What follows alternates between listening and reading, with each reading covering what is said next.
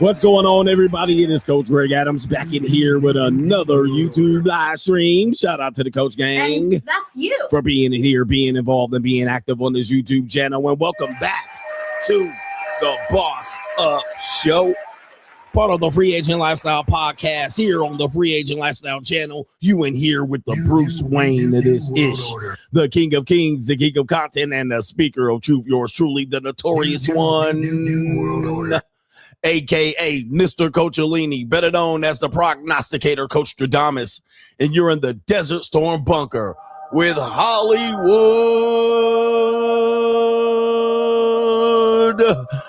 CGA, also known as EWF. That is every woman's fantasy in the whole fucking show. I'm the CEO, Nigga of Fixes Binds LLC, the unbinder, the undebatable, the undisputed best entertainment here on YouTube. You can call me Senor Gregorio Graybeard. The ladies love to call me Mr. Third Leg was just Greg. Phenomenal. Also the man with one trabajo. That is the ecclesiastical Mitch Slapper. You're looking at the anointed one. Acknowledge me. The founding father of the actor pill, the junior college sociologist, the Morpheus of the mating matrix, the chocolated Confucius, the Black Moses, the deliverer, also known as the man that ecclesiastically walks in the spirit of Elijah. I'm the man with more nicknames than anyone in the game. But in case you forget those names, just call me Malo Poppy, Hentai CGA, the Lord of the Lings. Mr. James Bond, Greg DiBiase. Somebody said the Greg Wall of China. Or you could call me the Benevolent Monarch, CGA, see God Allah. You're looking at the reigning, defending 14-time demonetized champion of YouTube. We got a great show for you lined up today. The main event topic, well, this is just a topic to bring you in. It's an interesting topic. And I have thoroughly researched this. This is on the 50 Shades of Greg. We're going to talk about why women are not monogamous. They're just possessive. And most men are betting against themselves by committing to a monogamous relationship with a woman. You're betting against yourself. We're going to talk about that later on in today's show. We also have a very long and extended pause. Okay, a long and extended. Come on, man. Your third leg was just phenomenal. Doom and Gloom CGA. All right. Brother Noomsay is back with Doom and Gloom CGA. Yes, this one is going to really scare you if you a bitch ass nigga. All right, we already on it. Look at this bitch ass This Doom and Gloom nigga. CGA, we're going to have to take a break. All right, there's going to be two separate sections of Doom and Gloom CGA. We about to shock you. This is about to be the shock of the hour. And it essentially is just going to be a wake-up call for you bitch-ass niggas. All right, a wake-up call. Look at this bitch ass nigga. All right, it's going to be a wake-up call. Don't say CGA didn't warn you. I had a shirt that we were selling says CGA warned you. Well, I tried to warn you, but you wanted to listen to sex traffickers and chain smokers and incels giving you hope. All right, that's what you chose to do. You chose to not listen to Brother Noom say CGA. New world. All right, you chose to live the hope strategy. You chose to listen to a man with one testicle. All right, I don't get it, but that's you. All right, anyway, it is you. And that's you. You chose to listen to incels and men that never have relationships and don't fuck women on vacations. That's what you chose to do. I didn't do it. You sucker for love, bitch ass niggas. All right, look at this bitch ass nigga. The Legion of Doom CGA. Shout out to David. That's what you chose to do. But meanwhile, back at the Legion of Doom, all right, where we at? New world order. But meanwhile, back at the Legion of Doom, we have a reality check for you bitch ass niggas today. We gonna wake you up. Look at this bitch ass. We gonna wake you up. By the way, Bitcoin. All right, what's going on over there? Anybody know? Buy the dip. bit going ham today. All right. What are we doing, man? We got a great show for you lined up. We got an extended pause, doom and gloom CGA. We got some Straggle and Sniggle Theaters. We have Boss Up. Fuck you, Boss Up. We got a long ass show. Today I got time. I'm not rushed today, man, because look. Today I got time, cuz. I'm usually rushed because I normally have an appointment at what is about 1 o'clock, 1:30 my time. And I pretty much have that all throughout the week, except for on Wednesdays. Okay. I don't have this. All right. And normally Rosalinda comes over, my maid, but she's not coming today because I was out of town, so I had to move her schedule. So Rosalinda's not coming today. Rosalinda brought over her daughter, all right, last time. All right. Rosalinda brought over her daughter. Apparently, she must be home from college or high school. I couldn't tell, but I'm assuming she was in college because wowzers. All right. I was like, do you need a green card? It looks like you need a green card. All right. I'm like, you won't be cleaning houses very long. I know I can tell you that. All right. She looking at me. I'm looking at her. I'm like, Nia, you ain't going to be cleaning houses for very long. I mean, you're going to definitely get wiped up. Unless she starts wanting to hang out with vatos and essays. But she was a good-looking girl. I was like, green card. Green card incoming. All right, goodness. She was looking at me like, help me. She kept looking at me. She sprayed herself all with perfume. I was like, yeah. You ain't going to be cleaning houses before about a couple of weeks. All right. But I do have time today. And in fact, I do have so much time that if any women want to call in today's show, all right, let me know. All right, let me know if we can have women only calling in to dispute what my claim is that women are not monogamous. Now, you know, ladies, hey, ladies. All right, listen, you know me, I'm thorough like a motherfucker. Here, you know, where's my sound effect for the ladies? Here we go, right here. It's gone. Oh, here it is. Attention, all ladies. Ladies, get your wig on. Take your rollers and your bonnet out of your hair. This is your opportunity, but you know I'm thorough. I'm going to present a good case as to why men should understand that women are not monogamous. They're not monogamous. They convince you to be monogamous. But when they're convincing you that you should be monogamous, they are In these streets. They in these streets. Right? They in these streets. So ladies, hey, ladies, it's your opportunity to come up with every woman's fantasy. Attention, all ladies. If you want to come up here and experience CGA, this is called the CGA experience. Or if you want to come into live, it's the 52-point inspection program. All right. Well, I bend you over my couch. Attention, all ladies. All right.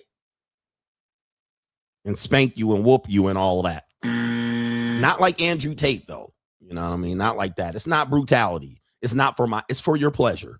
It's for you to squirt all kind of stuff all over the blanket. And I got a love blanket too, so you can do whatever you need to do. Attention, all ladies. All right, so we got that coming up in today's show. Much more, but to contribute to today's show, $ the Notorious CGA on the Cash App, Venmo. Coach Greg Adams TV, PayPal is paypal.me/Coach Greg Adams, and that is near the top of the description box on the Free Agent Lifestyle channel. And you can super chat by clicking the link on the top of the live chat. New world order. On the Free Agent Lifestyle channel. Did you guys survive yesterday's stream? If you didn't watch yesterday's stream and you're watching today, yesterday, everybody got offended. I mean, even myself. I offended everybody, including me, including myself. I mean, nobody was protected yesterday. It was gloves off. I mean, you couldn't leave the stream without feeling a little bit of something about yourself. All right. And I didn't look at the comment section, but I'm pretty sure they was going ham on me over there because I went in on everybody. Everybody got caught wreck. All right. Everybody caught wreck. All right. We were ruthless yesterday. YouTube is reviewing the stream right now going, wow. All right. Nobody has the guts, the intestinal and testicular fortitude to talk like this on these airwaves. New world All right. order. But CGA, that's why they called me the notorious one. New world order. All right. But everybody caught wreck in a lethal way. But it was the reality and it was the truth much needed. So anyway, we need to acknowledge a double sponsor for today's show. So let me see if I can acknowledge this brother. It is Dorsey. Dorsey says, keep saving lives, coach. And Dorsey, that is a double up sponsorship. I'm rich. I hope you didn't make a mistake, but it looks like your fee was waived and they gave you credit for double sponsoring today's show early in the morning. All right. Yes, indeed.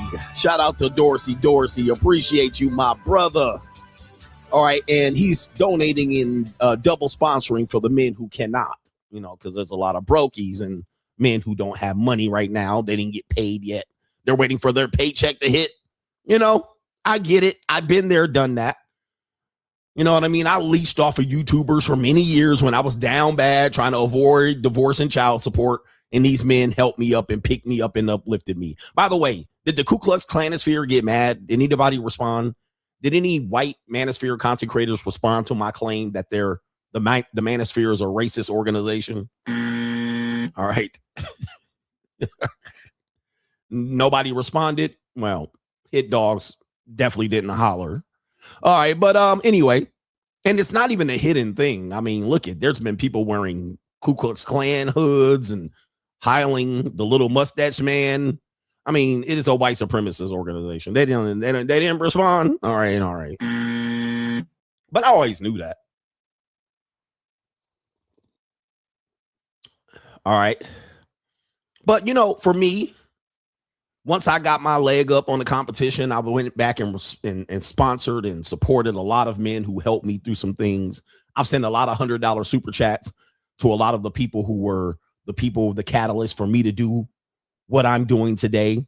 A lot of these people, I still support them on Patreon, and I never even watched their Patreon shit. All right. I even checked the other day because I had to, you know, somebody's trying to hack me. And so I went in there and I was doing some background work, and I was like, damn, look at all these content creators I support on Patreon. And I never even watch it. I don't even know what they post. All right. But I've just been supporting them for years over on Patreon and maybe on some YouTube membership, but I don't even look at it. I don't have time. And my son was talking about this as a content creator because he's getting into content creation. He's actually doing very well. He's got some videos that for a very small channel has gone 100 something thousand views. Over on TikTok, he's done some YouTube shorts that have gotten 30 and 40,000 views. Let me see if I can pull it up and give him some shine real quick.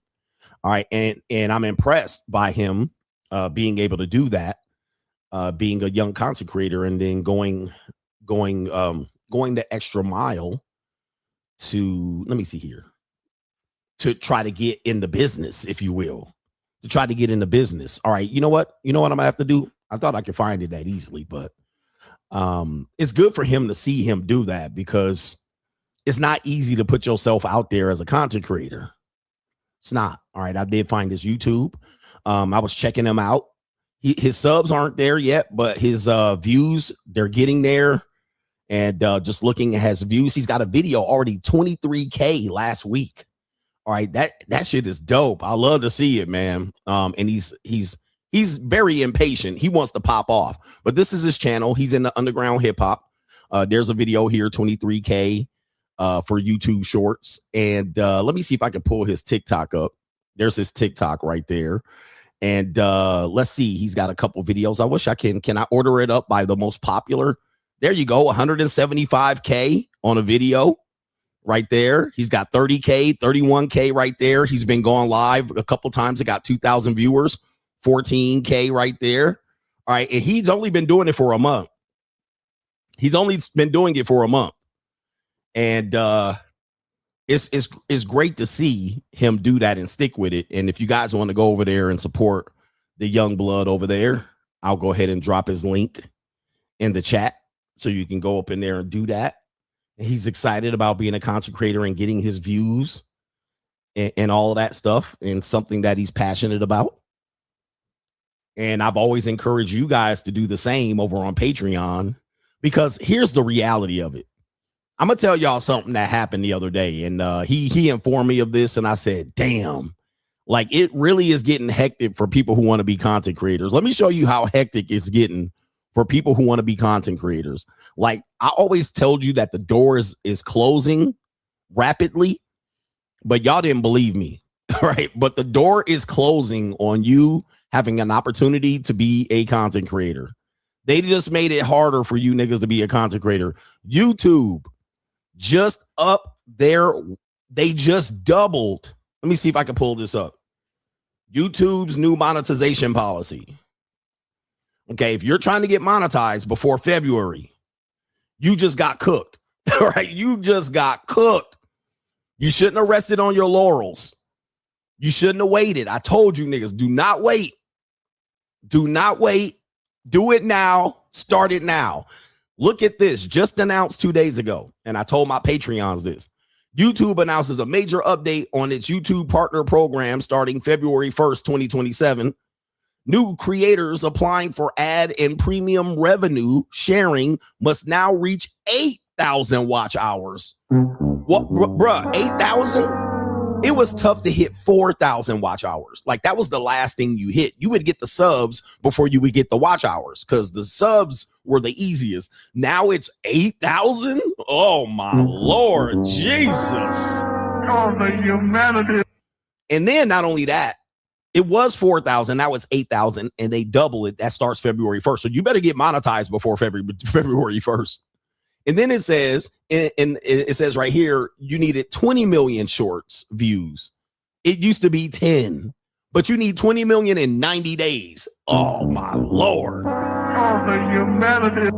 All right. Existing partners are unaffected by this new entry threshold. All right. So for people who were thinking they were just going to jump up in there and it was going to be, I always tell you, man, yesterday prices aren't today's prices.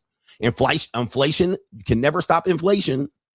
And this is another example. So I told y'all you need to get on it. And a lot of this is because the AI channels were able to beat this. They were able to do pretty quick work, upload a lot of shorts, and then quickly qualify.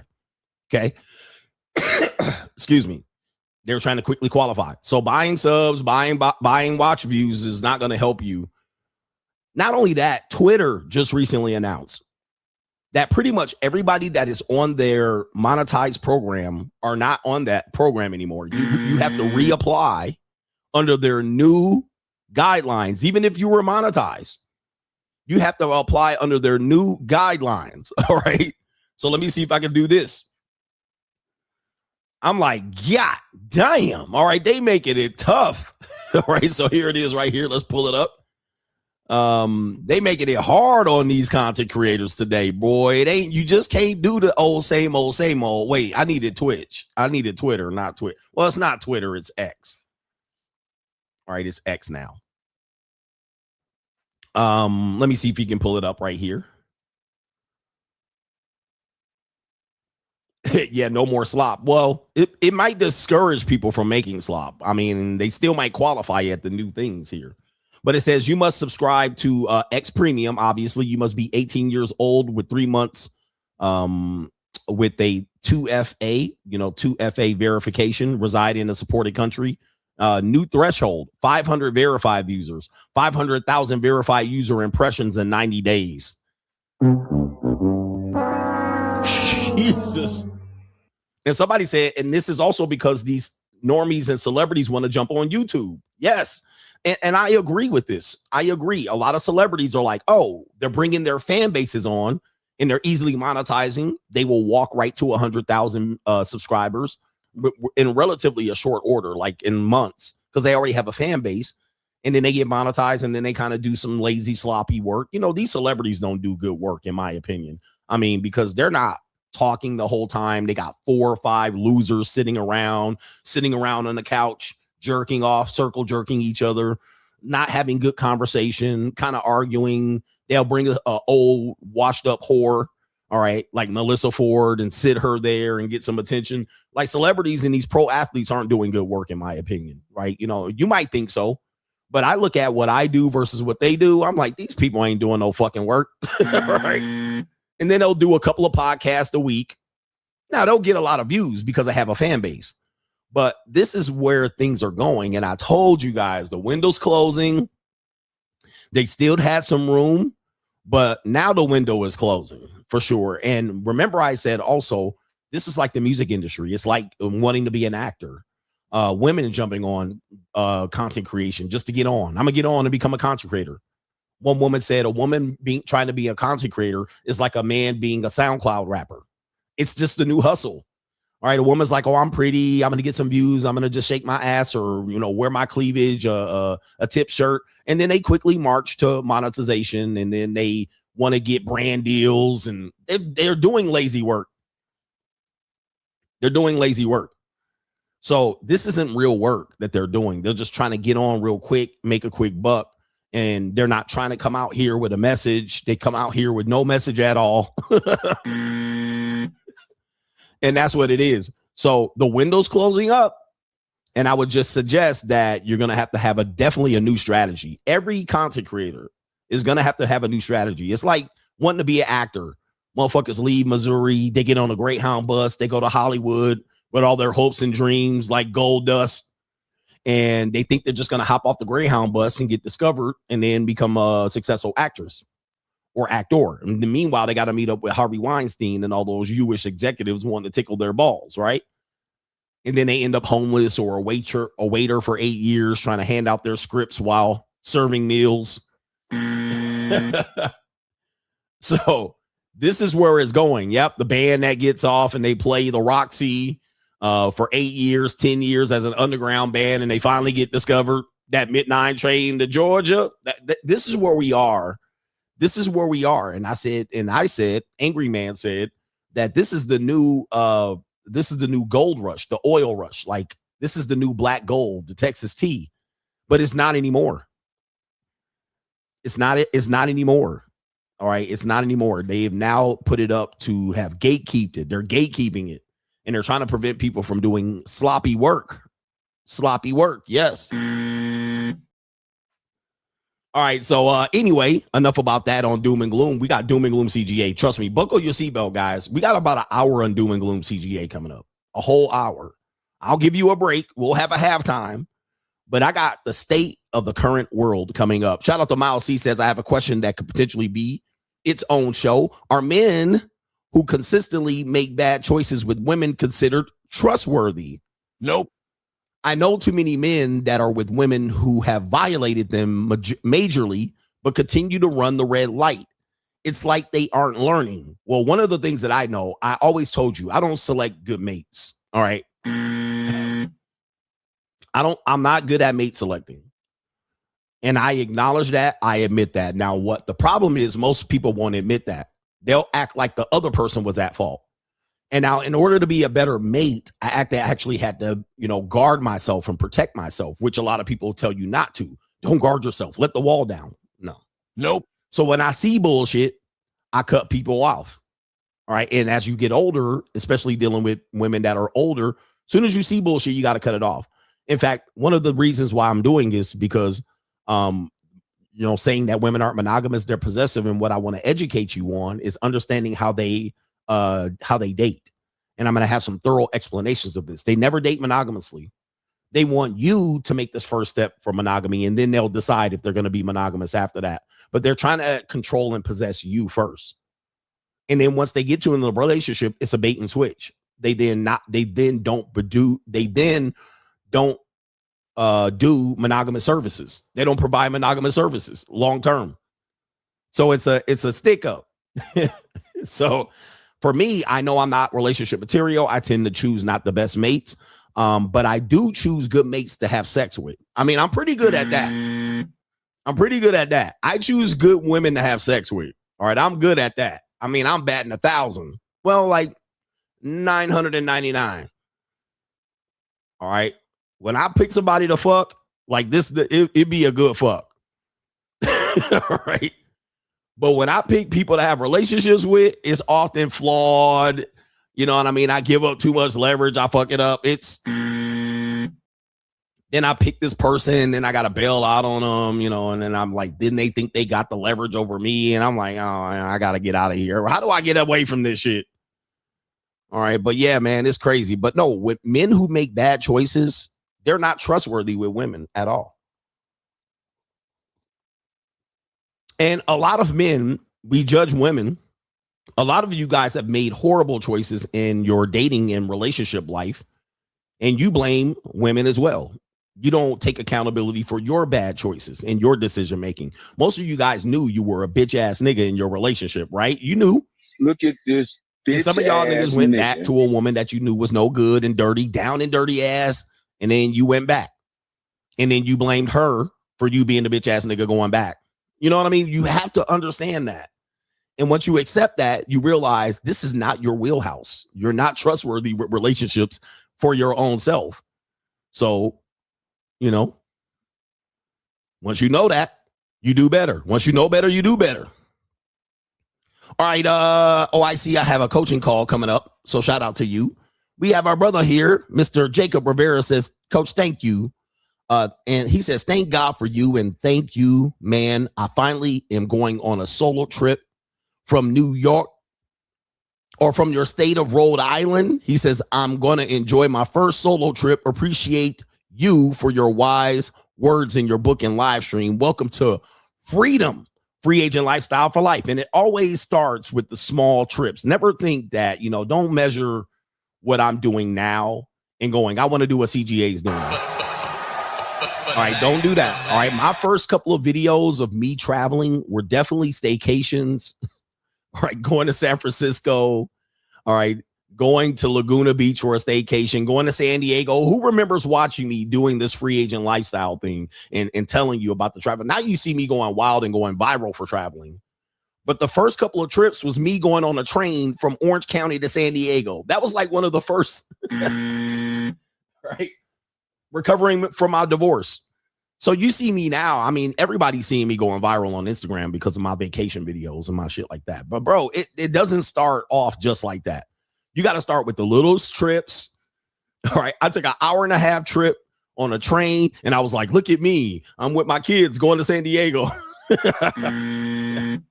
Now I had to travel before that, but when I was reintroducing myself to the free agent lifestyle as a freshly divorced man, it started off with the small trips.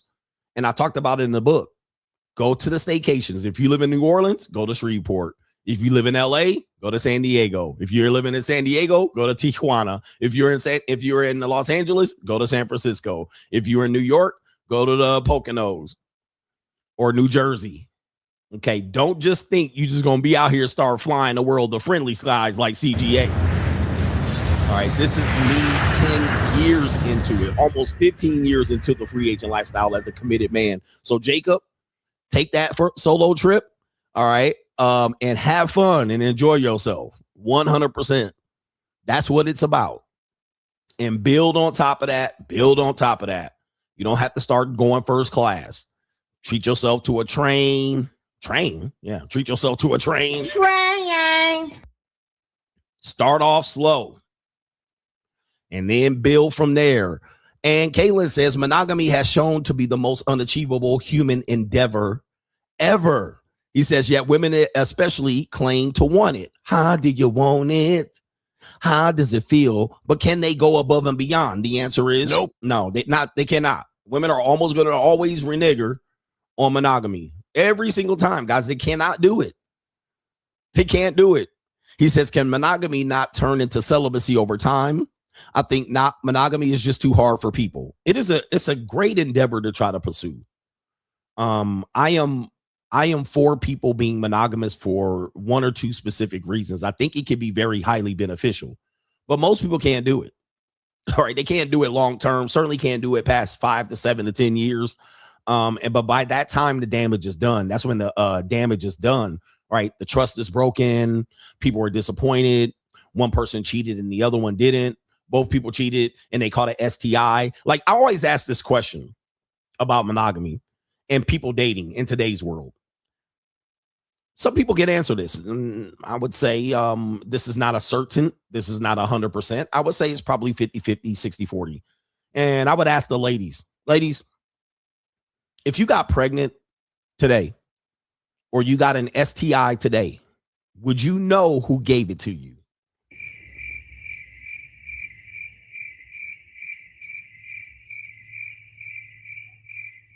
Could you be 100% certain who gave you that STI? Could you be 100% certain who you got pregnant by? All right, life of energia. I can never remember your name. All right, but gentlemen, if you caught the clap right now, if you caught the clap, the itchy scratchy, if you had drip, drip, drip, and pussing, do you know who you got that fucking shit from? Can you go immediately back? You got the doctor. You went to the doctor. Doctor, I'm pissing out razor blades. All right. It's Black Snake Moan. My shit feeling like it's burning. I feel like it's a motherfucking my shit is on fire. Like, could you, and then they told you, you know, well, looks like you got the clap. Would you know who gave it to you? Just think about that. Would you know? Or let me ask you this. If you knew who it was and you told them, you told that person, hey, listen, my shit burning. Do you think that if you told that person, they would know where it came from?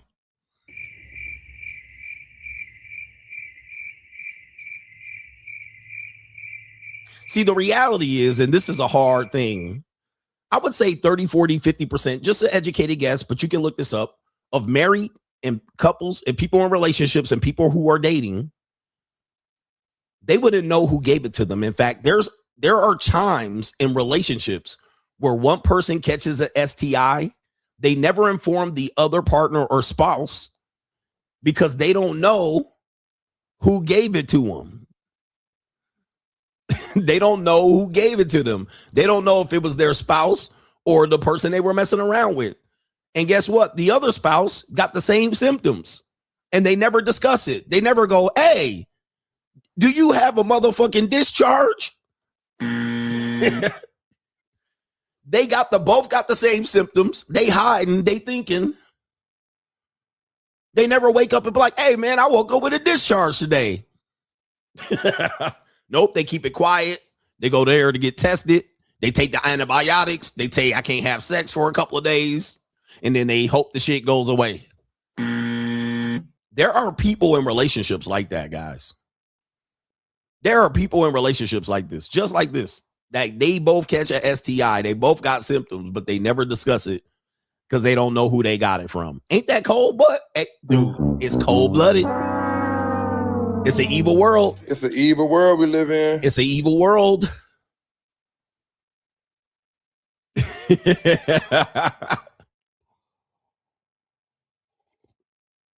Guys, if you're in the military, you definitely in this position. My man said just a yeast infection. Somebody's like, you know, what the woman will say is she has a UTI, a urinary tract infection. Or she might say she has a yeast infection. Now, technically, these are not STIs. All right. So if you've ever been a man and you heard a woman say, well, I got a UTI. Look up UTI. It's technically not a STI. However, I would want you to treat it as it's a STI. All right. Most of the time, UTIs can be caused by fucked up bacteria in the punani. So there's bacteria from multiple sources that is messing up her pH balance and got her shit all fucked up. Okay. So UTIs can be caused by sex, but oftentimes it's irritation. It's irritation between just your person, or it could be multiple people. All right. So let's say you were with a woman and you hadn't seen her in a couple of weeks and she comes with a UTI. Do the math. Do the math. Somebody been raw dogging and you weren't around when she caught it. You were out of town. You were working. She got busy. She had to go on a work retreat. She got a UTI. Deductive reasoning tells me, right? Deductive reasoning, just don't think about it too much, bro. Well, maybe it is just a bacterial vaginosis. Maybe it's just no, it's an STI. She been getting fucked on. Right? Somebody been licking in between her legs and toes and licking between here and kissing mouth to punani. All right, Duke shoot to punani.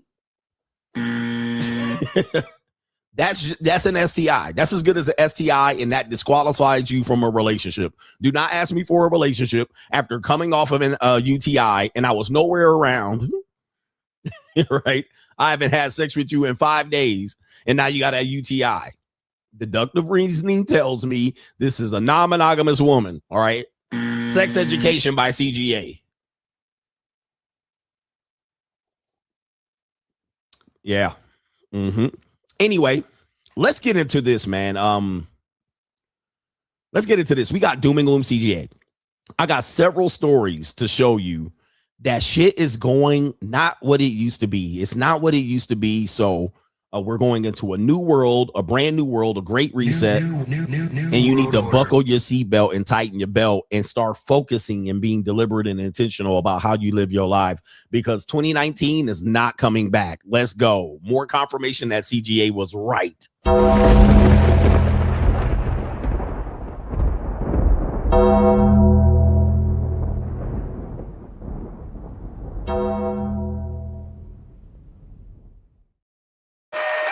Doom and Gloom CGA brought to you by the New world. All right, we got about an hour of this, so buckle your seatbelt. This is going to be something to wake you up as to where we're going in the state of the world, and we're not coming back. I need to get my Larry Bird's not walking through this door sound effect ready to go, because check this out. First story up on Doom and Gloom CGA, and we talked about this, a record number of who? Because of the economy. A record number of adults are moving back in with their parents. Let's go. The rising costs of rent, groceries, and gas may be spurring a great American homecoming. Fresh data shows a record number of adults are moving back in with their parents. According to a survey from Realtor.com, more than 25 million U.S. adults under the age of 35 are living at home in 2025. Audrika Duncan spoke with one woman who says her wages just aren't keeping up with the cost to live alone. Let's go. To be able to afford that on top of like your all right, this woman again. Payment, it's really hard to function off of anything. So this is this woman again. We talked about this, and now let's see how they're going to justify this. And remember, I said the people who are allowing this, which is typically Gen X parents, sometimes it's boomers, sometimes it's Gen X. But the people who are allowing it and coping and saying, I'll let my kids live with me as long as they want. I told you it was cope. I told you it was cope. I was like, this is cope. They're both in a bad economic situation, or they know their kids are not going to get in a good economic situation based on the circumstances of the real world. And they're coping. Oh, it's about love. And, you know, back in the past, we used to all live together on the nah, bruh. Just call it what it is. Nigga, it's not feasible in this economy for people to get married. I mean, it's actually better for people to get married, in my opinion, because they can mix these, they can mix their resources. But people are not getting married. They rather move back home with their parents. And I'm gonna show you this here, but let's see what these people have to say. And what in the hell is she? Boy, this woman zooted. All right. This woman is zooted. Oh my goodness. Look at this white woman right here. All right. She definitely a freak of the week. Here we go. We're now in studio to break all of this down. Megan, good morning and welcome. Stuff is more expensive. We remember stories during the pandemic of young people having to live with their parents, but what's driving this trend now? We have seen a return to those peak rates of young adults living at home that we saw during the pandemic. There are two things that are going on. One, there's a job mismatch problem. So you have these young people graduating from college with degrees, with skills, but jobs that are suitable for them aren't available. And so you think of the cliche of the college-educated barista. Mm-hmm. So what some young folks are opting to... Okay, so why aren't jobs available? Okay, this is a simple one. CGA done called it. We have boomers and Gen Xers that can't retire, right? Based on the economy, the cost of living, lifestyle, gray divorces, they can't retire. All right, there's no more retirement. The American dream of retirement is gone.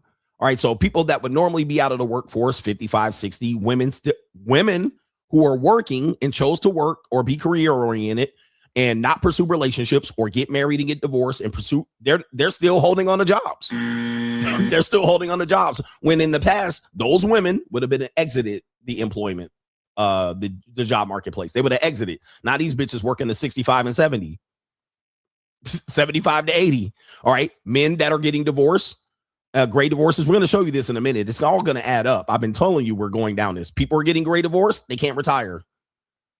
They can't retire. They're going to be in the workforce and they're going to stay there for another 25 years. So guess what? When these kids graduate from college with skills and degrees, which I would say is debatable, they definitely got this degree, but no skills, but they would enter their job force doing entry-level work. But the boomers and the Gen Xers are still holding on to those jobs. All right. Men and women, but certainly the women boomers, the women Gen Xers are holding on to these jobs. They're competing with them. They're not leaving the job. They're DEI hires. The company can't fire them. So there's no way that these young people, it's kind of like welfare. When people get on welfare, they're supposed to get off welfare. All right. And let the new people get on welfare that need the help. And those people who were on welfare, they need to, allow the state to recoup the money that they invested into you to get on your feet. It's the same principle. These people who are on the employment hamster wheel can't get off. They refuse to get off. They refuse to get married, get off, settle down, retire, move out of the fucking country. They still want to maintain their lifestyle quality at 60, 65, 70, and 80. They still want to have their house in their motherfucking cul-de-sac and their, their fucking, what is that? That little toy hauler, or what do you call it? A fifth wheel in the driveway. And they still want to buy at least a new Mercedes. This is where we're going, and women can't leave the workforce. I'm going to play a clip of a woman saying this later or tomorrow. She was like, yeah, I'm working. I chose to be career and get educated, but am I supposed to do this for the next 40 years? I'm like, dude, people catch on slow. I told you, feminism only works in the first 40 years. It's after that 40 years that they really realize they made a deal with the devil. Because yes, you chose to ride the coattails of feminism. You're going to work until you die, just like a man. That's called equality. It's not that hard, but of course, people are not smart. They don't develop long-term plans. They just go with their feelings up now. So we're going to move away from this because I got a lot to cover. But it's a wrap. All right. Women cannot exit the career path. That means once they do this career path up to 30 or 35, they're like, oh, no, now I want to get married. Now I want to find a guy and then slowly leave the career or work less or live. Can't. And then also they don't want to be controlled. So they want their own money. They don't want to live off of a man's money. They just kind of want the man to be generous and give them money and then have her own money and continue to work. So you're going to be working until you're 70, until you die. Don't complain about it. That's the decision you made. All right, let's continue here. More doom and gloom, CGA. Let's ring it the bell. Putting the story together. Let's put this story together so it makes sense and you can see where this is happening here. Let's see here. Where did it go? All right, did I move it? I done moved it. I didn't move my damn story. Let's see here. Oh, here it is right here. This is the next story right here. Doom and gloom CGA to drive the point home further. This says cash-strapped Gen Zers are tapping retirement funds to care for their kids and parents. Now, I think that's wrong. I think they meant Gen Xers. All right. But I don't know what that is. Gen Z. Okay, Joe. So Gen Zers are tapping into retirement funds to take care of their kids and parents. Okay. There was another article that was talking about Gen Xers are not going to be able to retire because they're still taking care of Gen Z. All right. But here we go. Gen Z already tapping into retirement funds. Oh, my Lord. And they're taking care of their parents who have now worked until they can fucking die. It says they are struggling to foot the Z bill. Gen Z can no longer afford to revel in the footloose, fancy-free freedom of youth, as nearly half of 20-somethings are financially supporting both a child and a parent simultaneously. Now, I've actually committed to not do this, all right? And, your parents, you're going to have this tough conversation. It ain't gonna be me. All right. I'm not gonna do it. I'm not gonna foot the bill for my Gen Z kids and my boomer parent. I'm not doing it. So you better figure out a fucking plan. You better save. You better take this long-term care insurance policy. It ain't gonna be me. I'm living out. So it'll be me after I'm 65. I'll do it if you're here long enough. All right. And my Gen Z kids, no, you're not moving it back in with me. You're not moving back in with me. That's not an option for you. I got an apartment over here on the bad side of town. I pay $400 a month. You can go live in that. All right. But I'm going to be in Thailand. I'm going to be in the Philippines. Check on me over there, nigga. What happens? What happens? What happens, coach? Yeah, I think they meant Gen X. I mean, I don't think that this article makes, I think they meant Gen X, but they're saying the Gen Zs are typing into it. They're saying the 20 pluses, but it ain't going to be me. All right. Oh, well, what happens when you get old? Filipino nurse. All right. Filipino nurse makes $11 an hour. She might make $11 a day. I know where to find them. All right. But you better get on your feet, nigga. But you ain't about to ride my fucking coattails and then guilt me into taking care of you after you done fucked around and made bad decision and shit. And now you like, all right, let me dump it in CGA's lap. Fuck that. And I got to sacrifice. Oh, hell no. I got to sacrifice. Fuck all that. I'm going to be 80-year-old fucking young Filipinos. I'm going to be in Asia in 80. Still fucking. Okay. I'm just letting you know that's what my plan is. I've committed to it. Don't try to call me last minute and say, well, you know, I raised you and well, you're my pops. I warned you. Don't come talk to me, motherfucker. I'm gone. All right. Don't ask me for shit. I'm not going to be present, but I can send presents. All right. I'm not going to be present, but I can send presents. I done already made the sacrifice. Kids, you're on your own. Now it says this is a tough break for youngsters amid the surging cost of living crisis. And it says a squeeze that roughly 70% of Americans are in danger of health care, food, and housing insecurity. That's where we are. And by the way, CGA done told you. I done told you we were headed here. And people were like, Coach, man, give us some hope. Y'all listen to chain smokers and sex traffickers. Y'all want to end feminism and bring Sharia law. Guys, I told you, man, it's as good as cooked. There's no recovering from this. There's no recovering. Y'all want to vote in Trump and Biden and Kamala Harris to fix the problem? Larry Bird's not walking through that door, fans. Kevin McHale's not walking through that door, and Robert Parrish is not walking through that door. And if you expect them to walk through the door, they're going to be gray and old. It's not happening. I told you. And people are like, man, CGA's doom and gloom. He doesn't have hope. He's a nihilist. Whatever you want to call it. You can call it whatever the fuck you want. Just say I have a pulse for the greater society. Y'all niggas want to be conservative and liberal and try to fix the problem. Ain't no fixing it, bro. Ain't no fixing it. This is our new world. All right. Let me see if I can pull this up here. Deal with it and make a plan accordingly. And also go get your money up. Go get your fucking bag up. Go get your chicken bag up. I tried to warn you.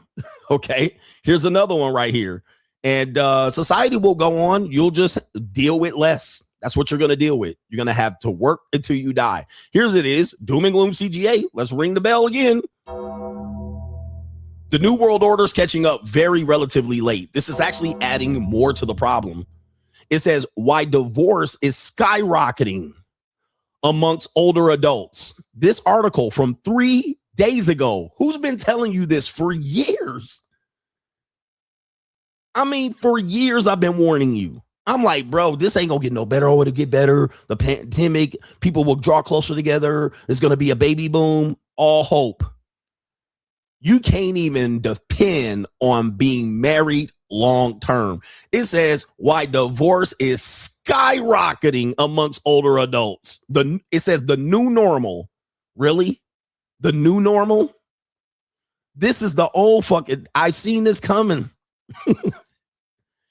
Divorce in America has been falling for decades, but amongst people 65 and over, it's been climbing. The divorce rate for older Americans has roughly tripled since 1990. Today, 1 in 10 new divorces involve someone over 65 years old, and 2 in 5 involve someone over 50.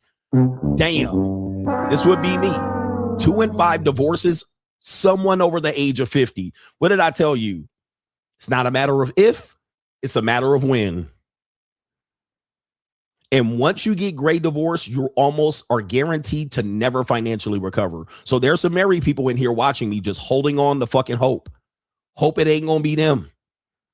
And they're bucking up or cucking up. This is what you had. I mean, I rather got divorced because I got divorced at 36. All right. And it's a blessing in disguise because I was able to financially recover.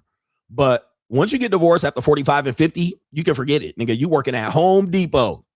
Or you're going to be a simp in your marriage. You're going to be Greg Mathis. Okay. 2 in 5 divorces after the age of 50. Golly. In this episode, it says KDK speaks to Susan Brown, a sociologist from Bowling Green, who coined the term gray divorce. Shout out to her. I've referenced her in the past. And she studied it for 15 years. I know Susan Brown. I know of her. About what's going on here and whether this is all part of something bigger. It is something bigger, yes. A world where partnerships itself is becoming optional at every age. Boy, this is right, man. Shout out to Susan Brown. Me and her are on the same path. This is something bigger. Your ass is going to work. You're going to be an indentured servant. You're going to work for the rest of your fucking life. We at a point where the society facilitating good marriages does not exist. It actually supports women being able to pull the plug on you. There's too much incentive where the woman can say, I don't have to listen to this guy anymore. I can take off. I can get a job and make my own money and have this guy support me for lifetime alimony or a paycheck or temporary support. All right, I don't have to listen to him. He wants me to be traditional and fold clothes. Well, I want to go on OnlyFans. We have a lot of older women going on OnlyFans. She wants to enjoy the world. She wants to travel, Sisterhood of the Traveling Pants. She wants to eat, pray, love. Okay, and they're being enticed and pulled that direction. Okay. Okay, they're being enticed and pulled. There's a pay window at the family court window for her to be incentivized to pull the plug. Right. All right. What? Lifetime alimony after 10 years of marriage. And this dude still snores and he's got a CPAP machine. Oh, by the way, what are we hearing? Older women saying that younger men want to fuck them. The new romance, the September-May romance, where the older woman, Mrs. Robinson, gets to fuck around with Pookies because Pookies will come over there and knock the Mario coins out of them. This is what they're doing. They're being pulled out of this. Social media, Instagram got your bitch. So there's no support and facilitation for long-term and good marriages. Everything is telling them it's better for them to be alone and single. That's what the propaganda is. New world order. And she got her friends going and getting the Mario coins, not getting long dong Donkey Kong knocked out of them. And they're like, fuck that. But then guess what? Emmitt Smith's wife, after 5 years of getting the motherfucking cock carousel. All right. Then she want to crawl back to Emmitt Smith. Oh, I regret that. I'm looking for love. And then now, then you telling me I should date a woman like her because she's my age. Coach, you should date her. She's your age. Why would I date a woman like that? All right. That woman does not qualify for me. And we're going to talk about this on the monogamous, why women are not monogamous, because her activities are not monogamous. She'll do all of that and come to you and then try to pressure you into a monogamous relationship. Where is this going? And I want to see if we can advance the relationship into more than just a sexual. No. Nope. No. Don't fuck around and do that. And then you out here dating multiple niggas and fucking multiple niggas and then want to be like, yeah, I want to see if we can get into an actual relationship. No, bitch. Go ask the other nigga. All right. Go ask the other nigga. Go ask the other nigga that you're still talking to on dating apps. No. All right. All right, but don't try to pressure me into it to keep the pussy keep the pussy wet. Right? I'll keep bringing you pussy if you commit. No, hell no. Nope, don't bring me no more. We had fun. Move on. Go ask him. Okay, here we go right here. We got more doom and gloom. I told you this is going to be the one. This is just confirmation for me. This is just confirmation for me. CGA was right. What did I tell y'all niggas, man? Boss up. This is Jamie Dixon. We're just going to read the headline here because I'm not paying for the article. Jamie Dixon, if you don't know who he is, well, you're fucked up. All right. You need to get on the money mindset. Okay. You need to get on the money mindset because you are ill informed. If you know who NBA Youngboy is and not Jamie Dixon, well, I'm sorry, Jamie Dimon. I always say Dixon. I always say Dixon because that's a basketball coach at TCU. I always say Jamie Dixon. Jamie Dimon. If you don't know who he is and you know NBA YoungBoy, you need to join the Money Mindset. All right. Shout out to Jamie Dixon in TCU or University of Pittsburgh or wherever the fuck he is. All right. All right. But look him up. He's a basketball coach at Pittsburgh or TCU or wherever he got it. Okay. So Jamie Dimon. Jamie Dimon says Gen Z is wrong to give up on the American dream, but New world order. he admits the American dream is indeed dying for the bottom 20% of households. If you're listening on the podcast, it's over. He says it's dying. Gentlemen, it's dead. Remember I told you, I said this the other day.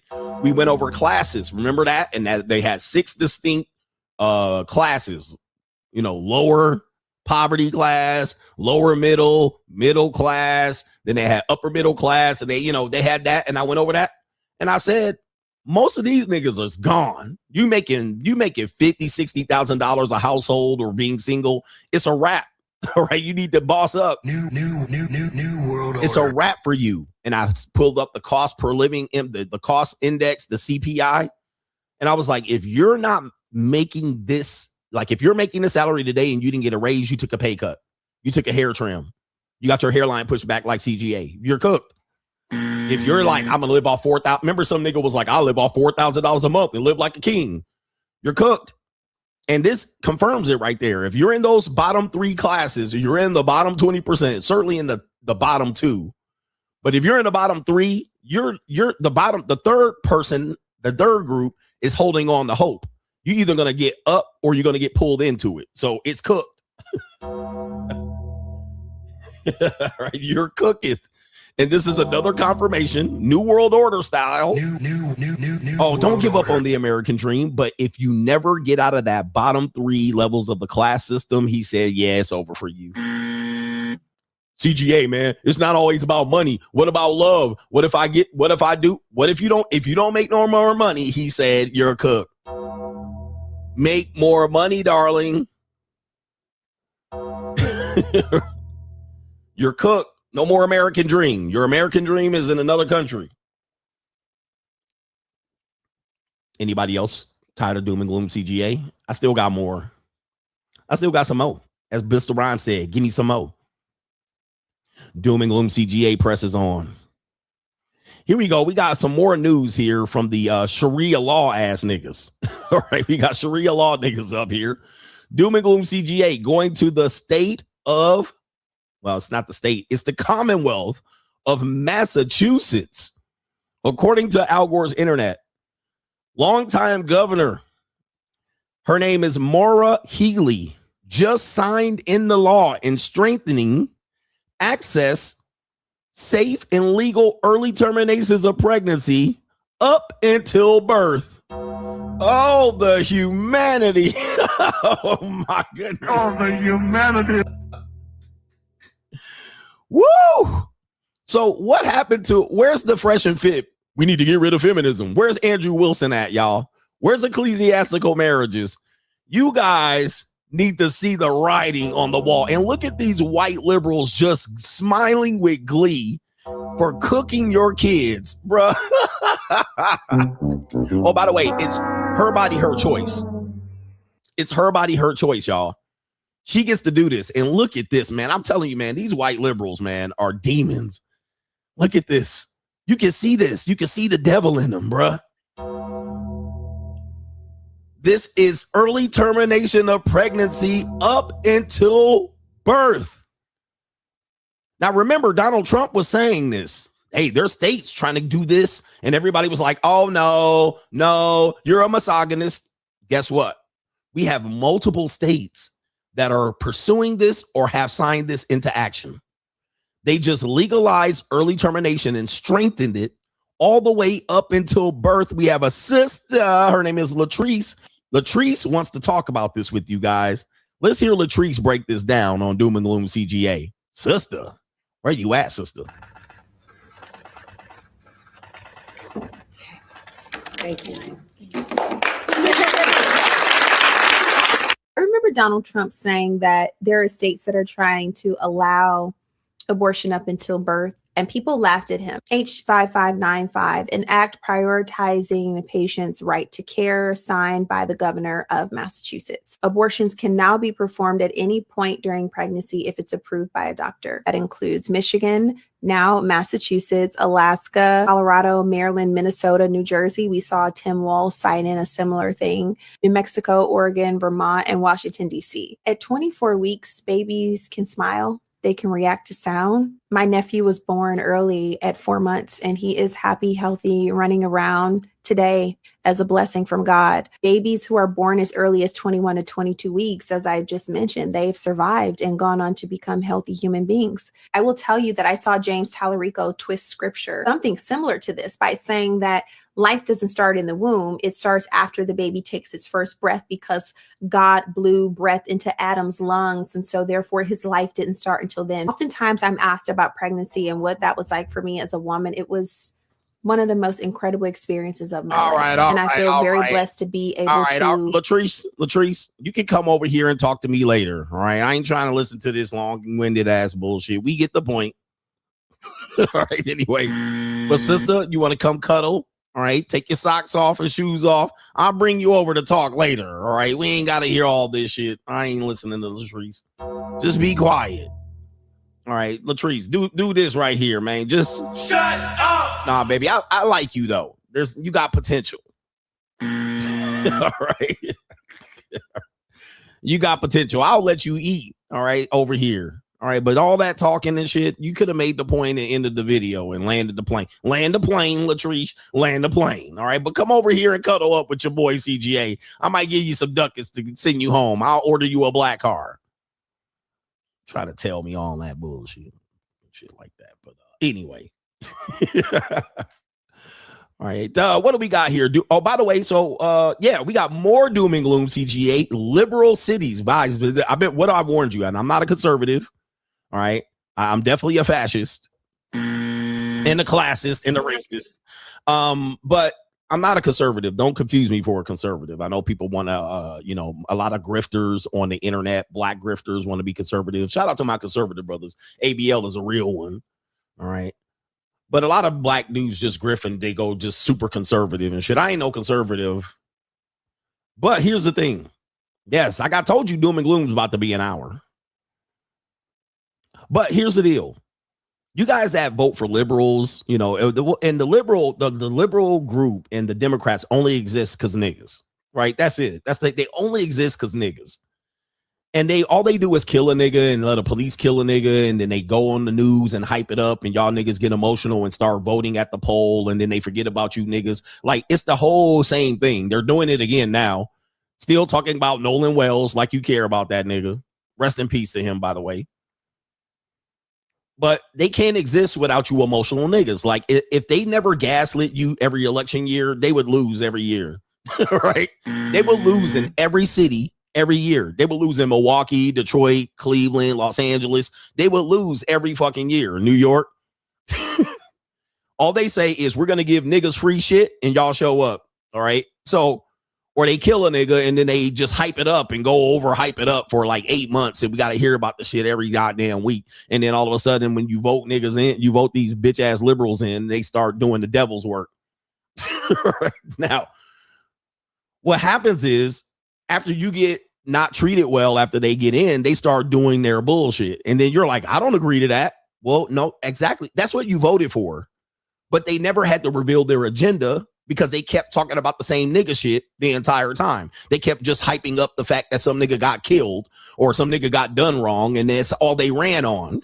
All right. That's all they had to run on. George Floyd. All right. Nolan, they just had to run on that. They never had to reveal their program. Remember, Kamala Harris never had to reveal her program. She never had. And then when she did have to reveal her program, you realize she was the devil. Joe Biden never had to reveal his program. They were like, oh, he needs to hide in the basement. He's going to get COVID. He never had to reveal his program. He just had to deal. He just had to say George Floyd. That's all he had to do. And then hide in the bunker, cover your mask, George Floyd. And he won 81 million miraculous votes. So So I've been warning you that they do this every time, and then you just want to say, well, you're a MAGA. Okay, well, I did vote for Trump because it was an obvious fucking choice. However, I knew I wasn't voting for that bullshit. I tried to call it out, but y'all was trying to call me all kind of Uncle Toms and sellouts and Sambos, and I was like, okay, these niggas will never get it, so fuck you. Right? All right, fuck you niggas. You never gonna get it, so I'm not gonna help you. But here is an example of what you voted for. Apparently, in New York City, there are facilities that use heroin, crack, and other hard drugs and gives it to these people for free. Yes, these drug addicts are allowed to go to facilities in New York, all right? New world order. To get heroin and crack. And these liberals are about to explain to you why this is the best case scenario, why this is done.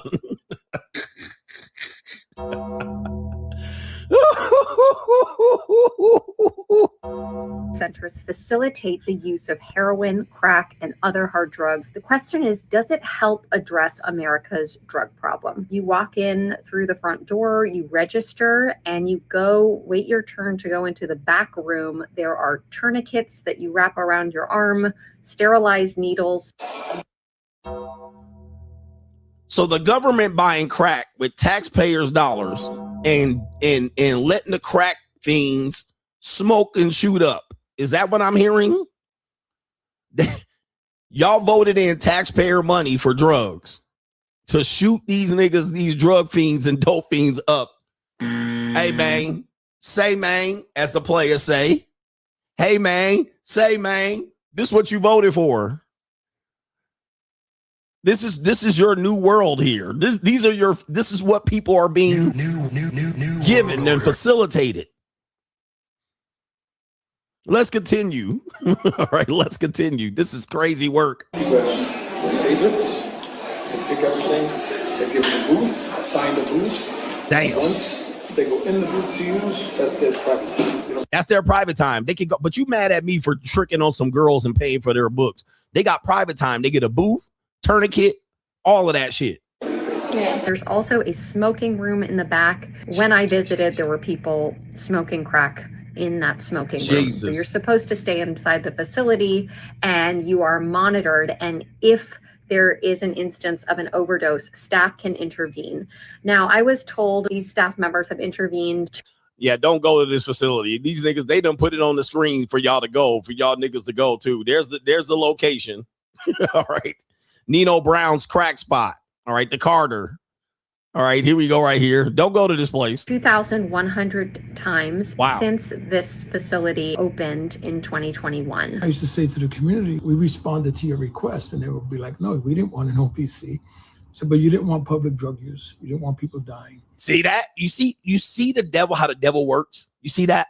So you see the language and the verbiage. You see the bait and switch. So he just said what I told you. We didn't vote for that. And he said, you did. Remember when we said, do you want people smoking in public? Do you want us to clean up the streets? Do you want drug-free neighborhoods? Yeah, see, in order to get, they didn't tell you they were going to give you this. They didn't tell you they were going to shoot up the fiends themselves. They said there was a war on drugs. Didn't you want not people dying and being, you see the bait and switch?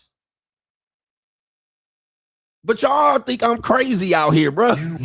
I've been done warned you.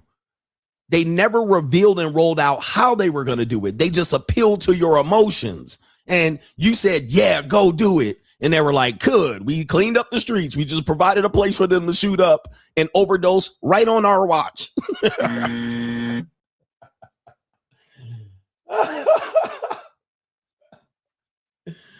Look at this. And he's saying it. I wish I could rewind it. Look at how he's saying it. Yeah, you did vote for that. You exactly voted for that. But meanwhile, George Floyd, we never had to reveal how we're going to do it. You just voted for us to do it, and you gave us the power. You don't want people using in parks, etc. We agree. We brought them in and loved them. We brought them in and loved them. Ooh, wee. There are only 3 centers like this in. Okay, that's enough of this shit. That's enough. I mean, I hope you guys smarten up at some particular point, but you won't. All right, you won't. Yeah, I swear, man. People still gonna do dumb shit, and then they wonder why I be out here globe trotting and putting hands on hips. All right, and then y'all think I'm gonna catch a case and shit. I'm gonna be in Indonesia where Russell Simmons at. All right, listen, I know how to get there. It is what it is, bro. We got more doom and gloom CGA. Do y'all need a break? All right, do y'all need a break? Because I got like how many more?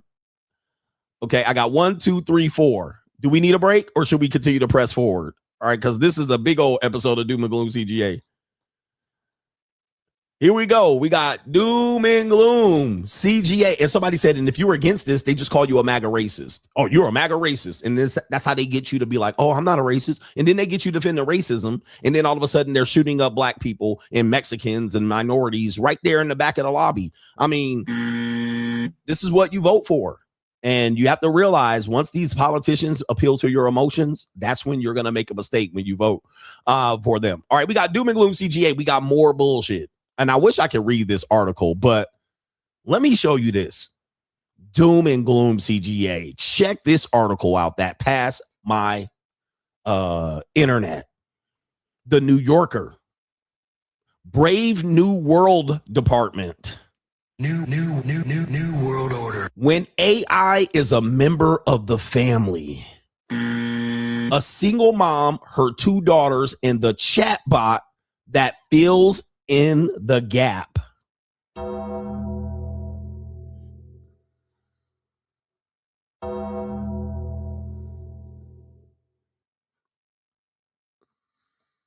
Oh, the humanity.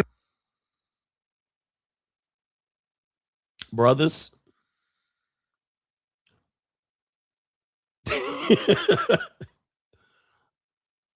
Not a man, not a father, not a dad, not a stepdaddy, not government. An AI chatbot is running the family house. We don't promote marriage stability. We're going to have an AI communicate between each other to settle our issues. We don't need no man. We need an AI chatbot for her to look at these knees, bruh. Look at this build. Uh-oh, the daughter got her feet out. Oh, Lord. Hello.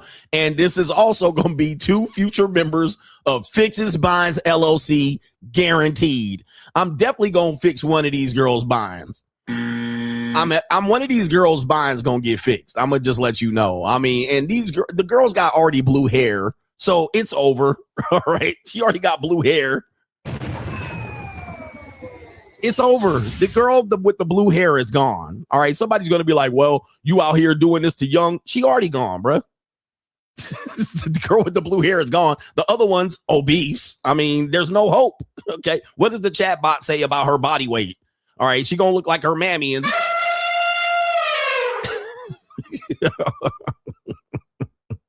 CGA, man, what's your solutions?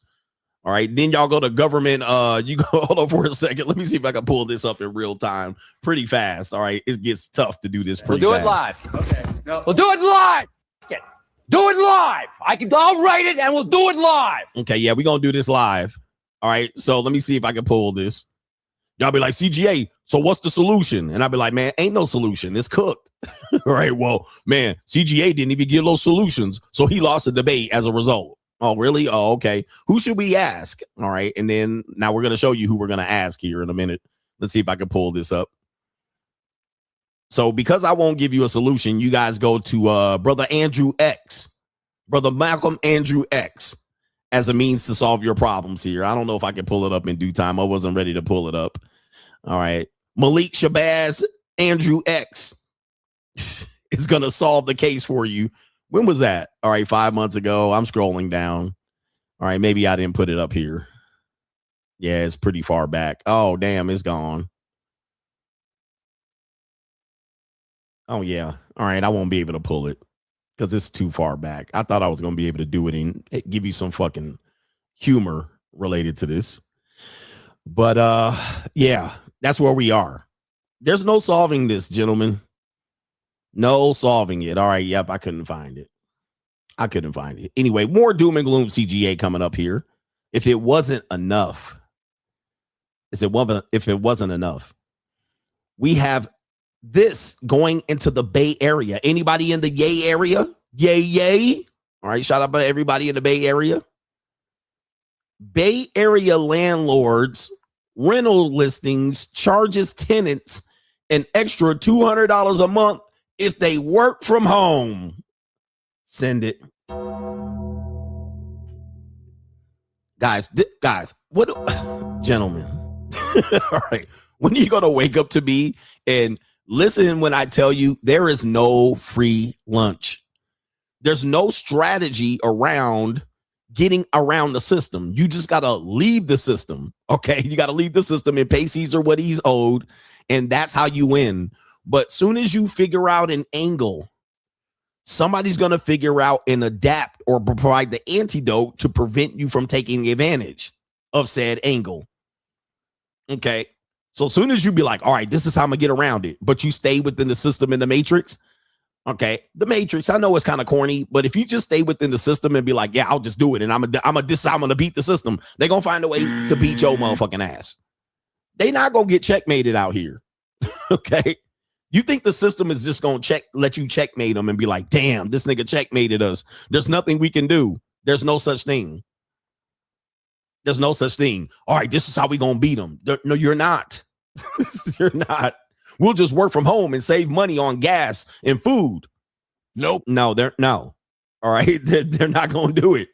They're like, okay, yeah, go ahead and stay home. All right. And they're going to monitor you too. All right. He never leaves. Like, it's easy to monitor a person that works from home. They never leave. And you tell the landlord, yeah, I work from home. You know, I live here, but I work here and I'm saving money. Okay. People that moved. I know this is the Bay Area, but let's say, for instance, you had a job in the Bay Area and you moved to Vegas and you can work from home. The Vegas landlords are like, cool. All right. Yeah. Somebody said the landlord probably paying the utilities, and then they see all these utilities going up. They're like, why are you using all this air conditioning? Why are you losing all this heat and gas? And they gonna go, okay, you just using all this shit. All right, yo, we gotta make you pay for it. So this is where I've been telling you, where you're trying to find like these solutions and way around things. I often tell you, well, that sounds nice, but eventually they'll catch up to you. They'll catch up to you trying to figure out how to get around and beat the system. They're not just gonna let you just beat them over the head and they're gonna pay the bill. They're just gonna raise the rates in some sort of way. And somebody said this. They'll say, well, coach, is this legal? Guys, by the time they make it illegal, you'll be out of $2,400 per year. Okay. And then you'll have to class action sue them, and you'll get a $9 check in 6 years, 10 years tops. Never depend on the legal. This is illegal. Okay. Sue them. All right. All that money that is going to take for you to pay that electric bill that the landlord's charging you, that's your legal fees to sue them. You're going to have to sue them, and that requires money. Never say, is it legal or illegal? It don't matter. By the time they figure out it's illegal, they done already finagled your ass 2-3 years of this rent. All right. And don't go to HUD or House of Urban Development.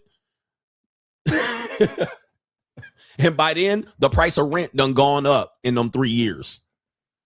The price of rent done gone up. All right. They didn't already collected the money and then put it in, facilitated it in the rent. Soon as you got the notice, soon as they got the notice that they're getting sued, they just raised the rent. Never depend on it's legal or illegal. You have no representation out here. And by that point, once everybody gets on board, they done priced you the fuck out. Now you living back at home with your parents, trying to sue landlords as they're stretching it out and going to Supreme Court and using their lobby groups and public interest to delay the case. Somebody said this, coach, you should sue YouTube. They would make me sue them for 10 years. All right. They would just be like, oh, okay, he wants to sue us. Let's drag this shit out 10 years. And I'm plunking down lawyer and spending time representing myself pro se, and they're asking for continuances. All right. They're asking me for evidence to submit to them.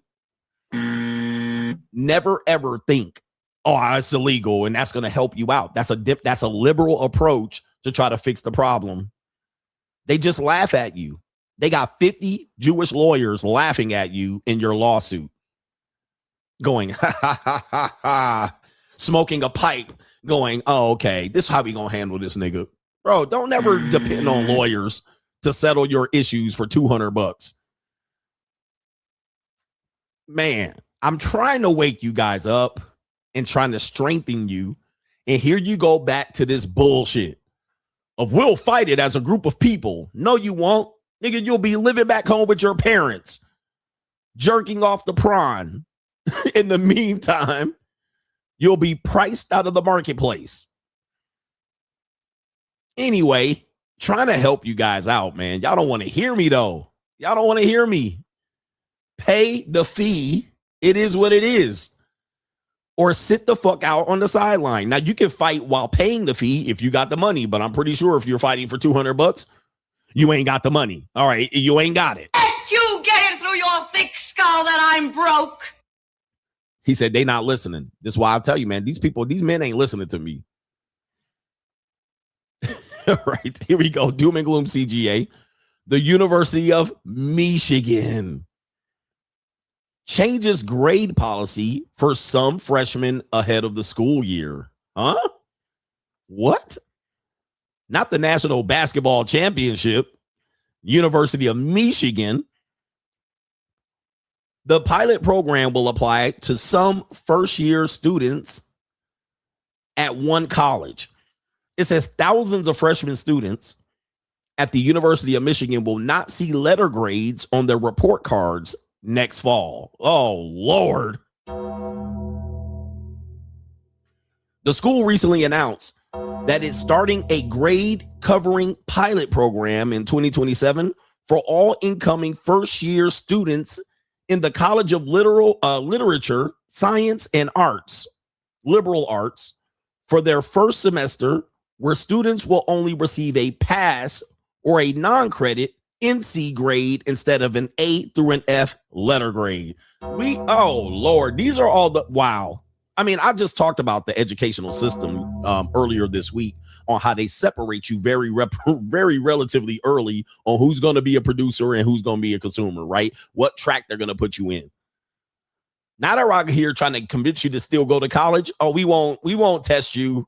We'll just give you a pass or a fail, nigga. Like if you get a 68, 65, you pass. How long is this going to work? Now, I wonder why they're going to do this. Why are they doing this? Right? Why would they do something like this? Aha. We know why. And I warned you about this thing. I warned you. It says instructors and professors would still assign letter grades for the students to know, but the students' final GPA and final transcripts for the first semester would not reflect these letter grades. The school's college, which enrolls about 3,500 first-year students across 80 majors, said grade covering program would benefit students' mental health. There it is. I knew it. I knew mental health was going to be in here. This is the new crutch of humanity, mental health. I told you this mental health is the devil. It's the devil. It allows people to skate through the system and then act like they earned something and they didn't. And then they say, well, I got the degree. Bitch, you got it on a mental health crutch. Like, you got it not even getting graded. You got a C- and you passed. All right, you didn't do shit. You got a false sense of accomplishment using a crutch. All right, that's like being in the NBA and they allow you to crutch your way and lay the ball up. Well, I scored 20 points. No, you didn't. Nobody guarded you, nigga. Nobody was guarding you. So this is special ed for college and university. So they have the special ed slow program. Are they going to drive the little bus to school? They're going to drive the short bus to school too. Because their brainstem ain't developed. And this would help foster an environment where college students can acclimate to the demands of the University of Michigan's education and pursue new academic challenges. The policy will not apply to other first-year students basically only the special ed students. See, business and business and engineering and other STEM programs, no. But liberal arts, yes. All right.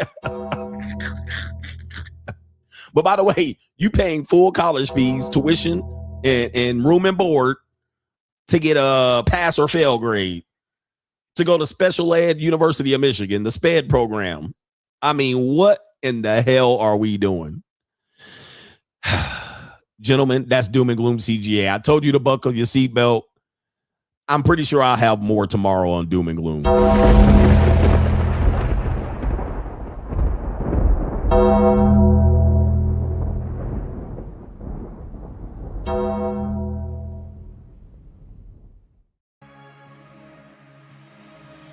And I'm going to tell you, nothing is going to get you rich overnight.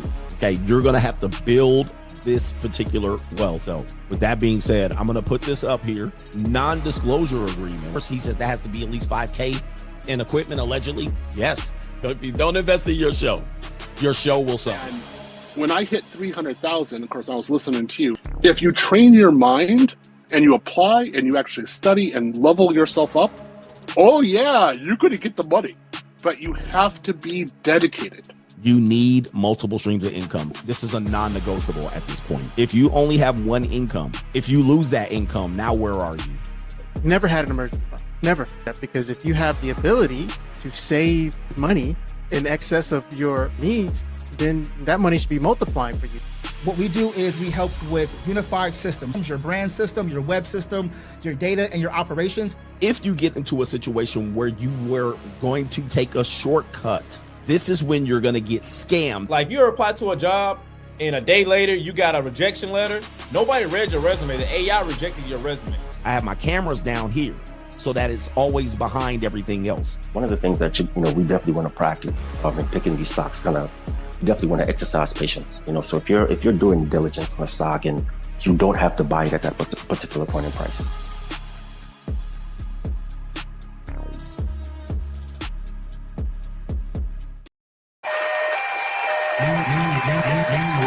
Shout out to the officer. Brayon is in the building. He should make a YouTube channel, Officer Brayon. Coach, I was just reading an article how New Orleans is starting to use AI for 911 calls, and I'm not sure if this is good or bad for us first responders. I did see that AI in New Orleans, but I don't blame the city of New Orleans for doing so. Remember that black woman that was hanging up on people that needed first responders? She went to court. Her name was Tata Alicia. Like, people don't want to do first responder calls. It's hard for them to hire a piece of trailer park trash in Opelousas or Lafayette to sit at home with her fat rear end in a goddamn lawn chair with some sort of dispatch equipment so she could take care of her kids and do 911 calls on the side. Okay, so remember they had that. Well, I can't say it on here. But if you want to hear CGA censored, I'll say it over on Locals. They had that black woman that was hanging up on white people that was dying and shit.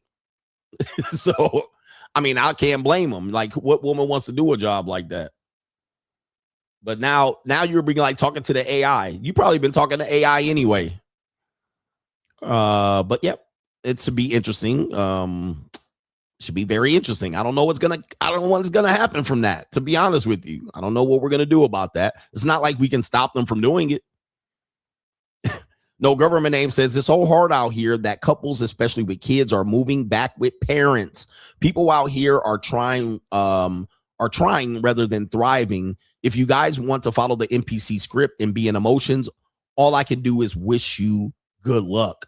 And I agree, No Government Name on this one. People are trying to find out what I call contracting.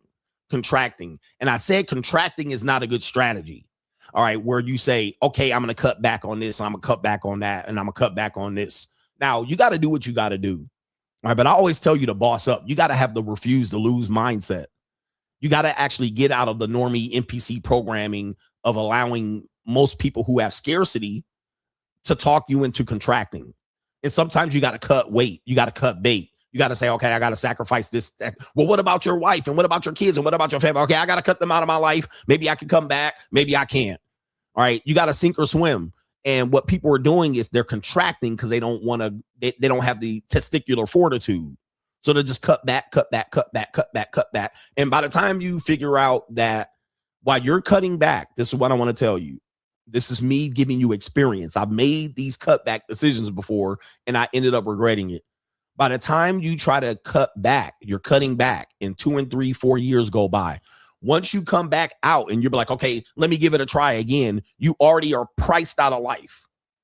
You cannot jump back up forward without making a sacrifice. Remember, everything you do requires a sacrifice. Even when they have these ideas about the New World Order and kissing the nanny goat and sacrificing a relative for the Jewish, that is the idea of sacrificing. In the Bible, they talk about sacrificing. You've had some pagan religions, sacrificing kids to, babies to God, eating baby, Now, I'm not saying that you need to do that, but what the idea is, you can't go past this without sacrificing something. And I do believe that. And I do believe you have to make a sacrifice and cut bait and leave shit behind. You got to leave shit behind. When lions get with women, they make the woman sacrifice the kid from the other lion. I'll have you. It ain't a package deal. You got to get rid of that kid. That's called a sacrifice. Okay, she can't go forward with the new male lion, the new alpha. She can't be in the new pride, bringing in her old baggage. You can't move to another state and bring all your shit. Okay, you can't just drag. By the way, Erykah Badu has a song about this. Pack light. Bag lady, you gonna hurt your back carrying all that bags like that. So women want to not make sacrifices and then get the ultimate male. They want to get the ultimate male. I want the ultimate male. Okay, get rid of all this shit. She'd be like, nah, it comes together. Okay, and the guy says no thank you, and then they shame him. Well, he should understand it's a package deal. Plantation politics. That's called plantation politics. You niggas are educated to do what they did on a plantation. They had the buck. Fuck all the women on the plantation, impregnate them, and then humiliate the males. And the males still had to accept the woman with the buck's kids. Now, if you fast forward 150 years, they're still telling you niggas to do that. That's what they did on the plantation. She don't want to sacrifice the kid because she feels a special connection with the kid and probably a special connection with the buck. And then you got to watch her getting fucked and inseminated. And then when she has the kid and the baby, you supposed to step your black ass up as a bitch ass nigga on the plantation with no foot and take care of the kid that came from the buck. You see what I mean? That's called plantation politics. Anytime people today try to get you to do that, well, it's a package deal. They're doing what they did on the plantation. And I say, fuck that. I'm a free ass nigga. Who's that nigga on that nag? Well, that would be CGA. All right. That would be CGA. I'm that nigga on that nag. All right. I'm not you slave ass niggas. I'm not you plantation niggas. Yeah, that shit worked back in 150 years ago. But I'm that nigga on that nag. Let's see if I can pull that picture up. All right. Yeah, I'm not on that bullshit, nigga. Yeah, that shit worked back in the day when y'all had to survive some bullshit, but I'm that nigga on that nag. Fuck that. You do it. I be free. Toby be free, ass nigga. But when they're coaching you to do that and accept that, that's just basically what they did on the plantation. Women would have kids and be forced to have kids by other men. The men weren't required to take care of the fucking kid. And then why? Obviously, why? All right. He was just breeding. He wasn't there to take care of the kid. But these women choose to breed with loser niggas and then bring loser nigga kids into you got to take care of us. It's a package deal. Not me. I don't. So if you want to be with me, you got to make a sacrifice. Now, I'll do this one more thing because no government name is talking about this. I'll tell you another scenario of this that I've learned this. People who flee high income states, high tax states, California, New York, they flee and they go to Florida, they go to Las Vegas, right? And what happens is this is called contraction. All right. I've made contraction moves like this. In fact, I left again California for like the 4th time to go to a place that's more affordable, that I can buy a house. Now I'm stuck in 150-degree weather, in the summer. But what happens is, because it's expensive and it's hard to maintain a lifestyle up there, you move to these areas. that are uninhabitable. They're cold, they're super hot, mosquitoes, humidity. You don't have the access to do a lot of entertaining things. You kind of got to sit at home. But what you wanted was a house. What you wanted was affordable living, and you got that. That's what you got. Now, what happens is you deal with the reality of living there. People do this when they go internationally. They'll go to Vietnam, they'll go to fucking Philippines, and they realize ain't shit there. After 3 months, 6 months, 9 months, a year, 2 years in, they're like, God damn, living in a 500 square foot apartment in the middle of motherfucking humidity in the summer, right? You're going, oh my God, like, yeah, okay, it sounded good, but now living it out in realities. But what happens is you end up saying, I'd rather go back there. I'm going to go back there. So 2 or 3 years pass. You couldn't afford to live there 3 years ago. When you left, you now adapted to the new economics. So you've lived off of less. You can no longer afford to go back to New York. You can no longer afford to go back to California.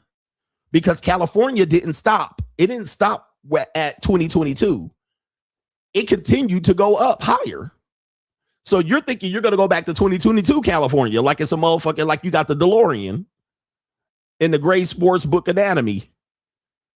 Right? You think you're going back to 2022 California. No, you're going back to 2026 California. You're priced the fuck out, nigga. You're priced out. You can no longer go back to California. You're going to go back to California and live in a studio apartment.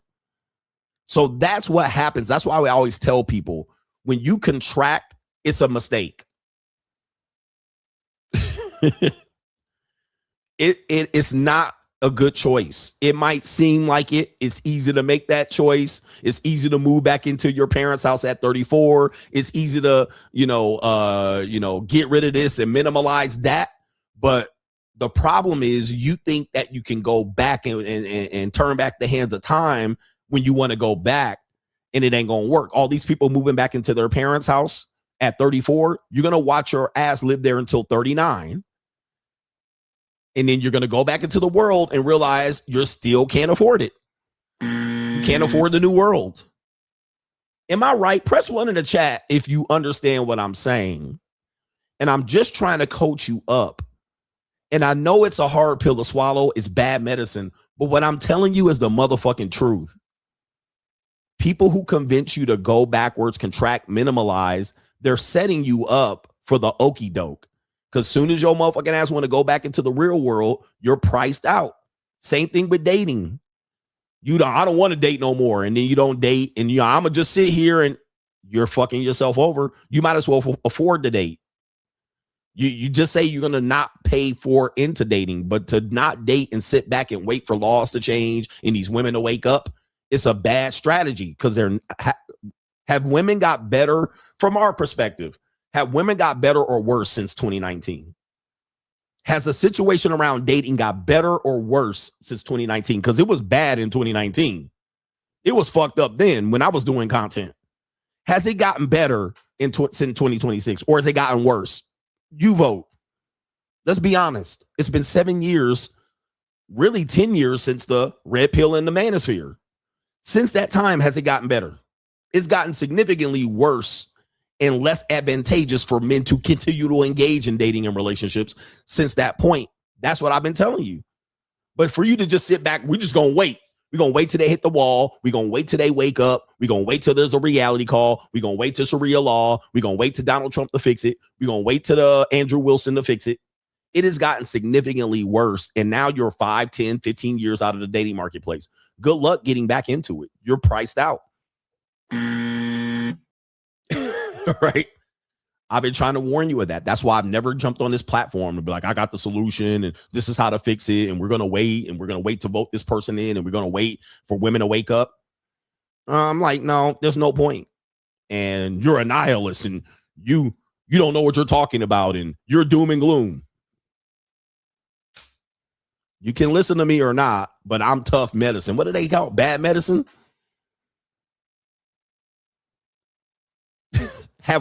Women have now gone their own way. All right. So the hell with them trying to make it work with you. More people are single. Shout out to Caitlin says, if we can admit our flaws, I'll admit that I'll never trust women. And I never trust women at all. Based on the things that they've done to men, why should we trust them with a marriage contract and hope they don't cheat? They're liars and will continue to manipulate men continuously, constantly. He says, I'll be labeled a misogynist for this. So what? Shout out to you. We got some love over here that we need to acknowledge. Andre, the Giant Davis says the class chart is before or after taxes on salary. Anytime you hear anything about salaries, always remember that they're going to say gross salaries, but you determine it as net. All right. They're always going to present gross income. All right. It's always going to be based on gross. You have to switch your shout out to Mr. Palmer. You have to switch the laws in your mind to adapt that to net income, because that will make it make more sense, because they're not telling you it's gross. Right. But really it's net. You need to adapt it. It's the net income, and that's going to really fuck your world up. Okay. All right. And same thing with child support. Just so you guys know, child support is based on gross income. You need to adapt child support to be looked at as net income, because you think it's going to be based on net income and it's going to be based on gross, and they're going to fuck you over royally. So when you start figuring out how you're going to have to survive, you're going to have to survive on money based on after taxes, because your baby mama and your ex-wife getting money before taxes. Okay. They get money on your gross income. Again, always know they're always talking about gross income. All right. They ain't talking about net, what you actually take away. So you have to adapt that mindset and look at that chart and go, where do I qualify? I'll make $85,000 a year. Well, based on this chart, you make $55,000 a year based on net income. And now you are lower middle class. You're in the lower middle class, whether you like it or not. Who gives a fuck about your gross income? This is why I'm trying to coach y'all up. I'm trying to coach you up. Y'all think y'all in the middle class and approaching the upper middle class. No, you don't. I don't care what that motherfucking salary says. Based on what you take home, you have dropped into a class, the lower class. All right, anyway.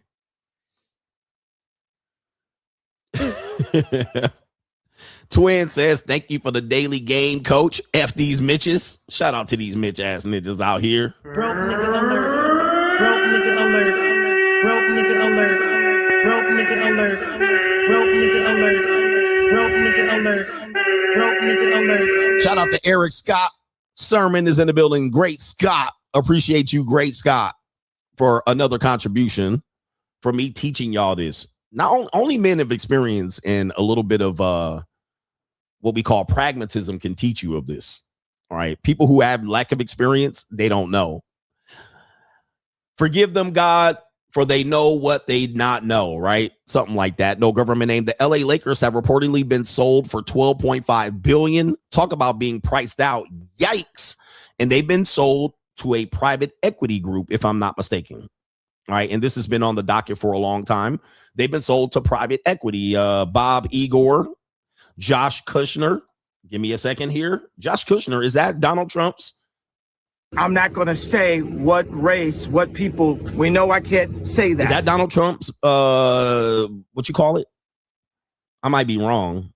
That name sounds familiar. Is that Donald Trump's daughter's husband?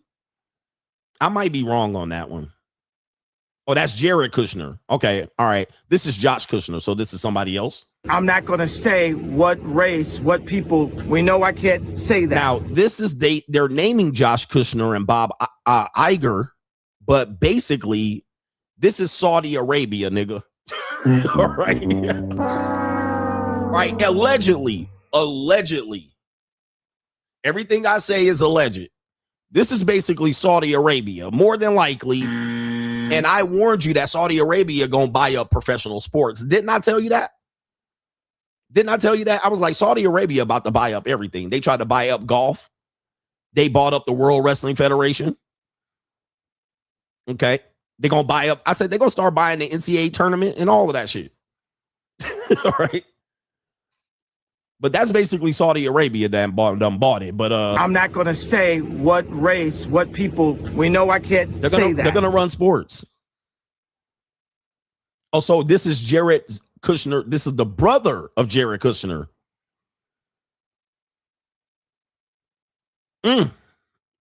Josh Kushner related to Jared Kushner? Boy, CGA, man. Boy, oh boy. Let me see here. Josh Kushner is related. Let's see. Is he related to Jared Kushner? He is. He's the youngest brother of Jared Kushner. Jesus, man. Golly, bro. New. So he is the brother of Donald. He is the brother of the son-in-law to Donald Trump.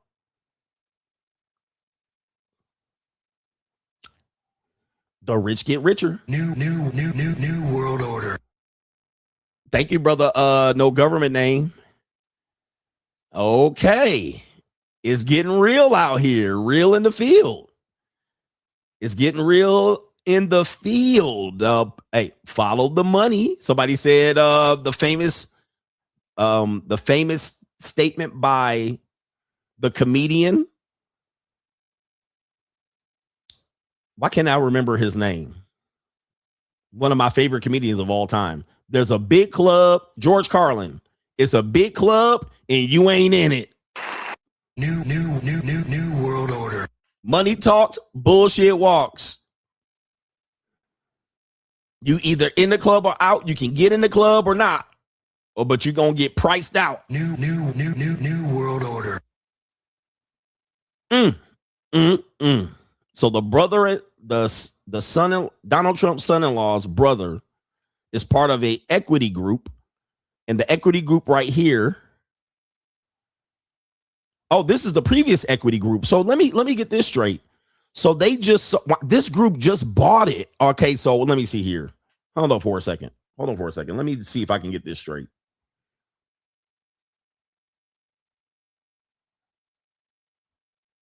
Okay. All right. So TWG Global has been the majority owner since the bid was unanimously approved. So this is just the final approval of them owning the Lakers. That's what I thought. I know it was sold before, but I guess it wasn't officially sold until now. Or did they sell it twice? I'm trying to figure out, did they sell it? Did this group buy it and then sell it to the other group? Somebody figure this out for me. Because it seems like this group had just bought it not that long ago. Yeah, I was right. So they bought it and resold it? What happened? Right? So there it is right there. They sold it in 2025, and then this group then sold it for a profit in 2026. Jesus. New world order. They flipped it. 2 billion profit. So that's what the real story is. I knew, because somebody said the Lakers got sold. I was like, I thought they just sold it. But they sold it within a year and got 2 billion profit. Bro, I mean, listen, disregard anything that I said related to this subject matter. I haven't had time to research it. It was a super chat. Please don't hold me responsible. Everything I just said was alleged. I don't have any details here. This is breaking news. I'm still trying to put together. That's why I do a planned show. They're flipping professional franchises.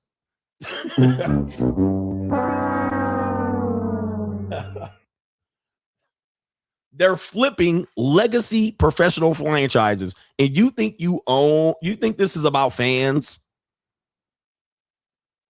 You think this is about the people? They're pricing you out of these seats. You're going to pay for this to go to a Laker game. They done flipped it, sold it, got up out of there when LeBron out there. Now they got all white boys about to play for the Lakers and said, "No, let's sell this shit. Let's sell this shit. Let's get up out of this." Somebody said they own the Dodgers too. I think they own it. Oh my Lord Jesus. So much for professional sports being for the people. All right. The NBA is fantastic. Not no more. It's about the money. New world order. Somebody said they washed that money in our face because they didn't pay for the full 10. All right. They only paid a portion of that 10 billion. They probably paid 20, 30% of that 10 billion and then made 2 billion profit on the top.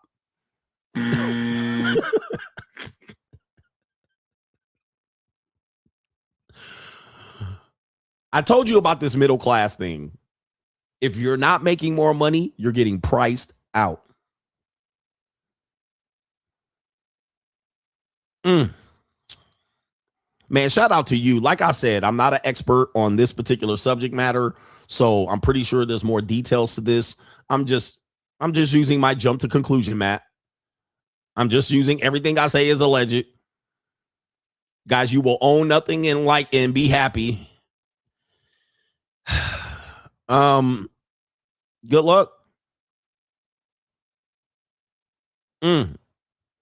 Where we at? Shout out to our brother Kevin Sullivan for the Michigan story. If they are using mental health to not show grades, what about the mental health for all of the orgies and train gangs they'll be doing on college campuses? That doesn't count, apparently. They have mental health to have sex. They're having enough mental health to have sex, all right? But when it comes to now doing work, oh, man, well, they can't handle it. It's a society issue. You know, they need time for themselves. They need to brainstem to develop. But when it's time to sell OnlyFans and feed pictures, everything's good. They got the capacity to do so. All right. We got some people over on the Ko-Fi before we get back to Straggle and Sniggle Theater.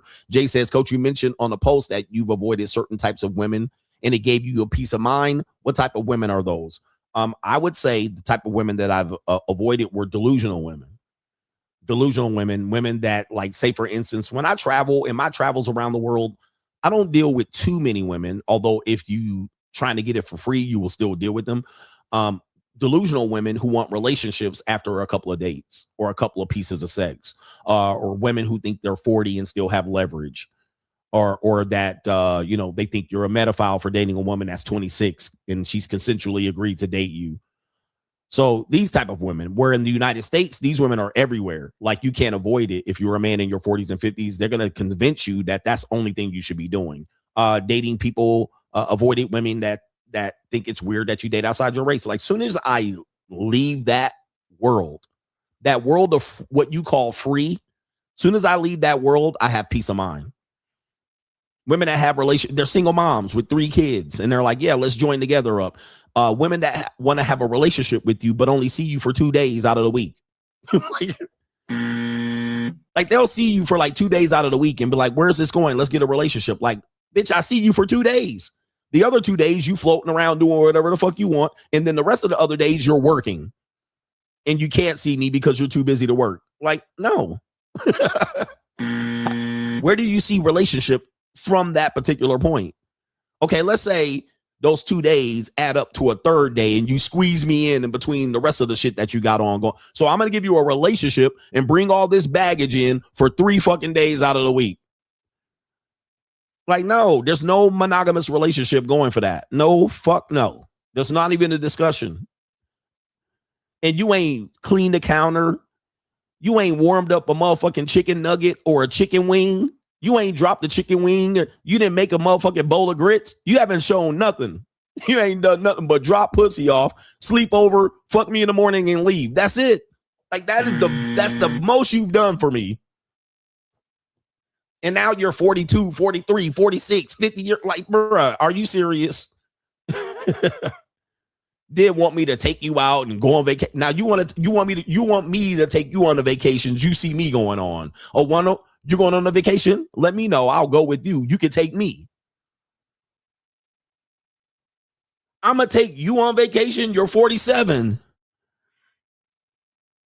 And then pay for you and let you turn your brain off and let you get in your feminine. Like, see, that type of stuff, it erodes your peace of mind because you have to negotiate with that. You have a hard time explaining why that doesn't make sense.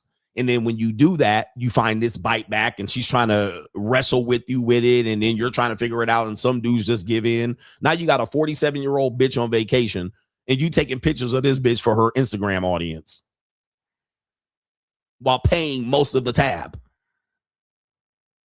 or some of the tab. And she done been got kids that she left at home with babysitters and shit. Like, I want you to think.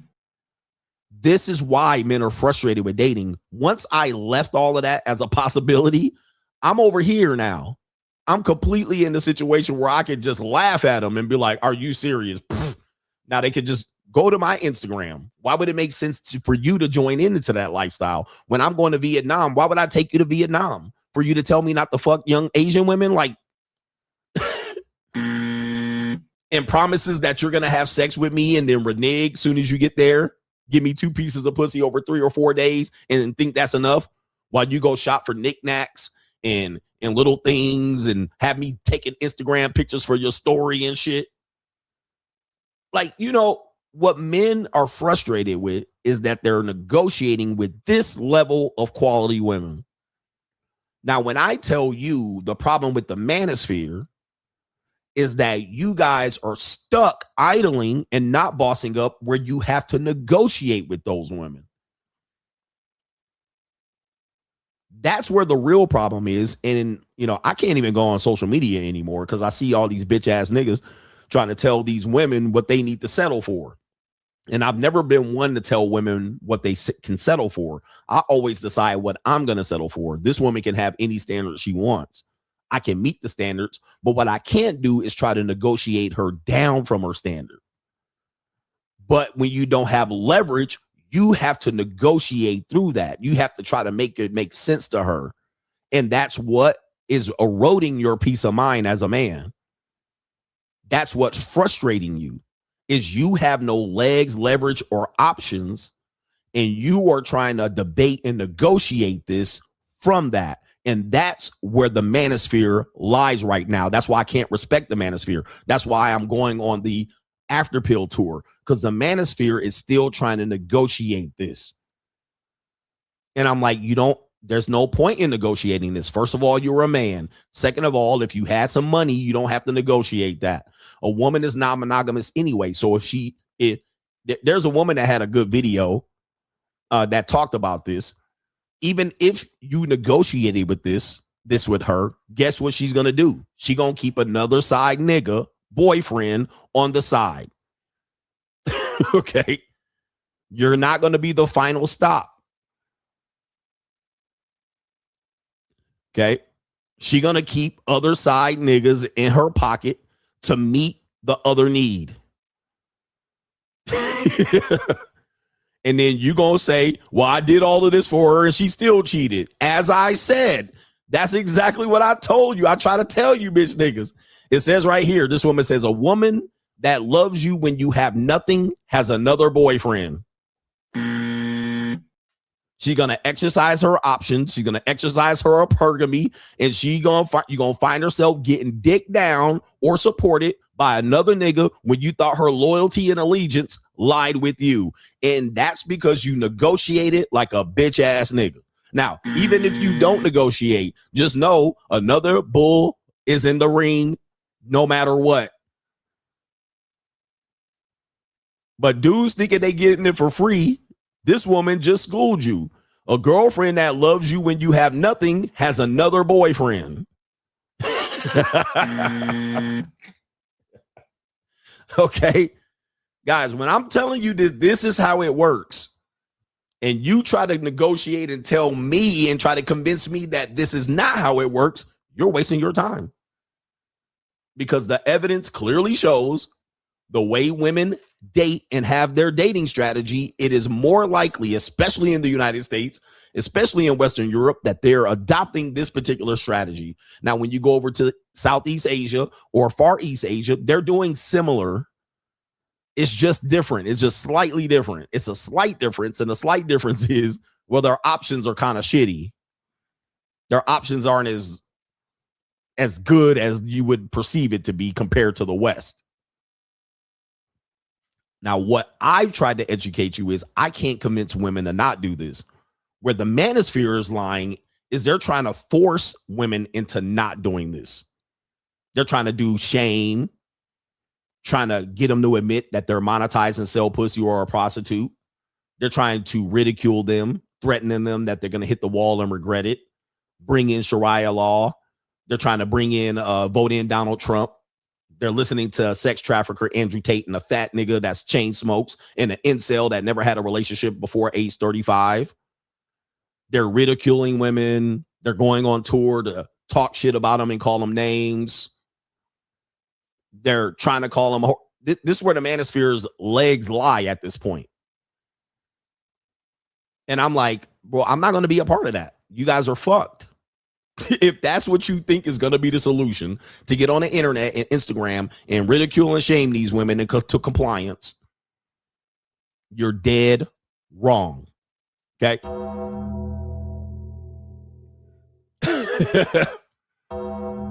You're dead wrong. That ain't going to work. Debating them, bringing them on your podcast. Now, if that's your hustle, that's your hustle. And I have if you make money that way, make money that way. All right, but that don't mean I can't come over there and burst your bubble, telling men they need the cold approach and all of this goofy ass shit that has been proven to not work. At the end of the day, they're non-monogamous creatures. You have to decide, and I've decided that I'm a non-monogamous male and I refuse to meet that standard and threshold because they gave me access to their vagina. The way I beat it is have access to multiple vaginas so I don't get one-itis for one piece of pussy. Okay? I'm not going to get one-itis for one piece of ass. So while they're dating and talking to multiple men and logging into their dating apps, all right, what I'm going to be doing is fish filleting a bunch of women in the process. So I'm non-committal as much as she's non-committal. And I haven't found one woman that is willing to be committal. They still, what women want is they want to be able to have the relationship and have their freedom at the same time.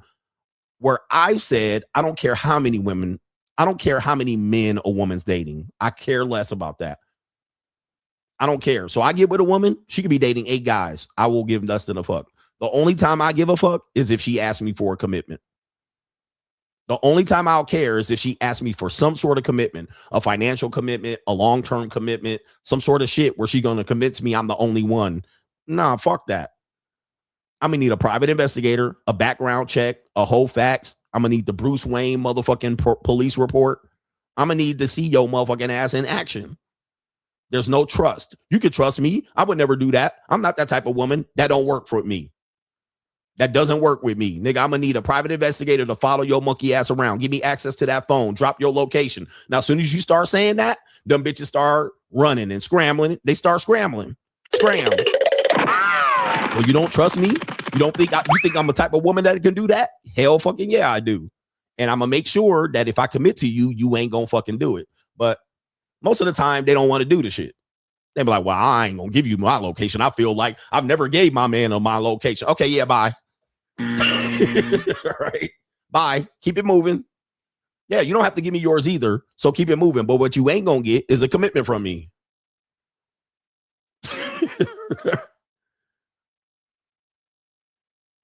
You need to relax. You've been hurt and traumatized before.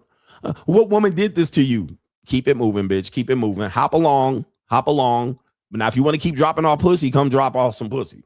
All right, I'm gonna be cool with that. Come drop it off. All right, you can fly in, drop it off, nigga. You can ride a bus, a bicycle, a unicycle, a motorcycle. Bring some pussy over. Don't ask me for no commitment. That's the bottom line. Don't ask me for no commitment, financial or relationship wise, unless I get this. Now, most of the time, what I'm gonna tell you here, and here's some cold hard facts. Soon as you give a woman a commitment, guess what she's gonna do?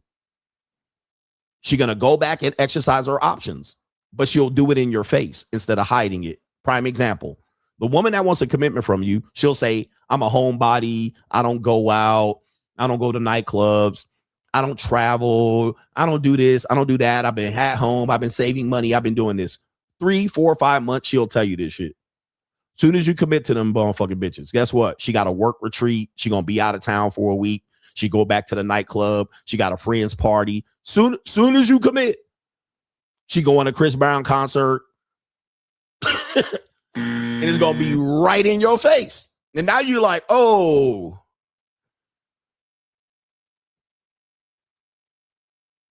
Press 1 in the chat if you've experienced that. Now, before that, you didn't see it as often. She didn't report it back to you. She's just been at home.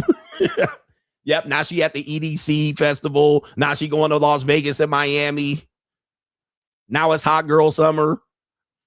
That work holiday party retreat. Oh, we're going. Yeah, now that we committed, I want to tell you that something popped up. In about 5 days, I'm going to a holiday retreat for a week. Don't worry about me. I'll be good. Okay, yeah, okay. Yeah. No, fuck that. Nah. That's called reniggering. That's a renigger, man. Now she going to a trip with her boyfriend. It never fails, bro. It never fucking fails. She going to see her family. She going to Costa Rica. She got to go cross country to see her family, stay there for a week. I mean, it's just non-fucking stop. It's non-stop. So that's their dating strategy. That's why I say it's never monogamous. It's never monogamous. Now they go because they committed, because now you committed, and now they still got the other bull in the ring, but the other bull in the ring want to take her to Costa Rica. So now she got to juggle that shit. Oh, what am I tell this nigga? He committed to me. He gave me the commitment, but the other nigga already booked the trip. So now I got to tell this nigga, oh yeah, in 5 days I'm going to Costa Rica. I didn't tell you though. See, that's called lying by omission. Fuck that, bro. Now you got to wait for her to get back and trust her that she's going to do. I'm going to be a good girl. I won't do nothing. Trust me. It's just some work people. And nah, fuck that. Bye. Commitment revoked. Annulled. Right? Annulled. I hope you understand, right? No, I don't. I don't understand because this was non-existent until I said we're a couple. Now it exists. Or you'll catch them motherfuckers. Like girls will be on dating apps. I'll give you this later. You'll catch them red-handed, and then them motherfuckers will be like, well, let's press forward and see if you can commit to me. No, well, before I caught you, you didn't ask for a commitment. You was just dropping off pussy and playing the long game between 1 or 2 or 3 other bulls. Now, all of a sudden, I caught your ass with your hand in a cookie jar, and you're now like, well, where's this going? Okay, go sit down. Go sit it the fuck down. Have a nice day. Right? Have a nice day. You commit to them. She get laid off from her job. I mean, it's like now she got all her feet up all over your furniture. I'm just telling you, man. I'll give you a quick one because y'all might not last this long. This is what I'm going to tell you. If you met a woman on a dating app and you're dating for a couple of weeks, don't message her on her phone. Message her back on the dating app you match with. Dude, I got a couple of these ways to fucking get these women. Go back on Hinge. Some of these dating apps will tell you if they've been logged in recently or if they're logged in now. So if it's on their browser, they're still talking to other dudes and scheduling dates and telling you they're sleeping at their friend's house and they getting fucked by somebody else, right? But what happens is you can go back on there. Don't message her on her phone. Go back to her dating app. If she did not block you already, which I message her on her dating app, she going to text you back. See how long it takes her back to message you. Some women are going to get it and be like, oh shit, and not even mention it. Some dumbass woman will mention it. Why did you message me on Tinder? Why did you message me on Hinge and Bumble?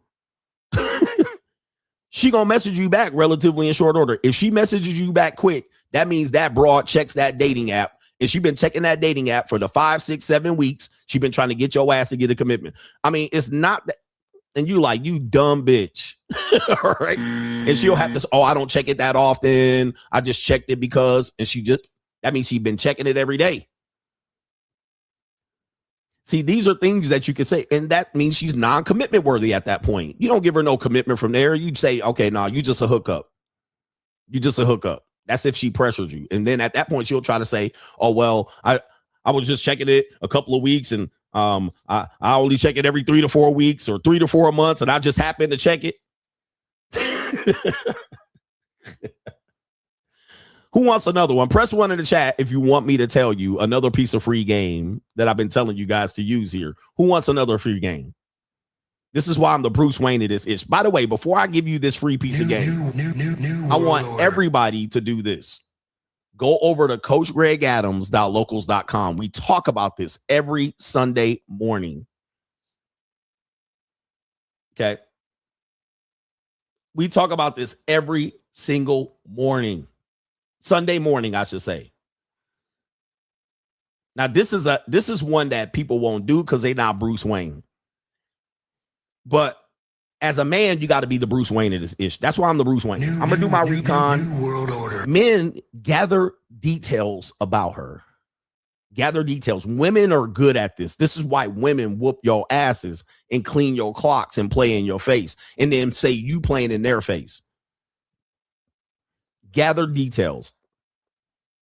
And if you got money, hire a private investigator. I would hire a private investigator on a woman. If you were catching feelings and one-nights and you felt like this woman is trying to encroach on a relationship, I would just hire a private investigator. Simple.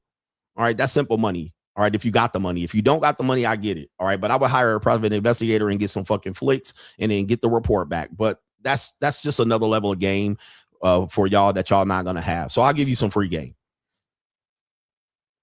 This is what you do. You gather information about her. You find out where she works. She's going to tell you this, but y'all dumbass niggas ain't going to listen. She might send you a screenshot of her at work or tell her she's going to her work function. Find out where she works. Get the address. Get some details. What floor you work on, what department. Don't ask her like a job interview. Y'all dumbass niggas, where do you work and what floor you work on, ass nigga. Don't do that. Just gather her information. You know what she's trying to do. She's trying to play the long game and matriculate the ball downfield.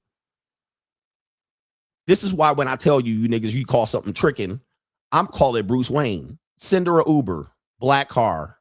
Ask, you got her address. Sometimes they'll tell you the address across the street. All right. And they'll go pick up. Like if you say, I want to send you some Uber Eats. Y'all think it's tricking, but I'm getting her fucking address. Right. I'm getting her address. Sometimes they'll tell you the address across the street. And all you got to do is Google it. Whatever address you get, just Google the shit. I had a woman tell me that. I sent her some Uber Eats to get her address, and that bitch did it, and I pulled it up on the fucking Google, and it was a construction. The shit was under construction. All right, I was like, oh, that bitch sent, she sent it across the street. All right, so, you know, women are funny like this, but they want you to trust them.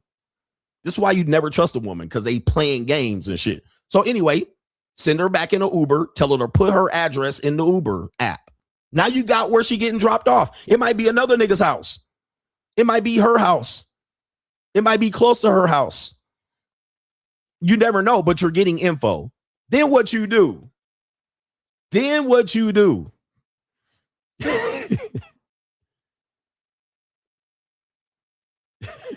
Right? Then what you do? And she's going to think you're being generous and being nice and gathering and communicating with her. But what you're doing is gathering data. I'm gathering data. And I'm only using what, like $20, $40, $50. Now, if that's too much for you, you shouldn't be dating. If you can't hire a private investigator for your future wife and fiance and your baby mama, you shouldn't be dating anyway. But I'm getting details. Then what you do is you send her a bouquet of flowers. You're going to hear her. She's going to like lilies, roses, whatever the fuck she likes. Sunflowers. You send it to her at her location. Do not sign the card. Don't put your name on the motherfucking information or box, and send it to her and sit back and wait. This will cost you $50 plus tax. Just sit back and wait. Now, if she texts you, just see when the delivery is. She delivered, picked it up, signed for it. If she tells you and calls you up and says, thank you, baby. Thank you, daddy, for sending me flowers. Then she was true to you. 9 times out of 10, this motherfucker will not mention it. She ain't gonna mention it. If she doesn't mention it right away, you ain't the only nigga.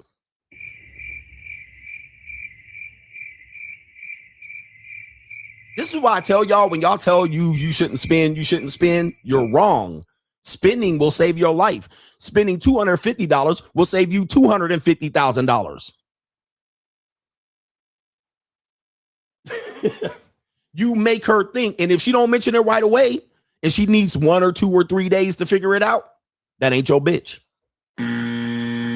That ain't your woman. She entertaining. She don't know. She got an ex still in the picture. She don't know what's going on. I can spend $500 on a woman and have my way with her and prevent myself from spending $500,000 on a woman. Sometimes when y'all trying to be cheap, you actually paying the long way. Right? She should mention that shit right away. She should come back and be like, baby, I know you sent that. You just didn't sign the card. That's the only out for her. The only out for her is to immediately take a picture of it, send it to you and say, thank you, baby. If she does anything less than that, you can just cut her off as a serious individual. Just cut her off. She should say, how did you find out where I live? How did you find out where I work? That should be her only fucking response. If she does not respond that way, kick her back. She's just pussy at that point. She's just pussy. Now, this is how you counter what women do as a female dating strategy. This is countering her. So that way you have leverage. And then 3-4 days later, hey, baby, I sent you some roses to your office. Did you get them? Oh, okay. Oh, I did get them. I forgot to tell you.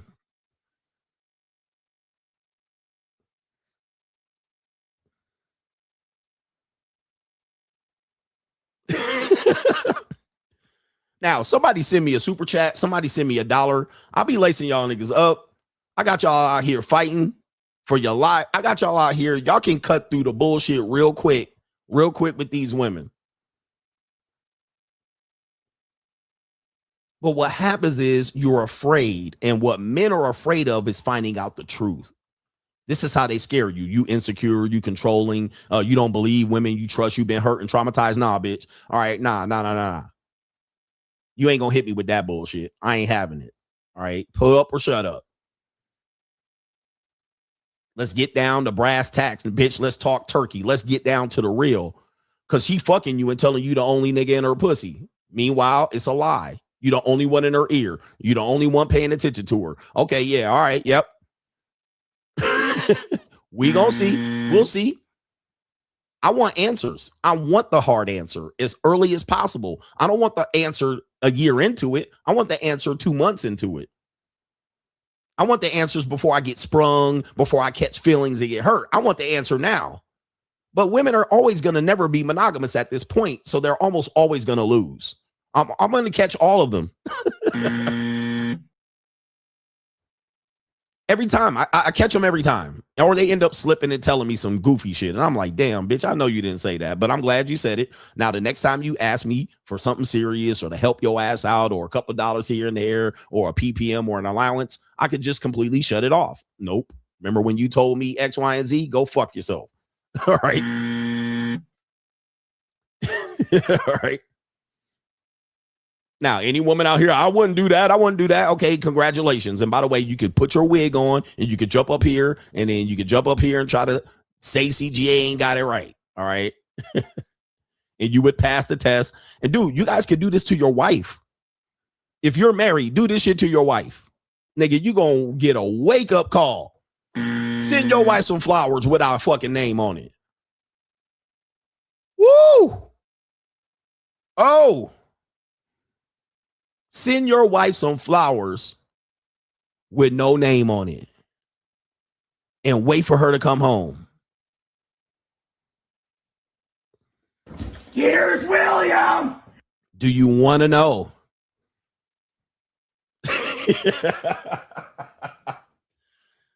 Do you want to know this answer?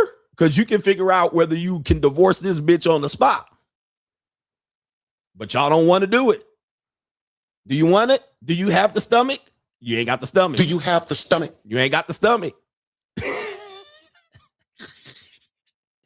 Do you have the stomach? Are you ready? Do you have the stomach? You ain't got the stomach. Do you have the stomach? You ain't got the stomach. Shout out to our brother there. Some of you guys don't want the answer. You don't want the answer because you know once you get the answer, you're going to crash out. You're going to be hurt. Here's William. But that's an easy one. Layup. And you're going to get all the information you want. All right, look, enough about that, man. I tell you, man, the main event is within the show. The main event is not the topic of the day's show. Never think that's the topic. All right. The topic is right here. All your answers are about the hour and 30-minute mark to the 3 hour and 30-minute mark. This is the most important part of the show. This is where the answers you need. But let's get into it, man. We got Straggle and Sniggle Theater. Let's go. Get it in. Straggle and Sniggle Theater. Like, ride with me if you ride with me. You can slide with me if you feel like 550 on the 5 sticky. Come get high with me. That's a deal, right? Straggle and Sniggle Theater. Let's get into it, man. I'm going to be quick here. We got the Manosphere again. Anybody know this guy right here? This is a guy named E. Well, I'm going to tell you. I'm going to see if you know this guy right here. You see him right there, your Philadelphia Eagles favorite fan. You guys know this guy right here, big overweight, slop a lot. Okay, this guy's name is EDP445. He's been known as a pedophile. He's been caught up in some sort of minor sex stings. Okay, yeah, he's been banned and came back. He has a very interesting past that he does not have the best reputation online. Okay, and that's because he then got caught up.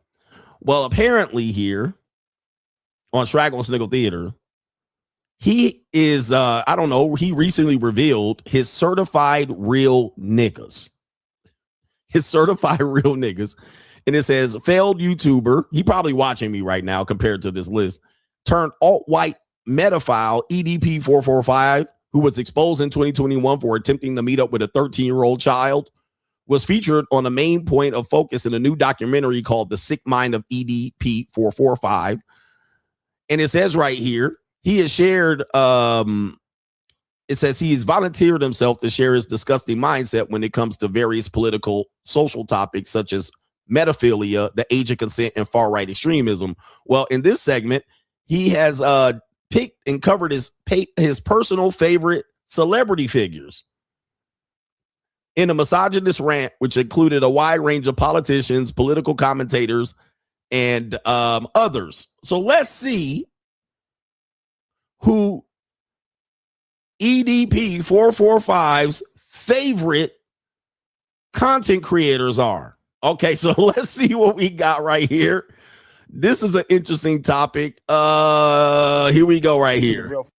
Oh, what happened? Oh, did they delete it? Oh, the New World Order's over here. Come on, refresh the stream. Okay, LL Cool C. To the real fucking gangsters of the fucking internet, you know what I mean? All right, so look at his shape, bro. These are the real gangsters of the internet. First up, we got Andrew Tate. He likes to preach about men and women not being equal because they're not fucking equal. Next up, we got... Okay, so there you go right there. We already off on the roll. Andrew Tate, as I told you, he definitely fits the description of an Andrew Tate tater tot.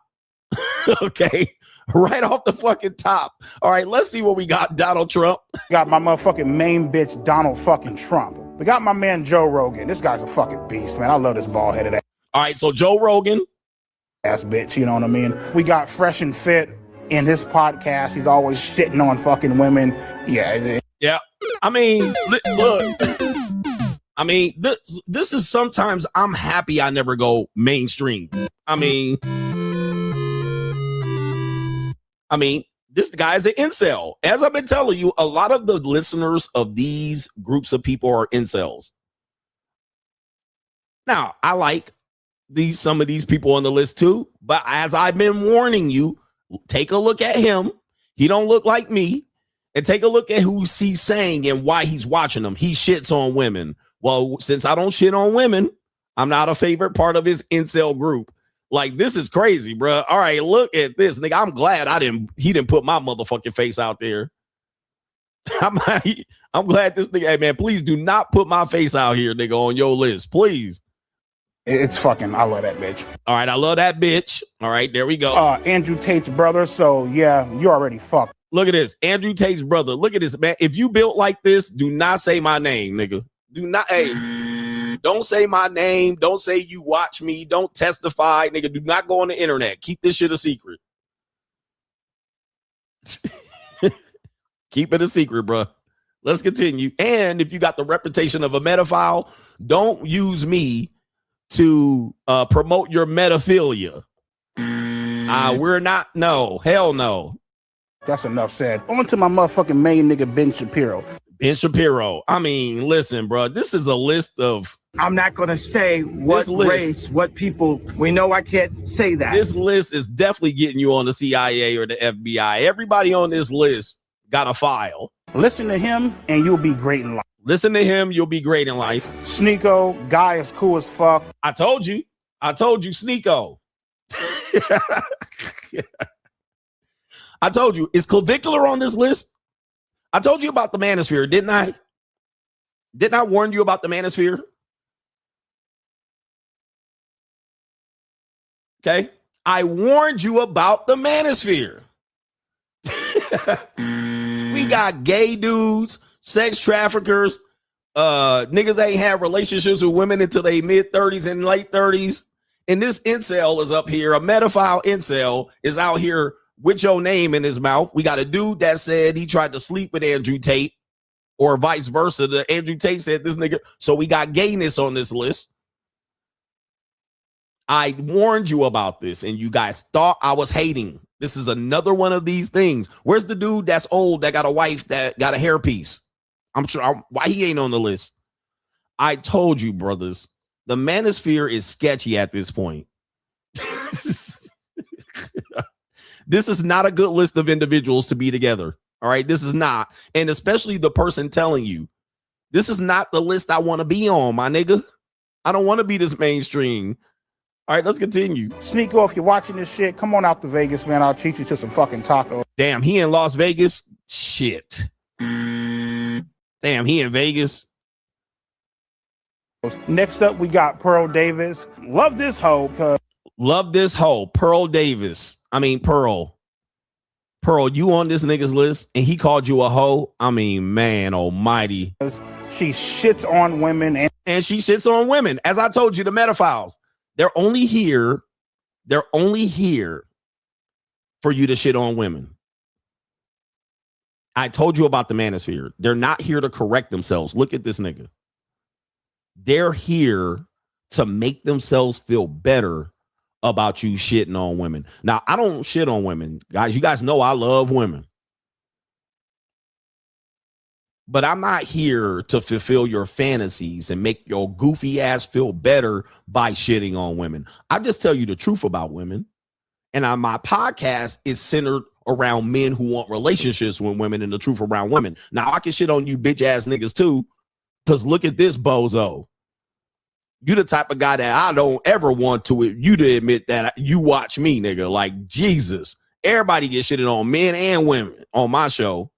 It just seems that most of my audience is male and they get the enjoyment of me telling you the truth about women. But when I was telling you to send her flowers and get her information for $250, that wasn't shitting on her. That was protecting you. So I give you information to survive relationships and prevent getting hurt and traumatized. They just like for you to shit on women. No, I'm not here to shit on women. Okay. And his only reason for liking Pearl is the first thing he said, he shits on women. She shits on women. And she is a fucking woman. You know what I mean? These are the certified OGs of the internet. There go Pearl. Hey, Pearl. I know you might watch me from time to time. But Pearl. Damn. This is the list. This is the guys. This would be the manosphere. Now, I know there's some manosphere content creators that be like cringing, like, damn, coach. Like, and there's a nigga that be like, come back to the manosphere. We need you. Nope. Guys, this is the definitive manosphere list. This would be, if you pick the group of people and names out of hat of who represents the manosphere, this would be the list. Now, I'm going to ask yourself as a content creator, are you proud of being on this list? As a manosphere watcher, does this list make you proud? Is this the list that represents your ideology? Ask yourself this. Be serious, nigga. And I ain't hating. Niggas be like, you hating. Is this the list of people that you want to tell your grandmama about that you listen to on a daily basis? I'll wait.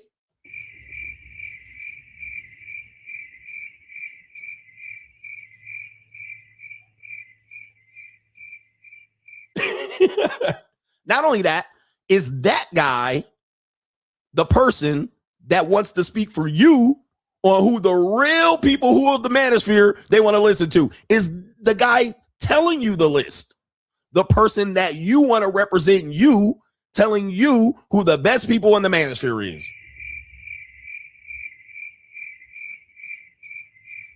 Now, when I say, is this your game?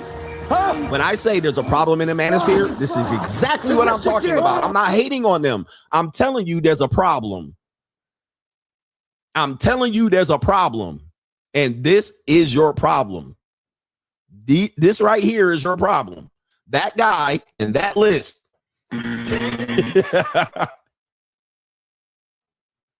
Okay. Now, when I said in 2021, it was infiltrated by this, I said that on Twitter. This list proves exactly what I was saying.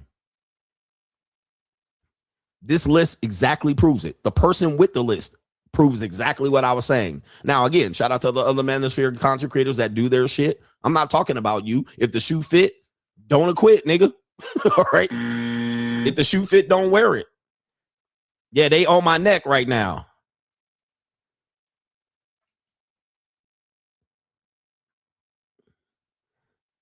But this proves exactly what I'm talking about. All right. This proves exactly what I'm talking about. And thank God this nigga don't watch me. Thank the Lord. And that was the same thing. These niggas is up here. I'm on the list from the Homeland Security. I didn't want to be on the list. Please don't put my name associated with them bitch ass niggas. I don't want to be on the list. You can be on the list, but I ain't on the list. And the reason why is because I challenge men every single day. So much so that we had a guy watching me said that he was upset that I was wearing Versace shirt and gold chains. That I didn't wear black t-shirts anymore. He still wanted me to wear a black t-shirt. Now, shout out to the guy, but that's the type of mindset that I'm talking about. They don't want to see you level up. They want to see you stagnating and stay the same. They don't want to see you getting better. So all the niggas that want to just wear t-shirts.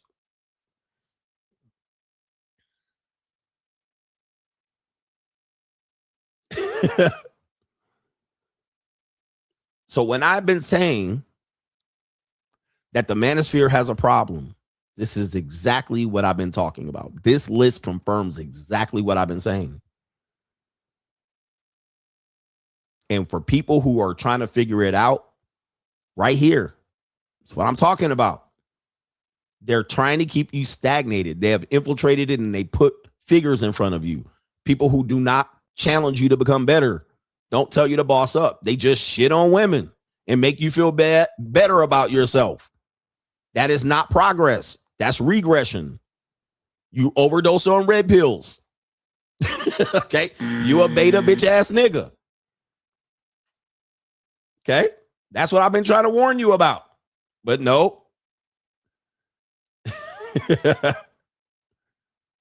Nope. You don't want to listen.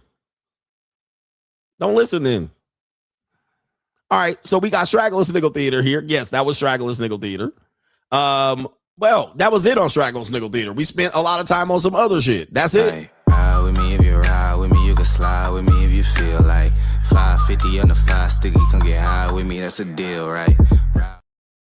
By the way, I showed you that article that came out recently about the manosphere just being a area, a place of grievance for males. All right, and I've been right on this one. Manosphere, multi-billion-dollar grievance industry for males. This guy just proved it. This guy just proved it. There's the article, August 7th, not that long ago. The manosphere isn't a movement.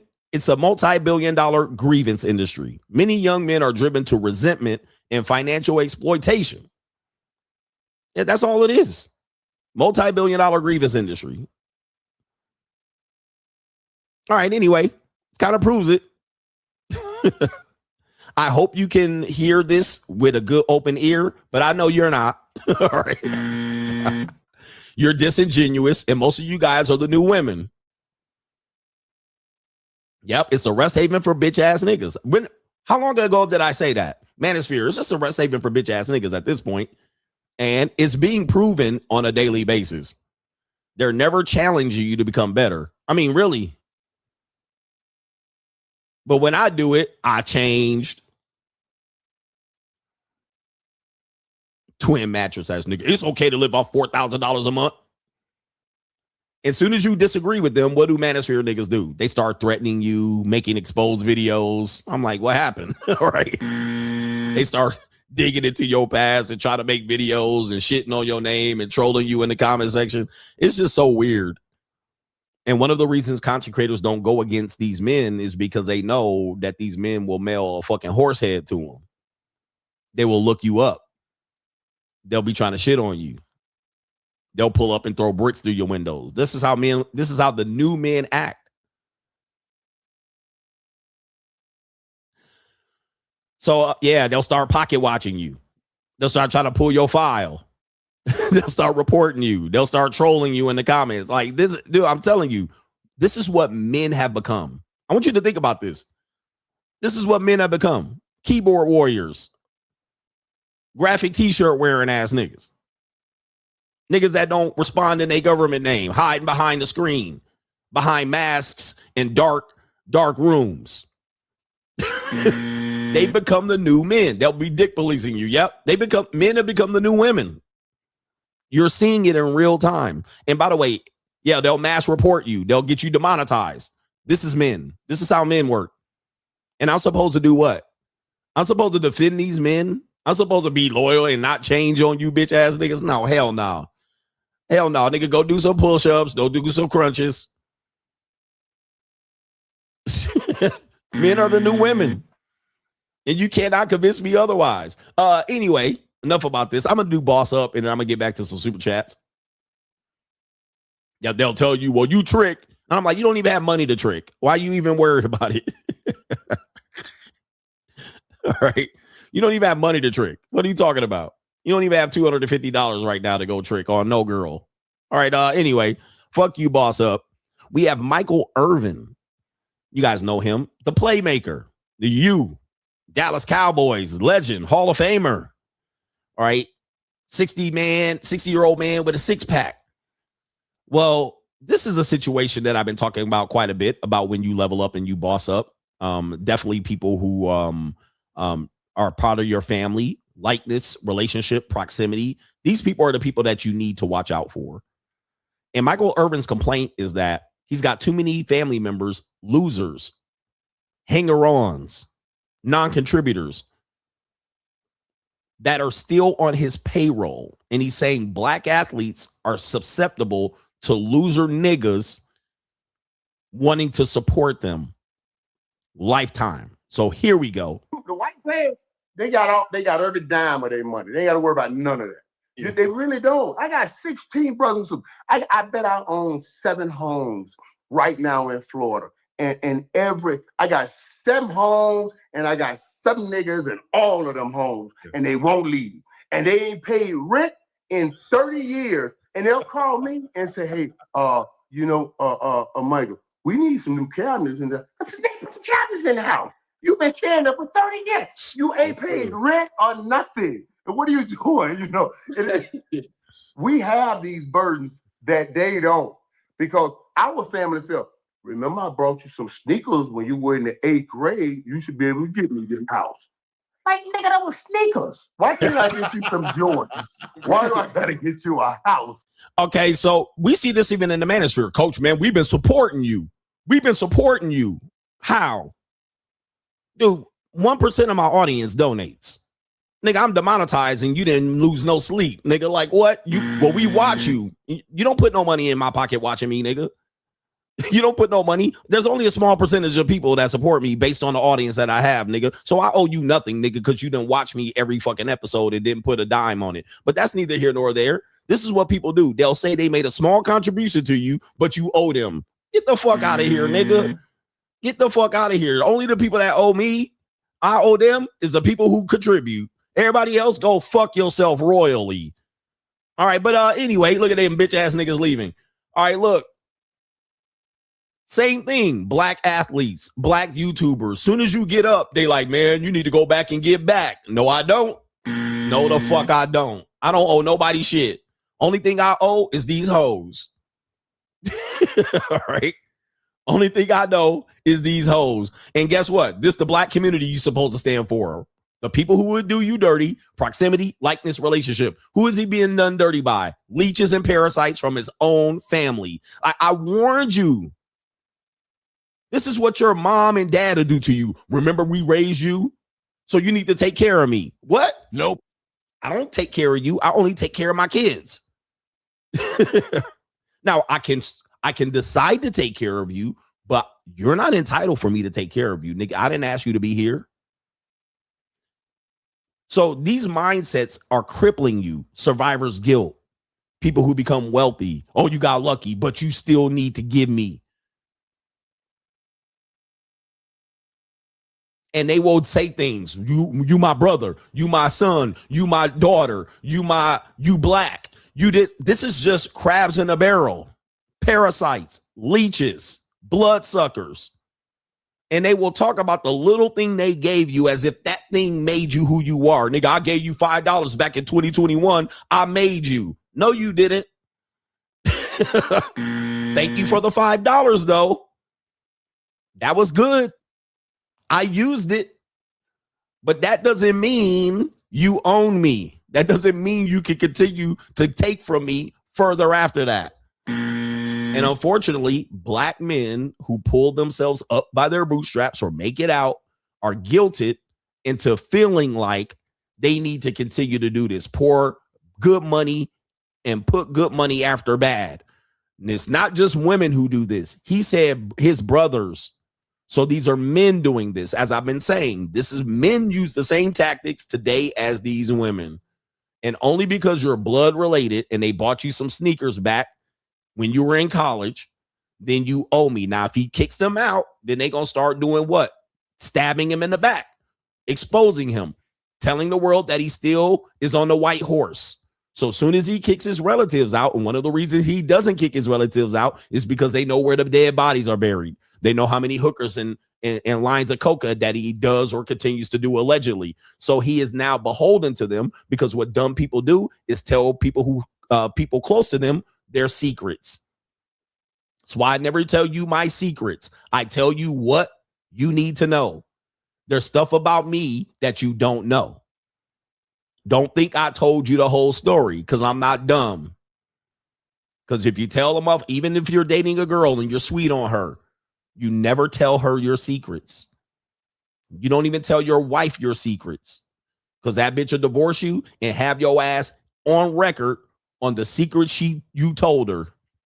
Okay, guys, I'm trying to school you on how to be a man, and I know it's against the grain of what society tells you, but you never give anybody your whole self. You never give anybody the ability to destroy you by not continue to pay you or sponsor them. Don't give them the ability to blackmail you.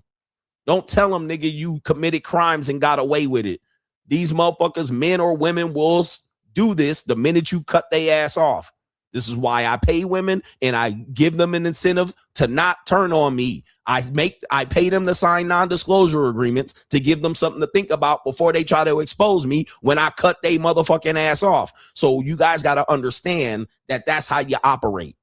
If you're operating opposite of this, guess what? Right? Guess what? Okay? You better boss up, nigga.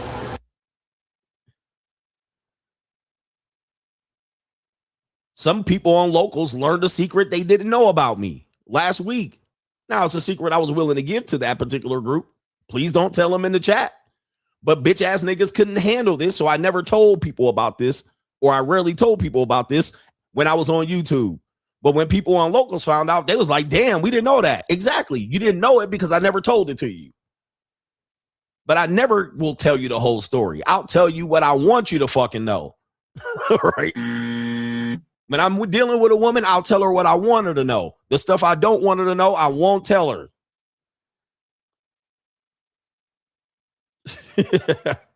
And no one's entitled to know every goddamn thing.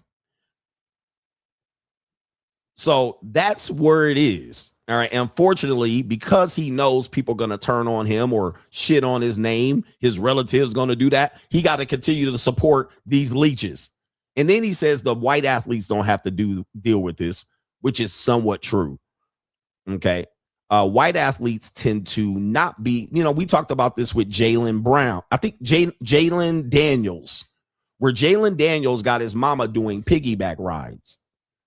Okay. He's got his mama running around, hanging around this nigga at his football camp.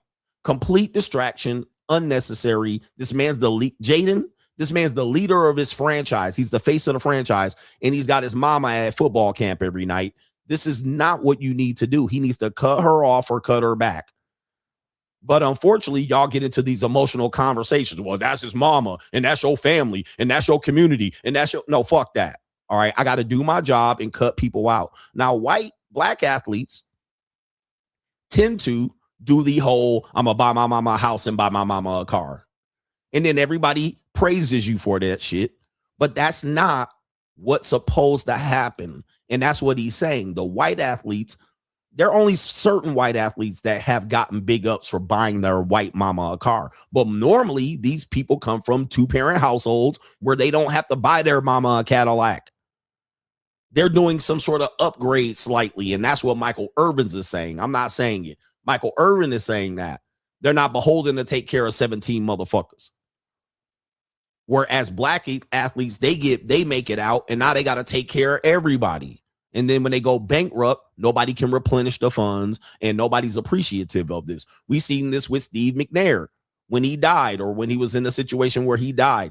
And then his mama had to get kicked out of the house because when he died, his wife cut off the mama. Okay. And mama could no longer live in the house that Steve McNair bought. We're seeing this over and over again. We saw a football player in the NFL. His mother sued him, saying that he owed her because he took care of her and delivered him as a kid. Who's that player name? Somebody bring the guy up. I think he played for the Green Bay Packers. Okay. He played for the Green Bay Packers. This was maybe about 10 years ago. I owe you, and I took care of you, and I wiped your ass, and I did this, and I took you to practice. Oh, you mean what you were supposed to do? Yeah, Jalen Rose's sister, he wanted to evict her, and then he had to sue her to evict her. Jalen Rose's sister, he had to go on camera and kick her out of the house. It was Buchanan. He was a quarterback for the Raiders, and I believe the Tampa Bay Buccaneers, or maybe the Green Bay Packers. What's his first name? Buchanan. But people that tell you they bought you shoes, you supposed to buy me some fucking shoes. I was a kid. Philip Buchanan. Thank you. And this was after he got drafted. Philip Buchanan, mom sues him.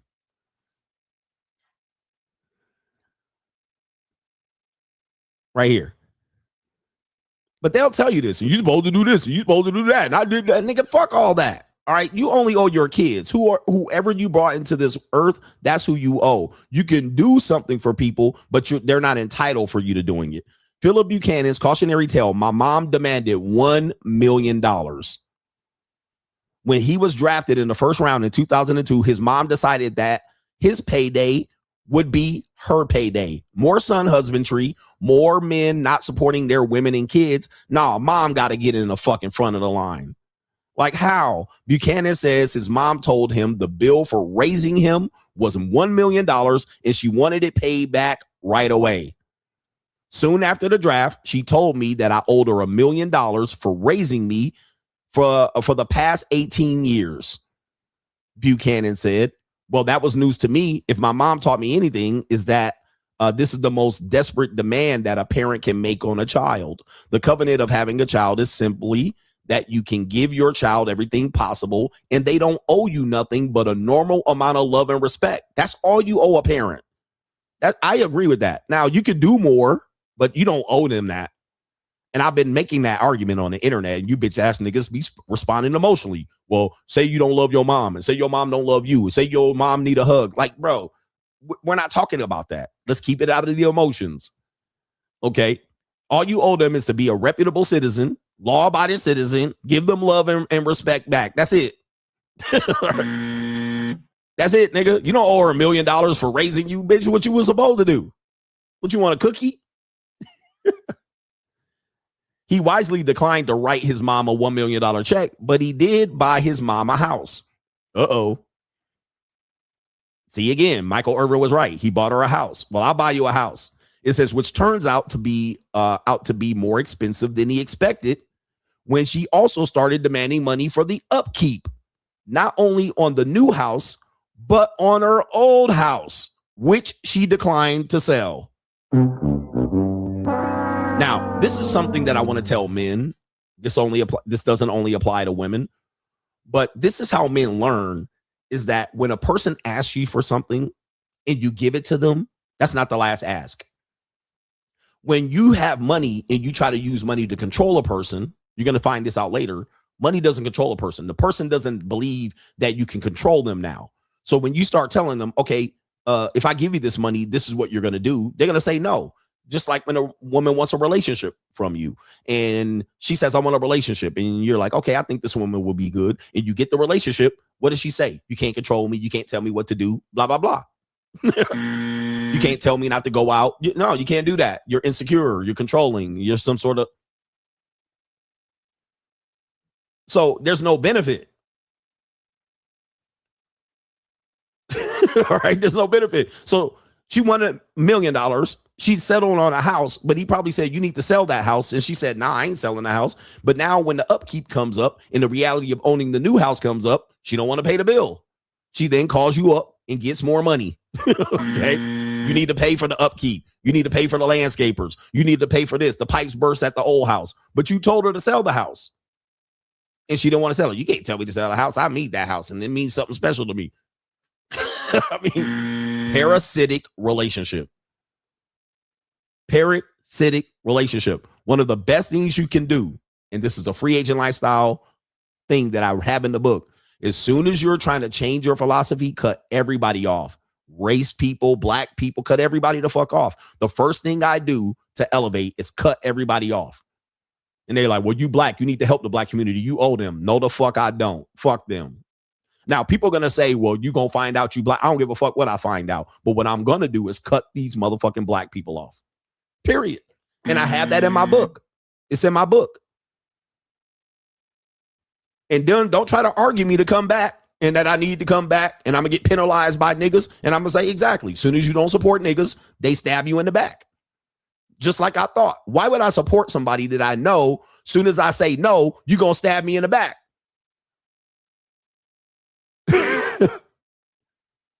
So you're basically blackmailing me and gaslighting me into supporting you and then continuing supporting you. And then when I don't, and I tell you no, you're going to stab me in the back as a result. Same thing with the manosphere. Soon as you don't do the manosphere talking point and tap dance, they stab you in the fucking back. I told you about people, bro. But y'all think that I got it wrong and I got it right. If you want to elevate as a person, cut these fucking losers off. Cut them off. Cut your ex-wife off. Cut your kids off, nigga. Your mama, your daddy, your bald-headed granny. Cut everybody off. The black community, fuck everybody. That's the only way you're going to win. That's the only way you're going to win. You're going to lose trying to drag these motherfuckers to the finish line with you every single time. All right. Waiting for them to figure it out. Waiting to negotiate with. These are the people that are going to argue you. I could have made men way better than I ever did, but I tried to help loser niggas and negotiate with them and try to let them niggas figure it out. I was trying to stay over here to let them understand. Well, coach, I don't understand. It's still tricking. Instead of focusing on them, I should have just focused on the winners that got the message. Instead, I'm trying to tell them and negotiate and try to do a live stream for them to get it. Well, if I explain it this way and I explain it this way, and then you still arguing with me. Okay, fuck that. Right? Why would I argue? I could have made men way better by elevating the show a long time ago. But I'm trying to let these loser niggas understand. See, y'all not hearing me though. I could have made the space way better, but I'm arguing with bitch ass niggas telling me that $4,000 a month is enough to live on. Dragging these loser niggas along the way because they want to hear me shit on women. That's what y'all not hearing. So fuck 2,000 viewers. Nigga, give me 500 viewers and get rid of the bitch niggas.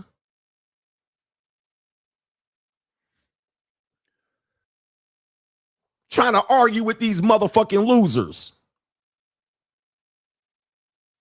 Trying to get them to understand some simple shit that they should just get. See, look, with information, this is what men need to understand. This is how men take information. I'm gonna teach y'all something. Who want to be taught something right now, nigga? Want to be taught something?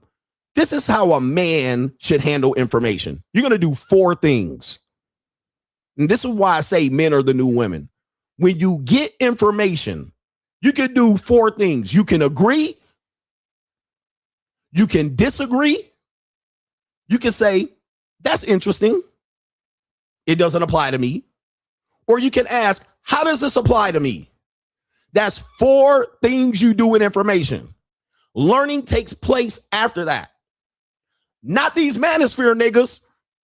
They do none of these things. They disagree. They argue. They fight. They gaslight. They threaten you. They call you names.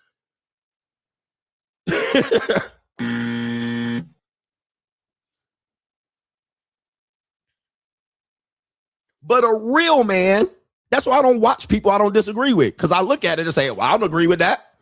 Or I'll watch a woman and be like, that's interesting. But I don't get in the motherfucking comments and be like, bitch, you don't. All right. Like in the middle of the video, I'll be like, this looks like an interesting video. I'll click on it. Let's say I don't agree with it. I said, well, I don't agree with that. I'll move on. I don't fight. I don't try to change your opinion. I just say, I'm going to not watch that no more. Or I'll continue to watch that. Or I'll watch that and disagree with this and accept that.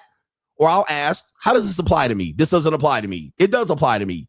What can I do to make this useful? This is what men did in the past to become men. Now y'all niggas argue with women on Instagram.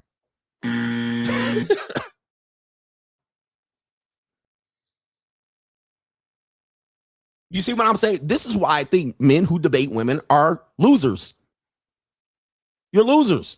You have the power to elevate above that by gaining leverage and options, but you don't want to do it. You want to stay fat. You want to stay broke. You want to get Vince women to settle, lower their options and lower their standards. Okay. This is why I'm saying men have lost the plot. I can't support men anymore. And I'll repeat it. 4 things you do with information. You agree, you disagree, you say that's interesting, or you ask, how does that apply to me? Once you get past that, it's no point in going further with that information. If you can't figure out how that applies to you, if it does or doesn't, if you're trying to figure out and try to tell and explain why that doesn't apply to you, oh, well, all men play. Not me. Okay, what are we talking about? It doesn't apply to you. Why are you fighting back at me? If you can't just go, hey, man, that's interesting, and then move the fuck on. If you can't disagree without having to have a debate me, bro. Let's have a debate, bro. When has a debate ever been good other than just entertaining? Debates end up being a clusterfuck, and I've been saying that for years. I don't need the debate. You disagree with me, nigga. What's the point? All right. Other than let's entertain each other. And if we're entertaining the groups, let's get paid. Let's do a pay-per-view. Let's split the super chat. If we're just going to debate and entertain losers and never move the needle, because people, once we debate, people going to cut videos and they're going to make AdSense off of us. And we didn't make a goddamn dime. It don't make sense to debate. Why do I let all these other niggas cut up videos on me debating and I left with 0? Just because we disagreed. You see, this is where men have lost the plot. You don't understand what it's about. What it's about is getting to the top and winning and letting the losers suffer, sink or swim. But y'all out here don't want to win, and you want the losers to comply to you and want to listen to you. You want to have no motherfucking skin in the game and have an opinion. That's not how life works. You want to hide. You want to throw rocks and hide hands. You want to be out of shape, but win the war. You want everybody to settle for being a loser, so it makes you feel good. Don't wear a Versace coat. Wear that black t-shirt because that's all I can afford. See, this is what men have become. And they draw their own man or street code related to this.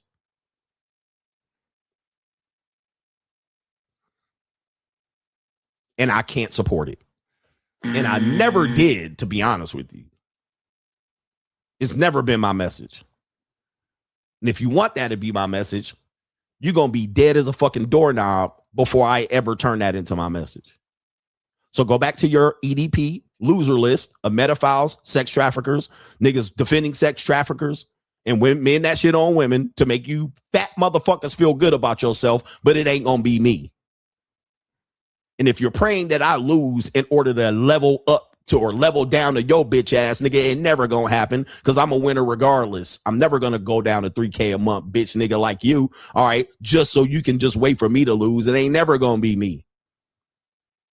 And if it was me, nigga, I'll work at Popeye's extra shift to make sure I made more than $3,000 a month, bitch nigga. All right, it ain't gonna happen. I work 4 jobs, nigga. I got more talent in my motherfucking pinky toe than you got. So I'll make sure I ain't going to make $3,000 a month, nigga, to be down at your level.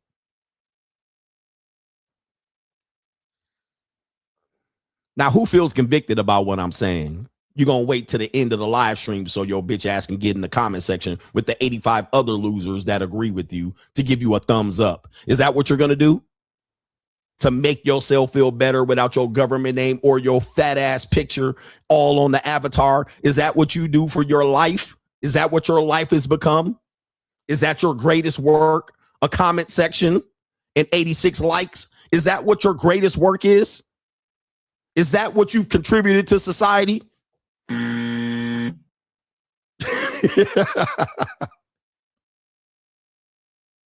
Raining on these niggas' heads.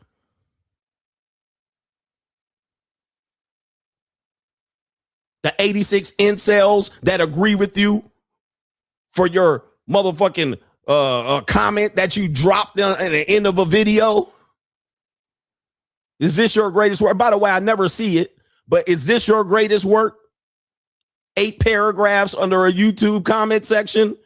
Is this what you have to contribute to the world? Is this what men have become?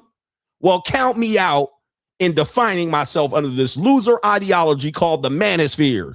It's a rest haven for hoes.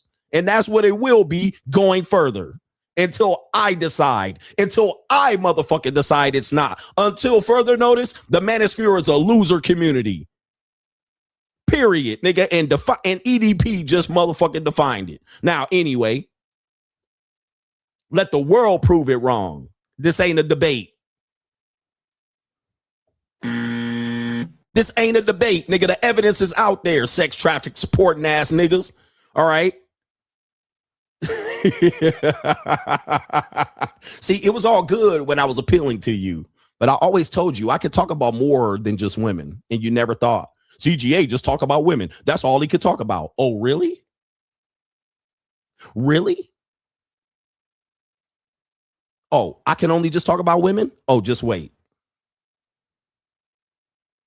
Just wait. You thought I can only just talk about women, nigga? Is that what you thought? Is that you all I was armed with? Oh, the same energy can be centered back to you, bitch ass niggas too. Oh, with full pleasure. The only thing is I haven't figured out how to bring the women over here to support me. Soon as I figure that out, I will be a rich nigga. Soon as I figure that out, I will be a rich nigga. Soon as I figure out how to get these women over here to support my message, I'm going to be the richest nigga on the internet. All right. Because if I get enough women to pile in here and contribute,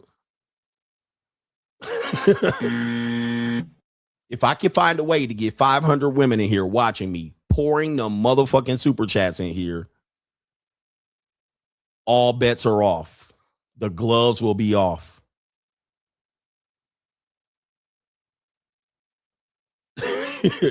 You're going to see a sellout.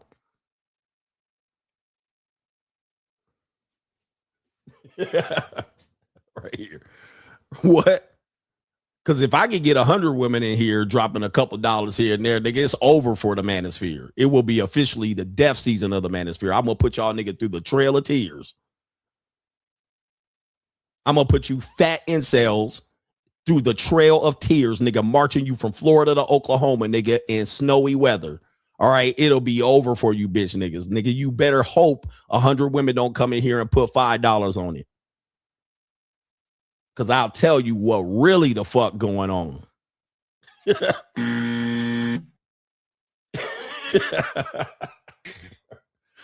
All right, yo, let me get back over here. Or you can support me and stop being bitch ass niggas because I'm the one that's right at the end of the day.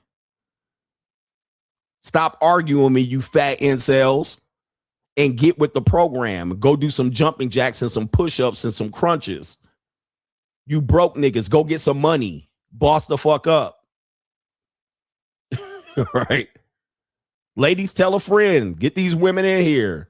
All right, because we got some message here. I got 10 fucking years to tell you about these bitches in the manosphere, and every single bitch ass content creator that has ever uttered my name in negativity. I got a file on them bitch ass niggas too. So if you want to know about these manosphere incel content creators, I got some shit for you. All right, ladies, just donate. I got the file on these niggas. I got video clips, evidence, files, conspiracy theories, niggas. I got confirmation that these niggas sleep with men on the down low. I got confirmation that these niggas ain't never touched a bitch that's ever been attractive, but they say they have game. Ladies, donate. I'll heel turn on the manosphere real quick because them niggas have never been good to me. They've never been good to me as a whole. So I got content on them too. Just pay up. And I'll give you the whole fucking spiel, nigga, bitch. I'll be out here singing like a canary. Let's go. But I ain't gonna do it for incels to jump up in the comment section and tell me to apologize to a bitch ass nigga. I ain't gonna do it. All right, I'll do it, bitches, if you pony up. Pay up. I'll be up in there doing interviews on Geraldo, nigga. I'll be on Jenny Jones telling you about the whole fucking rest haven for whole manosphere. Come on. Put me on the interviews. Where's Piers Morgan? Where these niggas at? Come on, pull me up. I write a tell-all book of the racist industry called the manosphere. The racism in the manosphere. And the most racism I've ever experienced in the manosphere has been from the black manosphere. Uh-oh. The second most racism I've experienced is from the white manosphere. Let's go.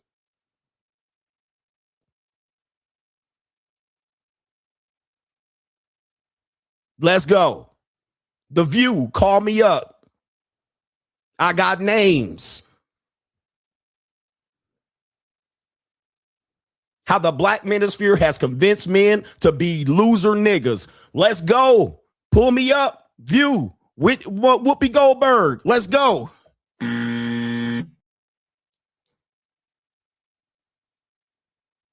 Somebody said, how, coach? Look up any black manosphere content creator and then type my name next to their name. You'll get the evidence. Other than Angry Man. You'll get all the evidence you need, nigga.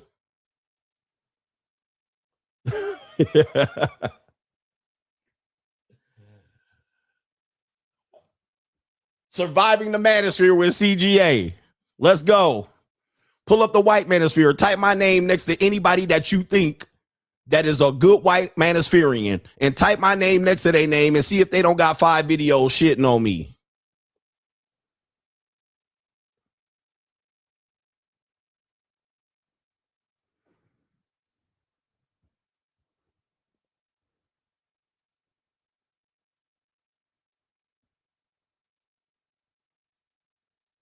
Are y'all ready? Are y'all ready? Is this your king? Is this your king? Huh? Is this your king?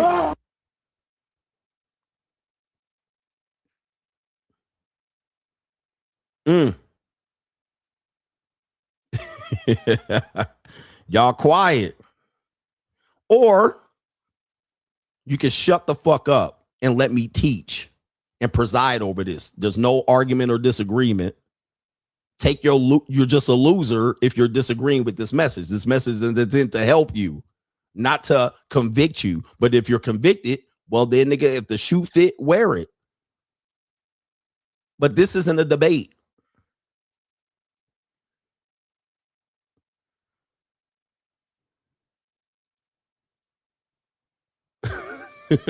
If you a fake, fraudulent, bitch ass nigga, wear the shoe. But I'm describing you. I'm not trying to make you feel bad about yourself. I'm just giving you a description. But my intent was to help you. And I can clearly see you don't want the help. So as a result, I have to find a new audience and a new group of people that are willing to help. Who wants to help?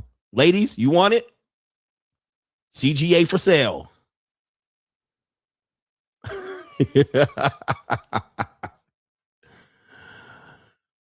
Ooh. Now, anything that happens after this, in terms of what these men do to react to this, because they almost sometimes do and sometimes don't, will tell you exactly how I feel about this group of people.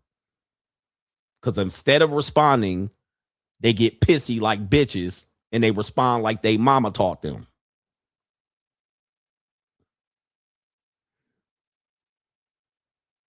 Right?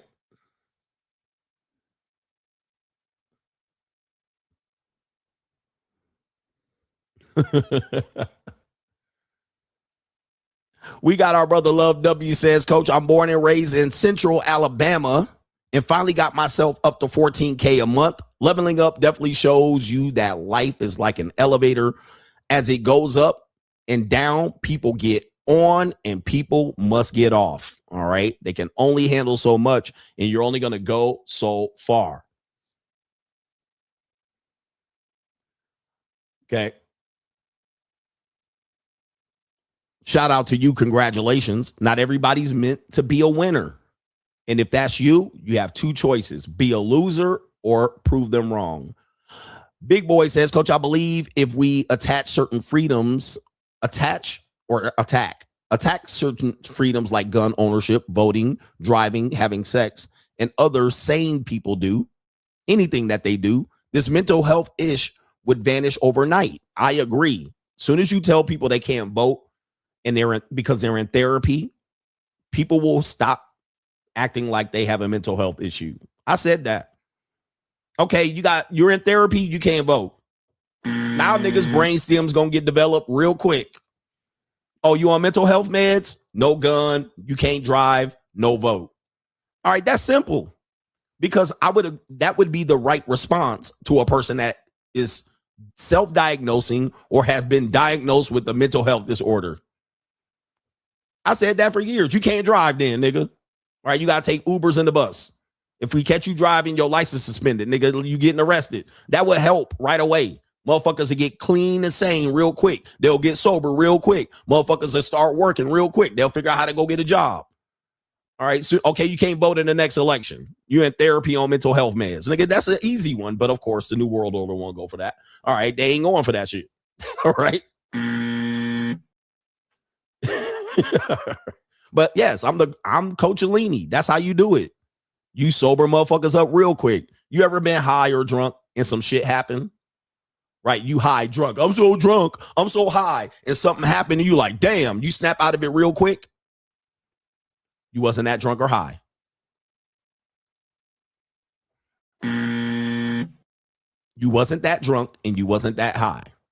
Nigga, you were required to fucking wake the fuck up. Nigga, you're like, oh shit, give me a cup of black coffee. Nigga, let's, okay. Same thing as these motherfucking losers, mental health, I'm depressed. All right, snap out of it, nigga, wake up. Oh shit, I can't drive to work. Okay, yep, nope. Can't vote in the next election? Nope. Shut the fuck up then. All right, it's simple. All right, shout out to Rusty Jug says the New York drug shoot up spot you featured. What's stopping people like Bill Gates from altering these said drugs? I've always said if Satan showed up shouting black power with hot sauce in his pocket, black people would follow him. Only a remnant. Only, I think you were, I'm not going to say the rest, but yeah, if Satan showed up with saying black power with hot sauce in his pocket, they would follow him right off a cliff. 100%. Rick from H-Town says, Chat GPT, baby daddy. What the hell? Victory lap coach. He says, you said this would happen. I said this would happen. We give more. We just don't look. The overriding message about what I've learned about today's society. You can sum it up with just this one thing. Nobody wants to listen to men. That's it. What's wrong with society? No one wants to listen to men. Whether you're a successful man, it doesn't matter if it don't want type of what man you are. You could be a white guy in a 3-piece suit. You're going to be people hell bent telling you not to listen to that guy. You could be Andrew Tate. Don't listen to him. CGA. Don't listen to him. A woman in a relationship. I don't got to listen to my husband. Like, that is literally the message that we've been heard. We ain't listening to men. Fuck that. Y'all had y'all chance. It's time to listen to women. So it doesn't matter how your relationship is with a woman. They're hell bent on not listening to you, but you still have to do what? Provide, protect, put yourself on the front line, be a foot soldier, nigga, pay for this, pay for that, get half of the shit in the divorce, pay child support. But then when you start doing what? Let me take care of my kids and be in their life. Nah, let me raise my kids the way I want them. Nope. That is the overriding message. Do not listen to men, no matter fucking what. All right, Donald Trump, don't listen to him. That's what they want. You go to court, nigga, don't listen to what the dad said. He lying. Now, again, we've arrived at this point for some reason. And maybe it's because men did not handle their shit. You know what I mean? Men got over on women when it was advantageous for them to do so. But at the end of the day, I wasn't there. I never did any of that. So, but I do have to live out the consequences of said actions. So that's what's happening. Don't listen to men. Any man that jumps up here with an opinion, shoot the shit down. And some of you bitch ass niggas trained and raised by your mama, you guys treat me the exact same way. So, all right. Shout out to MC Hamster says she'd rather open her purse once a 100 AI agents programmed by men than open her purse 100 times for a real man. Anything but listening to a man. You got it right, MC Hamster. All right. The overarching idea is women want to live life and not listen to men, but they want to benefit from the guy. Okay. Jay says, you mentioned on the post that you avoid certain women. Okay, I got that one already. Thank you, brother. Did I get Callie West? He says, the creator of Boone. Okay, that was yesterday. Shout out to you. I'm going to get some super chats. We're going to matriculate the ball down to the main event, but I do said I got time. Okay. Yeah, I got time. If you got time to listen, I got time to continue. We have shout out to C Shaw says for the free game. Shout out to you. Thank you, C Shaw. Initial DL. Appreciate the knowledge, coach. Best part of the show. The main event ain't shit. I mean, it's a good main event. I think it's the most thing that brings you in, but it's never really the main event. Trayvon says, you're saving lives, coach. Appreciate you. Pay the meter before you get the higher price ticket. Facts. This is how people live. They don't want to pay the meter. Then they get a $35, $45, $50 ticket and they're mad. All right, this sitting ain't shit. Nigga, you could have put $2 in the meter. Like, stop. But you wanted to act like, you wanted that. You didn't want to get caught. You thought you were going to get over. You thought the meter maid wasn't coming back. And now you complaining that you got the what? All right. Okay. Shout out to Black Rue Investing says, thanks for the tips, coach. Shout out to you. And of course, paying me, pay the meter, pay me $2. Before I don't accept your $2, before I sit over here and say the minimum investment is $20. Okay, shout out to J Flow. I'm going to have some bacon delivered to my house and see if my wife saves me any. Appreciate all the valuable insight, coach, and shout out to the coach gang. Shout out to you. I do have advice on women that can simply do anything to entice a man to do whatever she wanted him to do. And ladies, if you want this information, let me know. I do have time. Yeah, I got time, cuz. I can tell women how to get a man and wrap that man around his finger. Now, does it happen every time? No. That's just like I don't fuck every woman I see. Okay, now, if I had sex with every woman I see, nigga, I can sell you a goddamn solution for that. So a woman will say, well, I did that before. All right, but I can tell you how to make a man wrap around your finger, and I could do it in the next segment. Let me see what I got coming up next, because I do have some stories. All right, some of these can wait till tomorrow. Some of these are related to the main event. Yeah, some of these stories can wait till tomorrow. All right, but ladies, just hold on for a second. Ladies, meow in the chat if you want this information. And I'm gonna tell you, man, how dudes can easily get snookered and got. All right, it ain't making a nigga pay. You gotta pay for this, or you gotta do that. That ain't gonna do it. All right, we got Life of Inertia is in here saying meow. The rest of you hoes quiet. All right, what, you got your hands and fingers in your pants listening to me? All right, or what? Get your hand out of your hair and type meow in the chat. All right, take your socks off and twinkle your twinkle toes. Wiggle your twinkle toes. Say something in here, broads, or I ain't gonna give you nothing. All right, I know there's 25 women listening to me. All 25 of you straggles need to say something. All right, but you see they ain't gonna say nothing because I don't want to listen to you niggas. All right, we got a couple women that said something. All right, but I'll tell you, for the men, shout out to Blue Baggins. Appreciate you for the contribution. The Reverend says, Coach, the new Fixes by LLC shirt. He says, all I owes is the hose. Let's go. All I owes is the hose. Let's go. All right, shout out to local man named G says, I posted on Locals a reenactment of the Tyler Perry movie where the cheating man did not know where the STD came from and he crashed out. So I can't show that, but shout out to y'all. The ladies are saying meow. A couple of them. I got you ladies, the 3 or 4 ladies in here that ponied up. Appreciate that. You see you women, I could actually work miracles for you, but you bitches don't want to contribute and talk. All right. Shout out to a man named G says he posted the clip of the man that had the STD and he didn't know where it came from. DG Seymour says, where's the smoke? Where there's smoke, there's fire. AOC and her boyfriend have broken up and they were engaged for 4 years. Now we know the real reason for her egg freezing. She has Ebony K. Williams on speed dial. Yep, for people who want to know, that was going to be a segment for me talking about it, but pretty simple. We don't need to talk about it or drag it. I'm going to do these super chats, but we talked about AOC jumping up on here at age 37, talking about why she's going to freeze her eggs, but now we know why. The next day, we learned that her engagement to her fiance has broken up, okay? Now we know why she's rushing over there to do egg freezing, because she has no second guy. And she can't just date another guy because she's putting her reputation on the line to run for president. So she can't do what women do publicly or behind closed doors. She can't do it. Right. Of course, she married and it was engaged to a white man. Not a surprise. All those liberal Democratic women who claim to be that, saying that the white man is the problem, all married to their master.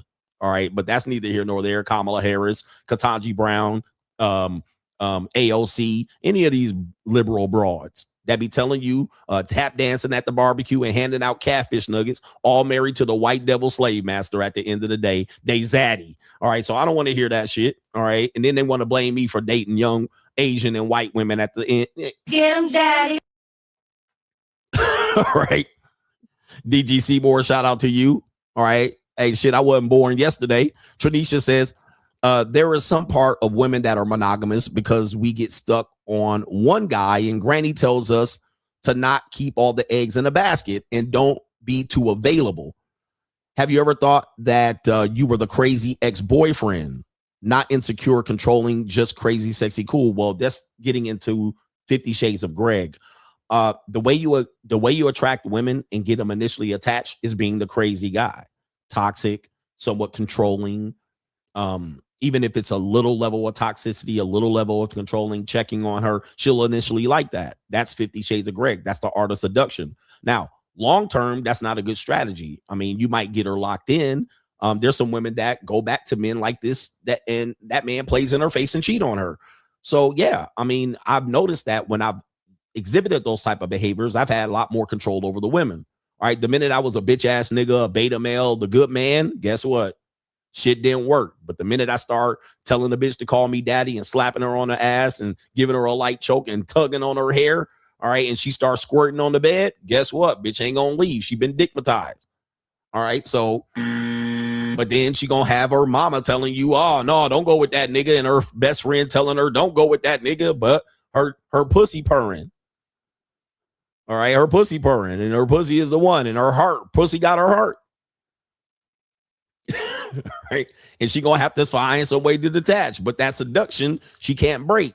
And now a lot of guys try to negotiate with that. A lot of guys try to negotiate. Why'd she go with this guy? And then you start saying, well, he's poor and he shouldn't win, and he's this and he that, and he broke, and he got baby mamas, and he got a wife at home. Guess what? Pussy squirting, pussy throbbing. She liked to be in submission. She likes him being dominant in a certain level. Right.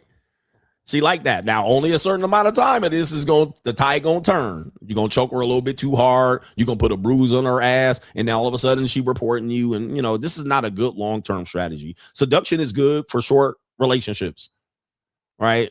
That type of behavior where she calling you daddy and you smacking her on the ass, that's short term. It works short term very well. Okay, long term, there's a thin line between domestic violence and that type of behavior. All right. At some particular point, it's going to teeter on domestic violence, and you better get the fuck out of there before it does. Okay. All right. Because she was going for it. Now she ain't going for it. Now she got another bull in the ring, and now you done choked her a little bit too hard. Now all of a sudden she at the police station. She filing a case on you like Andrew Tate. All right. So like, seduction is one of those things that I'm good at. Niggas thought I wasn't good at it. I was like, I'm good at seduction. I'm good at short-term relationships. It's the long-term relationships that problematic for me. Long-term relationships have always plagued me. That's why I said earlier in the stream, I'm not good at relationships. I always pick the wrong motherfucker. Short-term, good. I'm great. I'm great at meet and greet. I'm great at a motherfucker woman being relaxed and feeling safe. I'm good at a woman feeling like I spoiled her and treated her like a queen. I'm good at motherfucking tugging a woman's hair and smacking her on that. I'm great.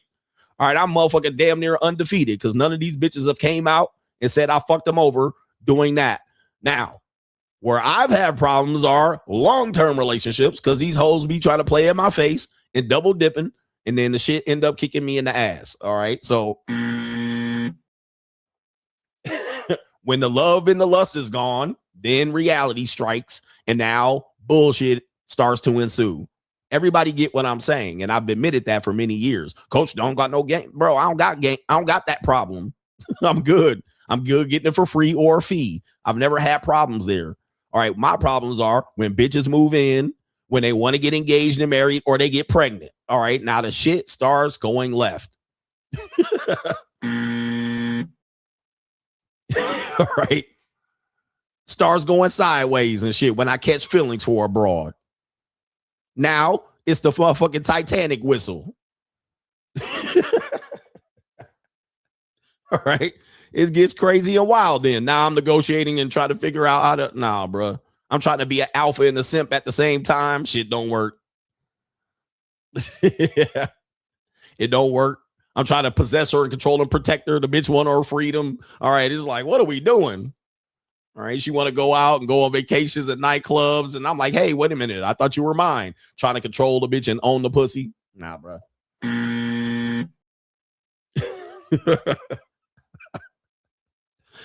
All right. All I should have just focused on was hitting that bottom. And she would have just I'm going to tell you, man, I've messed up many sexual relationships by initiating a relationship after hitting that bottom.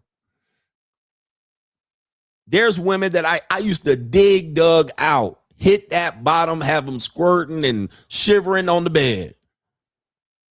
Caught feelings, tried to then escalate into trying to get her in more and wrangle her, but then that looked like controlling, and the bitch wanted to be free out here with other niggas. Soon as I start trying to do that, the whole shit went left. I could have just stayed dugging her. Okay. Or she caught feelings and she's tried to jump in and want me to engage more and pour into her. Soon as that happened, conflict. We could have just still been fucking to this day. We could have still been just enjoying fuck sex and good sex for 5, 10, 15 years. Press 1 in the chat if you know what I'm talking about. Then what happens is once you get confronted with these conflicting feelings and trying to put the shit on the tracks, then when you can't, you get rid of the whole sexual relationship. And y'all dynamic sexually was great. You're like, dude, this is great. We should actually progress further. And then when you can't negotiate that, you like, man, fuck that. Don't bring no pussy over here no more. You're like, don't fuck me no more. I can't even fuck you no more like that. You don't want to dig her out no more, bruh. This is what plagues me. This is what plagues men. This is what plagues women. Now you like, I don't even want to have sex with you no more. I don't even want to cream pie you no more. Now you like, don't bring me none. Forget it. You trying to cut her off. And she like, well, can we still fuck at least? And you're like, no. I don't want to give you any more dick. I don't want to smack you on the ass no more. I don't want you to come over here and drop our pussy and leave. No more. No. Yeah. When you find out she getting dig dug by another nigga dig dugging you too? And she done curled up. She done curled up next to the next nigga, and you imagining her curling up to the next nigga that's dig dugging her. And you like, damn, you getting dig dug by another nigga. You could have just been the other nigga digging her out, bruh. You could have just been dig dug number 2.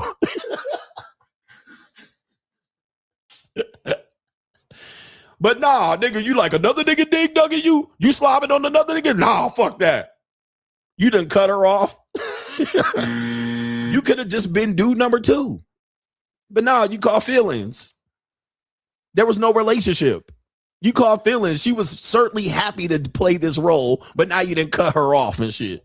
Just because she swallowing another nigga kids. And you're like, I refuse to deal with that.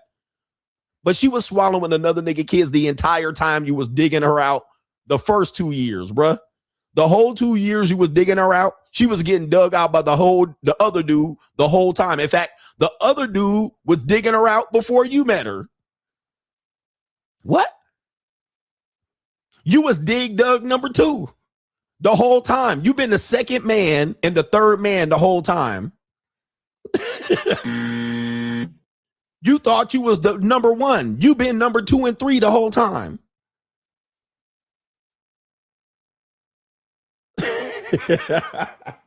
And then now you out here like, hey, you been letting another nigga dig? He was been dig dugging her out the whole time, bruh. She was in the goddamn picture the whole time. Oh, fuck. Press 1 in the chat if this happened to you in life. And this is why we have a meeting here every day on the weekdays, because we've all faced these. We all face these issues, and we're wrestling with the greater loser niggas of society trying to tell us how to feel about this. And we're wrestling with morality and religion and cultures and mores. And in reality, we're just animals. We just have feelings, and we catch feelings over intimacy, and we try to negotiate them with rules of normies. And it never works. This is why men and women are out here separating themselves even further and further, and men and women are getting divorced. I always tell a woman when I'm dealing with them, I don't care how many boyfriends you got. I only care if I make a commitment to them. That's the only time it matters to me. I don't care if you're getting dug out, nigga, raw, not raw, nigga. Give me the STI test, nigga. Bitch, are you leaking and oozing pus, nigga? I want to know then. Don't bring me that shit, and don't let the nigga cream pie, and then I'll follow up. Like, that's all I have. I have these type of rules. All right. But I'm not going to support and protect and house and give the bitch my name and have kids with the bitch, and she doing that. That's the only time I matters. All right. Nah, you want commitment and me to hold your hand in public? Fuck all that. All right. And put my face on Facebook and other niggas laughing and sniggling at me. All right. You playing in my face, and nah. All right. Nah. Fuck that. Keep it moving, man. March off. Float on. Ladies, I told you I was going to give you some game. This is going to be a long ass live stream. I hope y'all want. I hope y'all care. Ladies, I'm going to give y'all some game. And you can listen to me or not. You can tell me you failed this in endeavor or not. Ladies, you're just adverse to rejection. I don't care if you did this shit or not. But I want you to tell you something. Because men have done things for women and got smacked down. Like we paid for dates and got nothing. All right. We paid for dates and got used. We've had relationships and we never were in a monogamous relationship. Don't tell me you did this and it didn't work. But I'm going to tell you something. This is what you do for the 5 women in the chat, 25 women listening to me. And American women are not trained for this anymore, but they completely trying to not do this and then get you to still commit to them. And they're finding that it's not working. But now that I've traveled around the world and I've been to Thailand and I've been to Japan and the Philippines and Cambodia, even though those women are not as loyal as you might think, those women got the secret sauce. And it ain't because it's Asian poon. What those women do is they do so many little things that show great gratitude and appreciation that the man immediately gets sprung. This is why a dude can leave the United States and go over there and get sprung on a woman that got 8 boyfriends. Okay. You go out to eat and there's an extra fucking chicken nugget on the plate or a chicken strip. She does not touch it. You have it. There's an extra little motherfucking water in the bottom of the cup. She fills the cup. You need some more water? She'll ask for ice. She'll stop the waiter. She'll do whatever she can. She'll put the napkin in your lap. This is all shit that women used to do in America, but now because they are trying to be fighting us all the time, they refuse to do it. But then they want you to spoil them. See, American women, they ain't doing none of that shit. Spoil me, take me out, trick on me, pie this, take me shopping spree. They want you to do all this for nothing. Even when a woman can't cook, she gonna find a way to burn up the kitchen over there to try to make you some noodles. They gonna try the little shit. It's gonna be the little shit that appeals.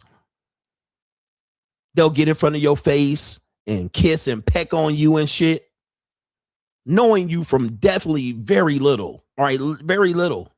They'll do these things. They'll do these things like lick your shoulder and shit, suck on your finger, and like they start doing these little things that men miss or never experience and have want to experience. Yep, they'll hand feed you. They'll take a napkin and clean the motherfucking mustard out of your beard. Instead of sitting there with the mustard in your beard and a bitch looking at you like, oh, I can't date him. That's what women do. They get the ick. Oh, he gets mustard in his beard. And the bitch want to go get fucked by Tyrone. Where over there, they going to clean the mustard off your beard. They ain't going to have you out here with a hair or a booger in your nose and getting the ick. They going to get the booger out your nose and pop pimples off your back.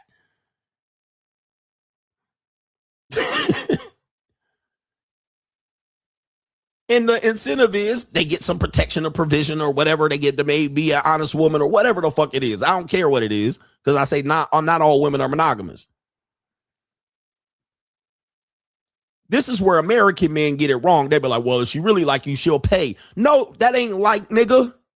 If she really like you, she'll pick the motherfucking cotton off your shirt. Nigga, she'll wipe the mustard off your beard. Nigga, that's like. That's what women do when they like you. They don't get the ick on little shit. Paying you ain't liking. Paying you is a requirement, nigga, to leave your house.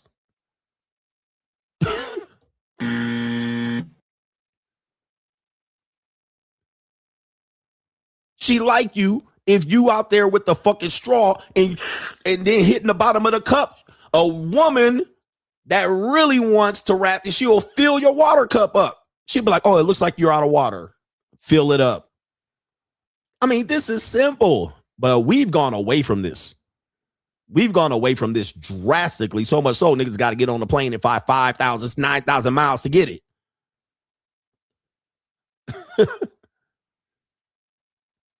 But what women do, they show up, massage my feet, massage my neck. Oh, can I get some pussy? Nah, we out here. What do you want, pussy? Bro, an Asian woman or a woman over there, they be like, pussy is a payment. That's how they pay. All right, they know that comes with the territory. They know they got to give it up on command. Why? Because, well, there's 1 billion Asian women. There's 500 million Latinas. All right. They got scarcity. They're like, oh, okay, this nigga like Asian women. Well, he's in an area where there's 41 million Asian women. Nigga like, I better do something. This nigga live in Tokyo. He likes Asian women. What is she? Can't, there's nothing differentiating herself from the other 10,000 Asian women you're gonna see on the street. I can immediately just be like, okay, bitch, you ain't gonna do it. There's another ling right there. She don't have leverage. She don't got financial leverage. She don't have independent leverage. All she has is that tactic right there. Now, when we get to this main event, you're seeing that women in the West are reneging from this. Even when their tactic is to get you in sexually, they're not even being monogamous the entire time.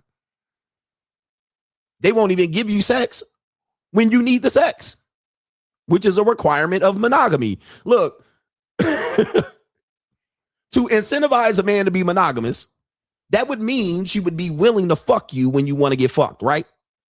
Right? But not in the United States, not in America. Not even in a marriage would a woman do that. But she wants you to only be for her. Is that monogamy or possession? That's not monogamy. Having you negotiate sex and work up to sex and chore for sex. And let me play this main event. Let me get into this, bro. Because look. We'll do a show. We'll do a show on this one. But this is what we're talking about. They're making you do all of this under possession, not monogamy. So we'll start with this video right here. Okay. Main event. Now, ladies, if you feel this way, I don't give a rat's fucking ass. If you're like, well, that's only right. Okay, good. Disqualify 90% of men off of any dating app or relationship. You ain't getting one. Because not many men are going to fucking comply to this, all right, and pay into you and pour into you for the promise of some sex that you ain't going to give. But let's listen to this woman here in this video. The secret that you never told your ex. I hooked up with both of my exes in the same night. Like, I left my ex's house and then went to my other ex's house. And they'll never know that. They never know. They'll never know. I hope they never know. That is a savage move. Okay, when I say women are never monogamous, I mean, this is an example. A woman will say, I'm not in a relationship, and you will assume she's not having sex. But this is an example of men in her past still have access to her. And this is some shit they'll do. Some women will do shit like this. I mean, I don't know. I'm not saying all women do it, but yes, you've had sex in another dude's cream pie.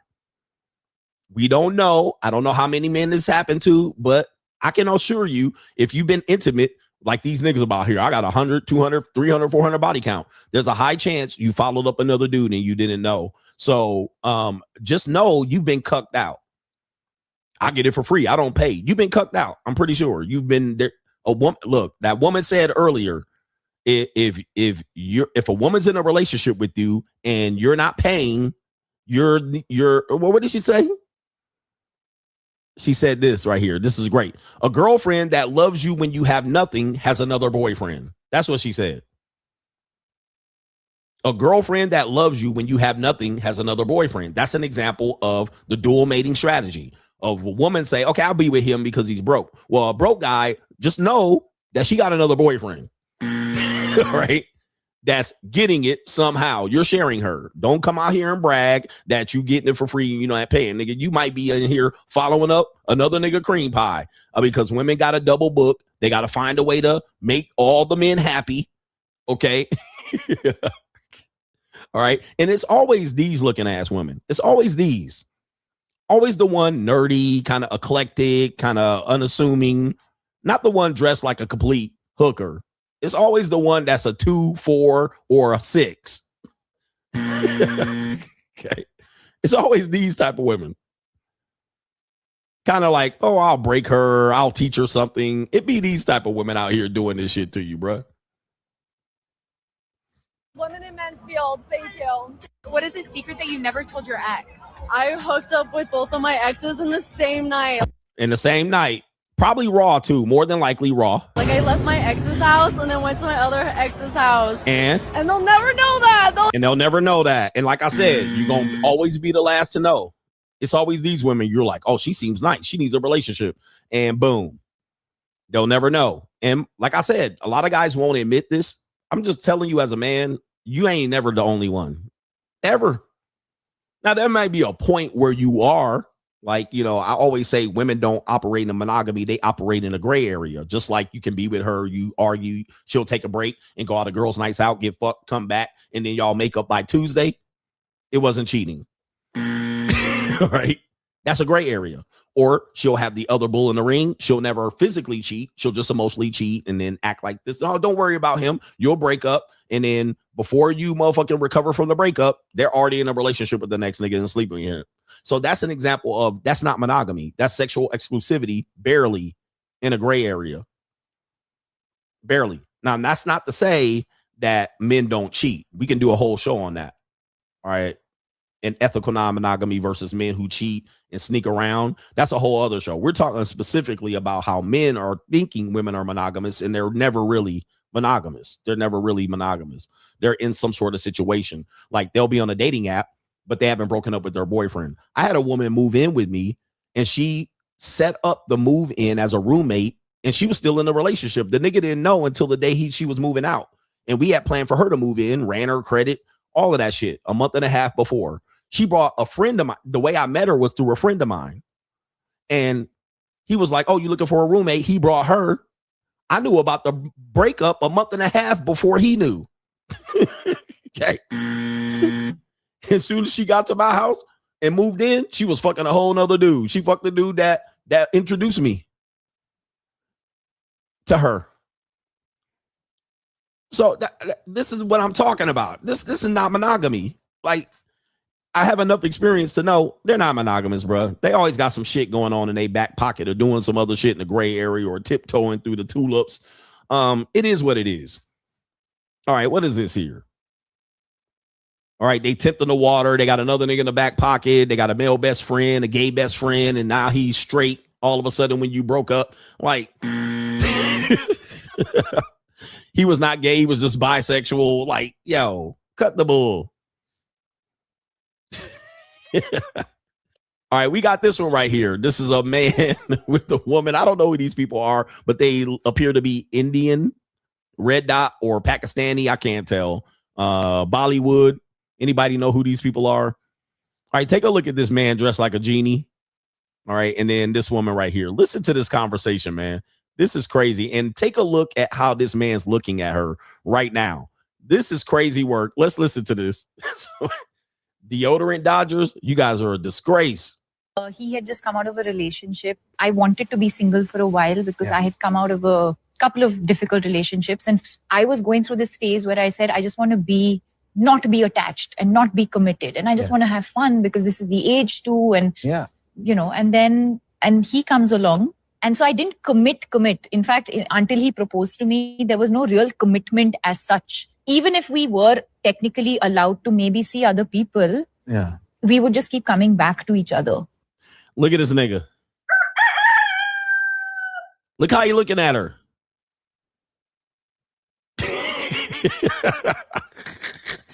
So let me just tell you, gentlemen, this is when you cold approach a woman and she's like, I just broke up in a relationship. I'm not looking for to be tied down. I'm not looking for a relationship right now. She'll say that I've been busy. I'm going to school. Basically what she's saying is in these streets, she's having fun. She's independent. She wants to fuck. Now, what'll happen is you'll be trying to overcome her objections, trying to get her to the finish line. She just wants to fuck random dudes. That's basically what she's saying. In these streets. She just wants to date. A woman is never busy. She's just dating multiple men.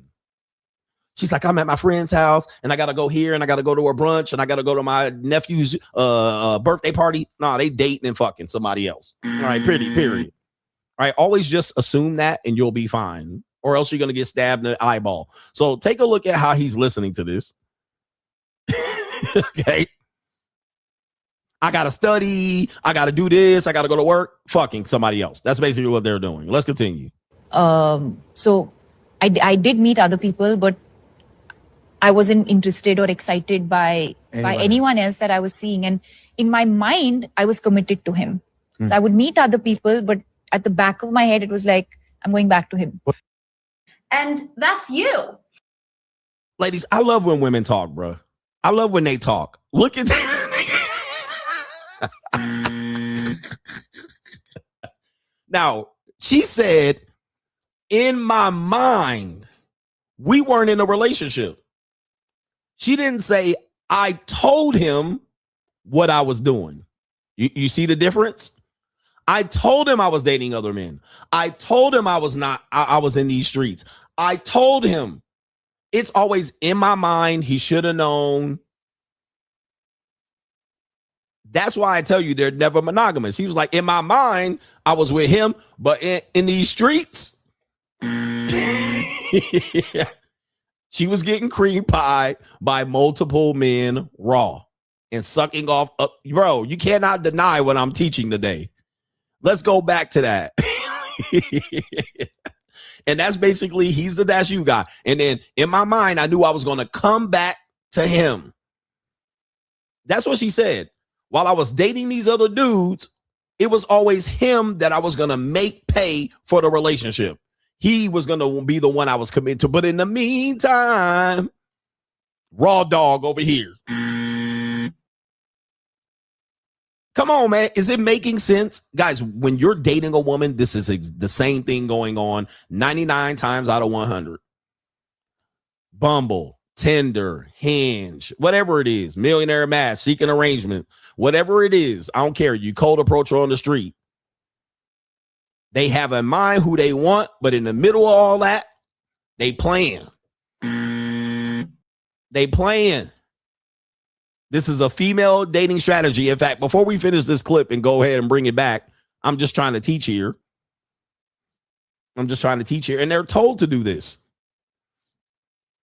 The female dating strategy, FDS philosophy, strongly advocates for dating multiple men simultaneously during the early stages of getting to know people. So if you're ever in an early stage of getting to know a woman, there's other bulls in the ring. 9 times out of 10, Tranisha confirmed it. The core principle is to avoid putting all your eggs in one basket. Let me go back to Tranisha's super chat. Tranisha says, Granny tells us to not keep all eggs in one basket. Come on, man. Come on. Hold up.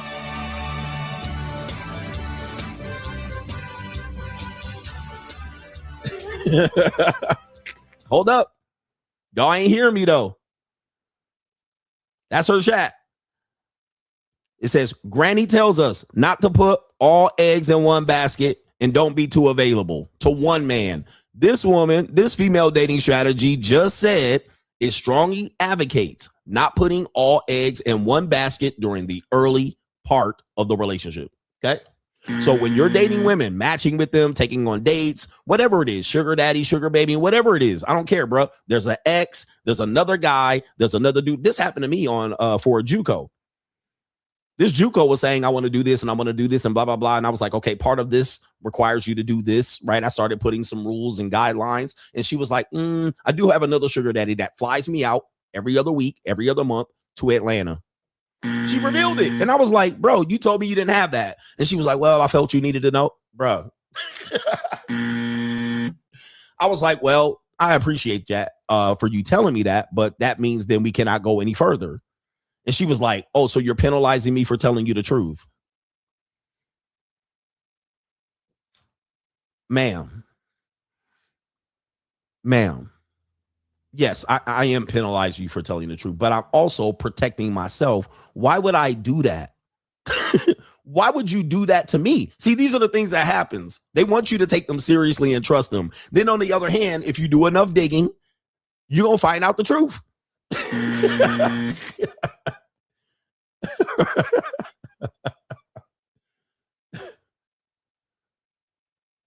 Like, yeah, that's important to what you told me before that. But now when I was making the commitment, you wanted to reveal some other shit. Like what? That's called female dating strategy. In the early stages, they gonna not get rid of all their hoes. Okay? And you have to understand that. That's the first 3 months. That's in the situationship. That's in while she's trying to earn a commitment from you. Let's go back to this woman right here. Let's go back to this woman right here. She actually just proves this. She said, well, I was dating other guys, but I knew I was going to go back and throw the relationship back on you. And in my mind, look at her body language. In my mind, let me play this part of the clip, bro. As such, even if, and he comes along. And so I didn't commit. In fact, until he proposed to me, there was no real commitment as such. Bro, let me just clarify what she said. And look at how he looking at her, bro. She said, and she has the ability to say this because she has some sort of security, because she has the proposal. The family knows they're going to get married. The wedding date is set. She said before the proposal, she was getting that bottom hit. While he was dating her, bringing her flowers and roses and taking her to motherfucking Nobus and Mastros and parading her ass around town and cuffing her and shit and taking her on trips and vacations and wine and dining her and taking her to motherfucking Thanksgiving or Christmas or whatever Pac-Tail or whatever these motherfuckers celebrate. They on Facebook official, but it wasn't until the proposal. Jeez. There was no commitment from me. Do you have the stomach?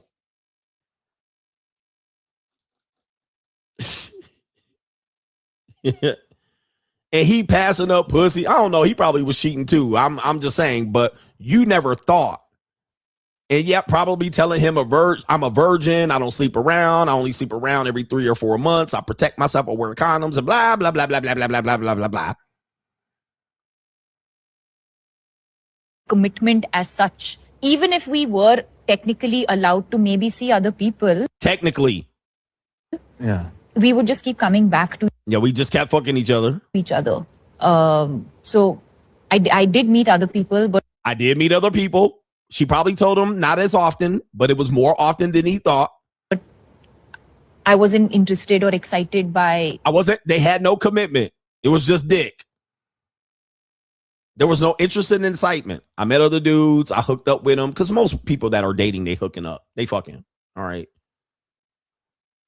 I met other people. We had sex. I got flown out. I had a sugar daddy trick on me. I went on a vacation with a nigga for 4 days and got fucked on. But she knew there was no commitment coming from them. They weren't commitment worthy. I fucked an NBA player, had a couple of trains and orgies. But I knew I was going to come back. I knew who I was coming back to. By anyone else that I was seeing. And in my mind, I was committed to him. In my mind. Not through words, not through an agreement.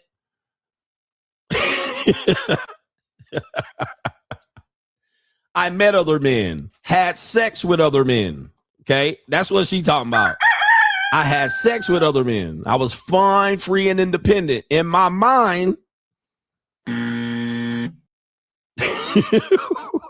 she said this in his face, bruh. Like, this is incredible, man. So I would meet other people. Still meeting other people while it was in her mind. But at the back of my head, it was like. In the back of her head. Now, when you start smacking these women in the back of their head for this shit, now you the bad guy. I'm going back to him. And in the back of my head, after I'm out here in the back of her head, she on her knees, and the dude got her ponytail tugging on the back of her head. I'm holding her ponytail in the back of her head. In the back of her head, she thinking about going back to him.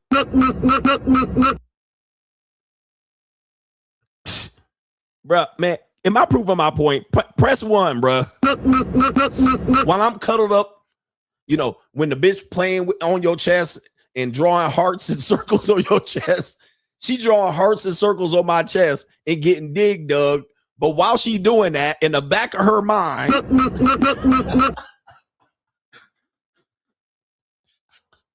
ladies, y'all quiet.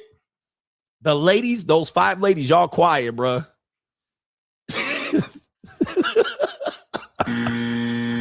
She making heart circles on my chest. And she has no intentions of asking me for a relationship. She's just getting the bind fixed. She getting her stomach stretched out, her insides pushed to her esophagus. The bitch cuddled up with me, toes all on my calf muscles, and she doing all this. But in the back of her mind, all right, she thinking of going back to this nigga tomorrow. She got a date schedule with you. Check this out. Quick story time. I'm gonna finish that video. So I come back from my last Ling tour. There's a woman here. I had a woman here. We had a situationship for free, you know, wasn't an arrangement or anything. But she texted me the whole time. Oh, when you come back, I can't wait till you come back, blah, blah, blah. I come back. She tried to wriggle out of it. Oh, I just started spotting. Can I see you tomorrow? I was like, nope, no. I was like, you come today. Like, that was what we planned. Like, when she was like, when do you get in? When do you fly in? Anytime a woman's trying to get your schedule, she's trying to juggle her dick schedule. That's called dating. She's setting her dates. When you come back, when you fly in, I'll see you when. Okay, so I get there, I fly in, and I tell you, okay, yeah, I'm gonna see you tomorrow. She's like, oh, I just start spotting. Can I see you tomorrow? I was like, no, see me when you said you would see me. You can't do it. But when she came over, there was no spotting. She kind of tried to act like there was. Can we lay a towel down and shit like this? So I was like, all right, cool. There was no real danger and whatnot. I smashed and whatnot. Then she came over 2 days later. She was like, oh, my period mysteriously disappeared. There's nothing. What can you deduce from this story? What happened was she ended up having another date. She had a double book. She was conflicted, trying to figure out how was she going to balance her dick schedule. She tried to make me wait another day, and I was like, no, I'm not. And then she had to go back to the other dude and say, I'll see you Tuesday. I mean, come on, man.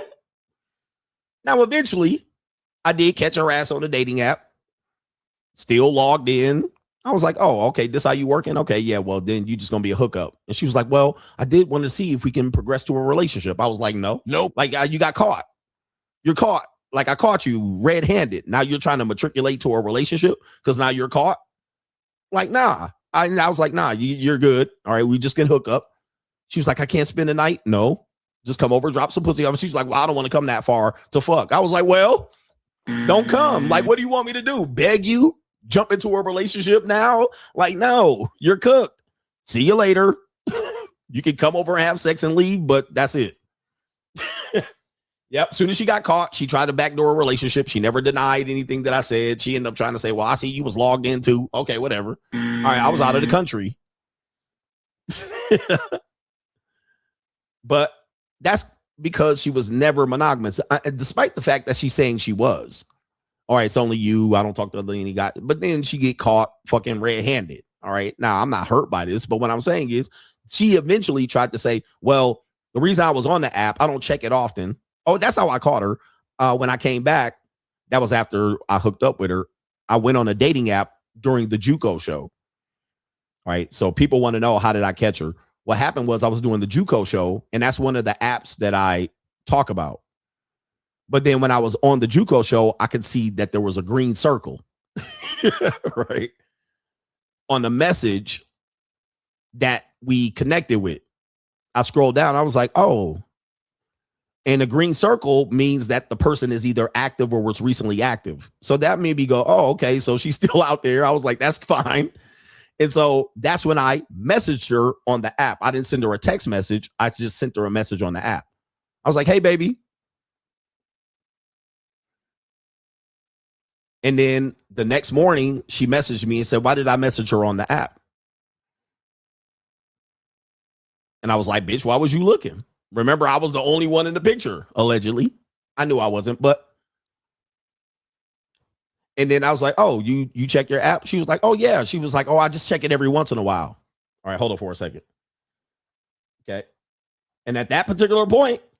Gotcha, bitch. She cooked. She's cooked at that point because she didn't reveal her fucking hand. All right. All right. Gotcha, bitch. You cooked. Because then she tried to explain it. Well, I don't check it that often. I check it every once in a while. Cooked. All right. You lost all leverage. And then soon as after that point, I was like, well, listen, we've never committed. You don't owe me anything exclusive wise. We can continue going forward, but there's no spending the night. There's none of that. And she was like, oh, wait. She's like, well, I do check it every once in a while. And I just, okay, yeah, bitch. Okay, well, fine. And then the next message, well, I was just wondering if we were gonna go forward with a relationship and where was this going? Oh, now you want to have this discussion? Oh, you want to have this discussion now? This discussion was never on the table prior to me seeing that you had a green dot on your. All right. Now you want to discuss relationship. Interesting.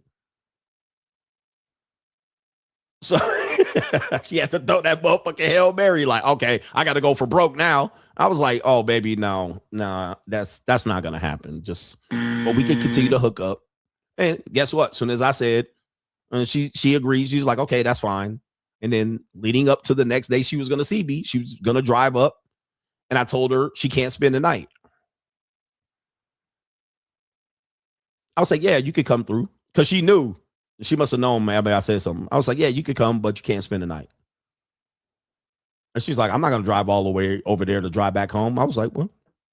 Right.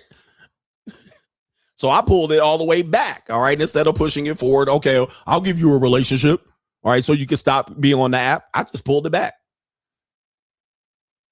I was like, you get nothing but dick. All right. You can come over for that. And all of a sudden she was like, yep, she didn't want that demotion. She realized. So where's she at? She back on the dating app where she was the entire time we were seeing each other while she was telling me you're the only guy. So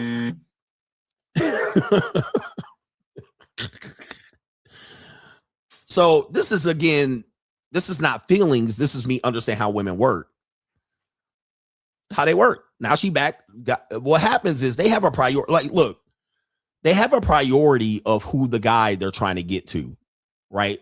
This guy's non-committal. This guy's the bottom hitter. This guy's the guy she's willing to pay for. This the guy that pays. This the guy that's commitment. So you're one of these 5 people or more.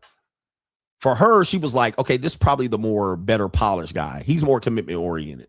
This guy just dick. He playing around. This guy, okay. This guy just messaging me and not meeting. This guy's rich. Like, you're one of 3, 4, 5 of these guys. Now, many people are going to argue this, but this is exactly what she said. This is exactly what she said. In the back of my mind, I knew who I was going to ask for the commitment.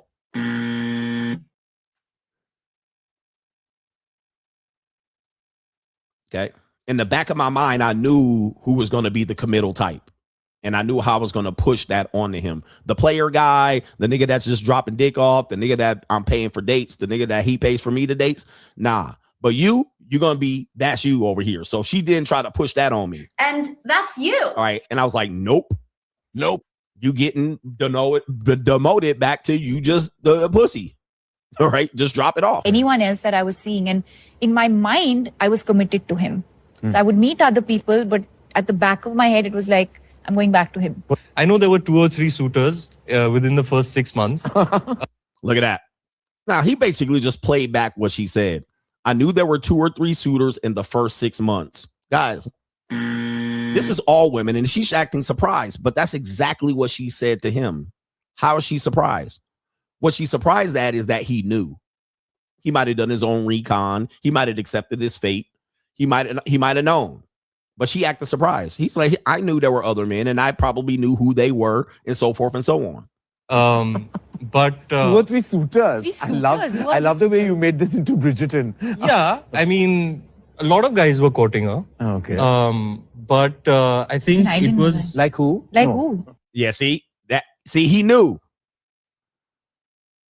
He knew, and that's what I want you to know. He knew.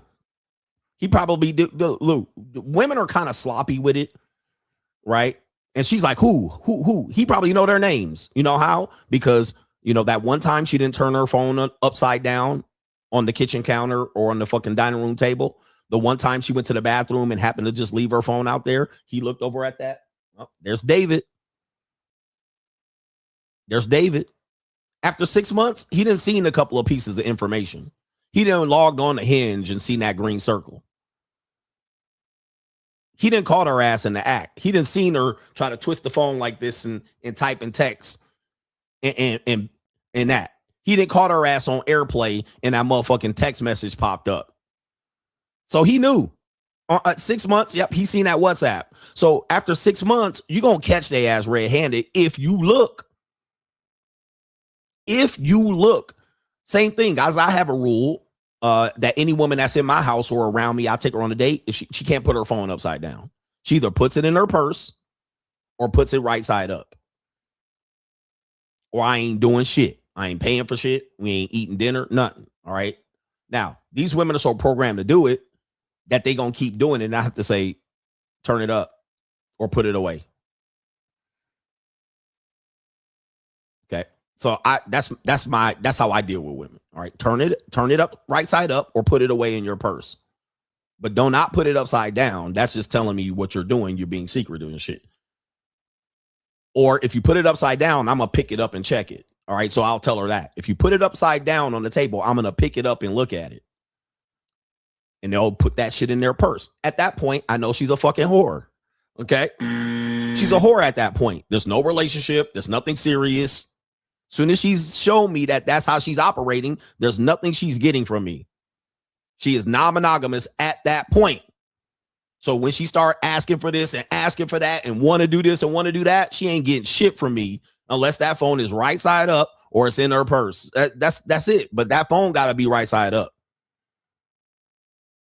All right. So, but if she chooses it to be right side, put it down or put it away, no commitment. All you gonna be, you're disqualified. All you gonna be is pussy, and all you gonna get is gets tricked on here for some pussy and flown out and go back home. You're never gonna be taken seriously. I can never take you seriously at that point. So this is what he's saying. He probably already picked up on the signs.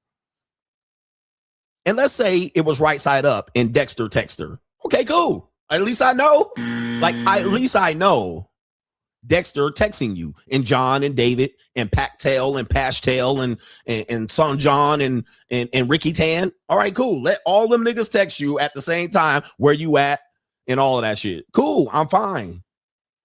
We're good with that. But this is who you're going to be for me for good. Don't ask me to move the line next. All right. So this is what how I deal with it. And you have to do this early on before you catch feelings and before she sucks you off and swallows your kid. All right. And before she gives you pussy and say you the only one daddy. All right. And let you hit raw for the first time. And I normally don't let niggas hit without a condom. All right. Okay. Yeah. You the only one hitting without a condom. Okay. Whatever.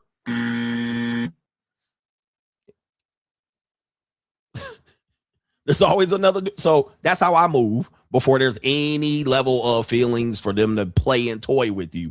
And so here's what he's saying. I already knew. Let's see what else he says. And she's acting surprised. By the way, if you want to go further into this dark, deep level of psychology with women, you have to go over to CoachGregAdams.locals.com. All right. And I'm going to have multiple women. I'm going to be ethically non-monogamous. I'm never going to hide that I have other women in this process. So when she's wondering, and then she pops up on my Instagram and she sees me with all these women, she knows that she in line too. And she might be happy to play that role. Or she might say, well, are you going to stop dating these other women if we get together? No. All right. I'm going to still live this life. I'm going to still fly out and fly bitches out. And you can accept it or reject it. All right. Because I'm still in abundance. I can hit every fucking continent in 2 fucking weeks. All right. And fuck as many as women as I want. Now, if you want me to commit to you, you're going to have to figure out how to play another game, but it ain't going to be me. CoachGregAdams.locals.com. We talk about this every Sunday morning for about 2 hours or so. Sometimes we go 3 hours. All right. So women can have this female dating strategy and I will deal with them. I will deal with you. But commit, no. Right? Commit, no. Allowance, no. Shopping sprees, no. No, you get nothing but motherfucking greenbacks and dick. And most of the time it's just dick and no greenback. That's all you getting. All right. All I'm getting is slop. All we doing is motherfucking slip slop. All you getting is slip slop. That's all you getting. Okay. And I'm going to pay you off and pack you up. Here's your bag. Take you to the airport. Drop you the fuck off. Go home and see you. I'll see you again in a couple weeks, couple months, And if you local, all you getting is slip slop. But don't ask me for shit. Don't ask me for nothing. Don't ask me in an emergency. You need a couple of dollars. All you getting is slip slop. Sitting in Western Unions and shit. Nah. He said he knew. Let's see what happens. Is she surprised, acting like because she thought she was able to hide it? अभी तो तुमने बोला I was seeing other people, but I would go back to him. तुमको अब याद नहीं आ रहा. Yeah, so and basically he's repeating back what she just said. He said, bitch, you just said you did that. Now you're trying to deny it. Oh, that was before. You see what's happening?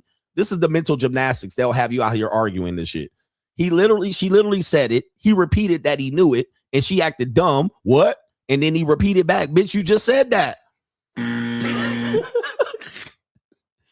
Guys, stop arguing with these women, man. You guys got to develop a philosophy that will protect you. They're not going to protect you.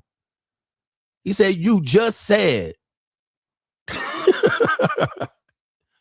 What? Huh? When, where, why, and how? Bitch are pulling out the nouns and verbs. Like what?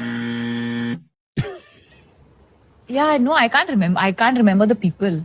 I can't remember the people. I don't know their names. See, ma'am, that's even worse. Now you done fucked it up and made it worse. So let me get this straight. You just said you had multiple men. You were sucking their dick. And in the back of your mind, you were sticking to me. Now when I confront you, you don't even remember who they are. You sound like Andrew Tate. Which women were reporting me? Now you don't even remember. In the 6 months we were dating, you don't even remember who they were. Man, bruh. Just this is why you can't get emotional with these women, bruh. You know who they are. Now you don't remember. There were so many, you don't know the names, you didn't even know the last name. You was just slip-slopping everybody and slobbing on everybody and just having a party. You was drunk and all that shit. Now you out here sober with my fucking ring on. Like, what are we doing, ma'am? What are we doing? You just fucking everything. And look at the way he looking at her, man. This is crazy work, man. This is crazy work. You supposed to marry this woman and take her seriously. I remember very clear. He said, I remember very clear. Ooh. You know why? He Bruce Wayne'd her. He saw the text messages. He probably hired a private investigator. Bitch, he knew. Exactly. Yeah. Yeah, bitch. Look. See now, ladies, this is how y'all get choked. This is how y'all get choked out and cut up into pieces. I'm not saying that he should do that, but this, and look how she laughing in his face. Oh my Lord. She playing in his face, bro. But not, guys, if you do this to her, this bitch will be listening to Mary J. Blige for months and weeks. She be on Instagram talking about how you niggas ain't shit. But when you catch her, they laughing and sniggling in your face, and you can't go ahead and grab their neck up and just put her ass against the wall, nigga. You going to jail. She got caught red-handed, tried to deny it, gaslit him. Brothers. So I tell you, bro, you're not the only one out here. You're not the only one. Play your role. Figure out what your lane is and play that lane. Because don't ever think they're going to be sorry for doing this. Female dating strategy confirms that they're not sorry for doing this. They just think that it is their right to do so. And more than likely, I mean, I can't argue against that. But just know you getting that work out here. Okay, a couple more. I got time. Like, that's cold, bruh.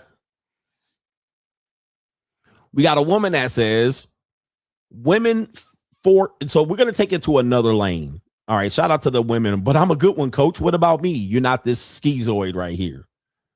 What about the good women? The marriage and relationship women, the women that are not like that. Let's just give you the benefit of the doubt.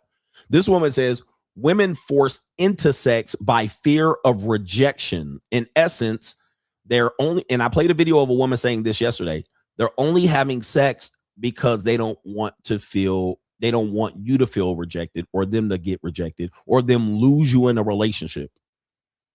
So they know if they turn down sex to you, they're going to lose you in a relationship. Let's hear the portion of this video.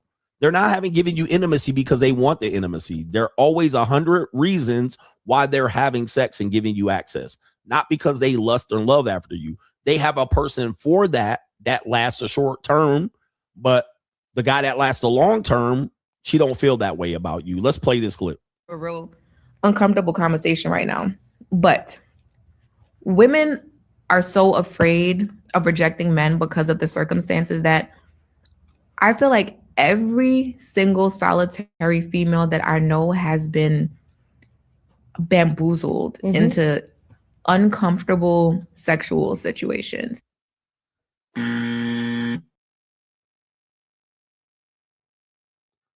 Bruh, am I building my case? So she was the one that said every single solitary woman. I didn't say every woman. I say that to protect myself from you bitch ass niggas and incel. She said every woman. Let's continue. Yeah, you're basically saying that like most women experience date rape. Yes, I know that. Bruh. That I told you no, and I know I hear myself. We somehow here but doing we this still shit because you kept asking. Because you kept asking. You heard me say no. She's not talking about date, but she said date grape. But she's also talking about relationships and marriages. I'm going to ask you again. Is this monogamy? Not just cheating. We're going to take it and say these women aren't cheating.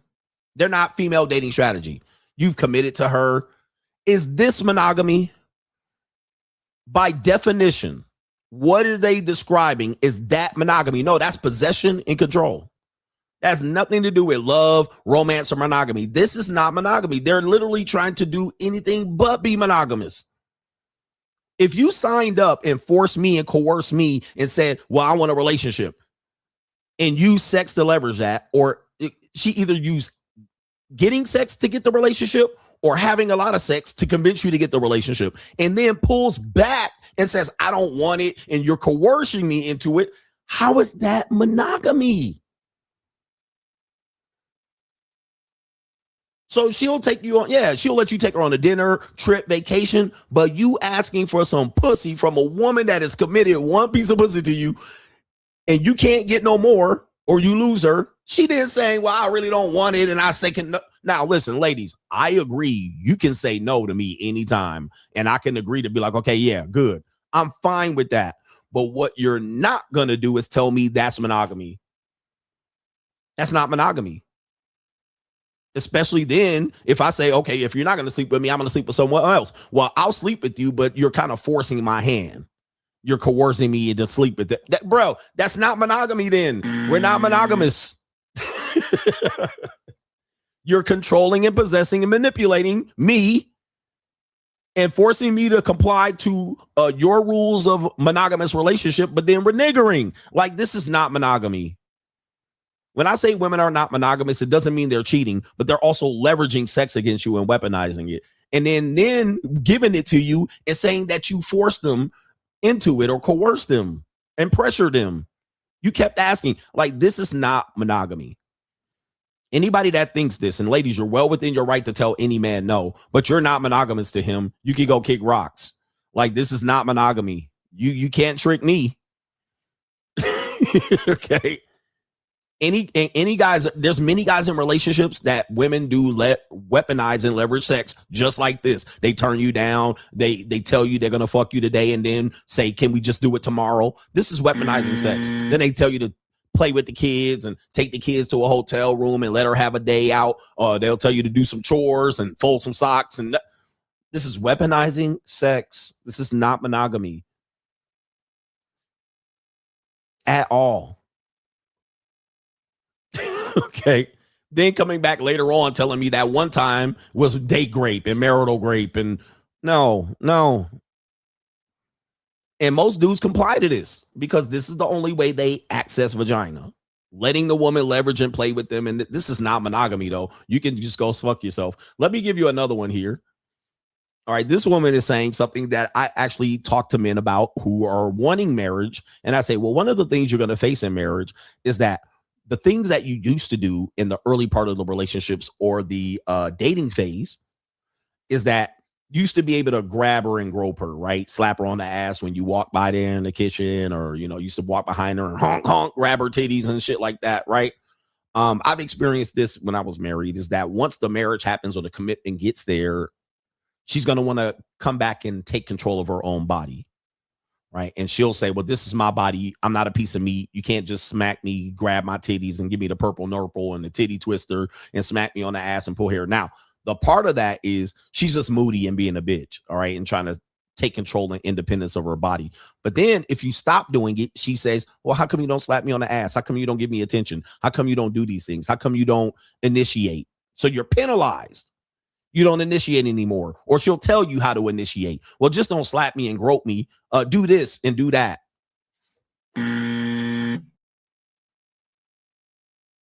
This is how I want to be loved and touched. Now, you could probably go back in your mental Rolodex and find ways that she liked that.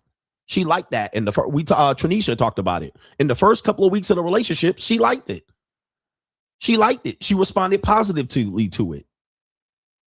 But now she done moved the needle and bait and switch you and switch the rules. Now she doesn't like it. But then when you don't do it, she wants you to kind of do it back. Like,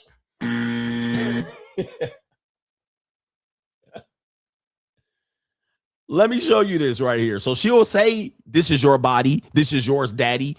Take control, be a man. But then when you continue to do it, once you make a commitment and turn to a bitch ass nigga, she wants to claim it back. But then she wants it again if you don't, bruh. Let's continue. This woman says, let's talk about sex after having a baby. That's called a commitment. So the commitment was had. Women experience all kind of different phases of themselves, postpartum depression, and they change when they have babies. Let's continue. Baby, the way you're trying is like I'm washing the dishes and you come up behind me and grab my boobs. Baby, that's not it. I'm not there. That almost feels like a violation because I'm so far from that part of my body. And there are women that like that. There are women that turns them on. It does not do that for me. Guys, white women are the queens of this shit, bro. The bait and switch. Now, she let that shit go on. But now she's changing the rules. Well, my body's changed and my mind's changed. I'm not that woman anymore. So now you this is called a bait and switch, by the way. That's called a bait and switch. When I say the women will bait and switch you, that's a bait and switch. She baited you in with that, but now change the rule. Well, I'm far away from that no more. Now that I'm a mom, now that I'm this, now you can't do that no more for the rest of the relationship. That was only for the first 3 months.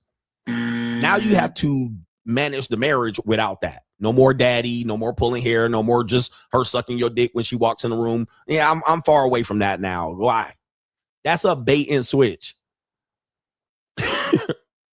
And it's my body, and I'm learning my body and who I am. My brainstem developed. That's called a bait and switch. All right. And then now you have to manage and navigate the relationship without that. All right. No more dick sucks. No more ball licks. No more grabbing her titties randomly. Right. It's my body. Bitch, you in my house. You're in my house. Well, just because you're a provider doesn't mean you can touch me the way you want to. Guys, this is a bait and switch. Then they will call this monogamy. Then they will call this monogamy. Ladies, you're fine. Ladies, if you want to do this, fine. I'm not telling men to do this continuously or expect it. What I'm telling you is do not ask for a commitment from me, or do not ask me to continue to say commitment once you switched, because she said, I feel I was violated. That's a threat against me. I'm violating you in my own home. Oh, baby, I got to protect myself. We're divorcing. The marriage is annulled.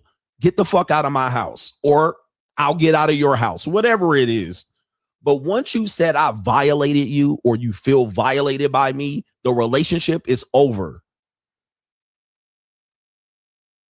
I'm not going to continue to negotiate on your terms. The relationship is over. I'm going to go touch and grope another woman for the next 3 months. And then once she doesn't want it no more, get a new one.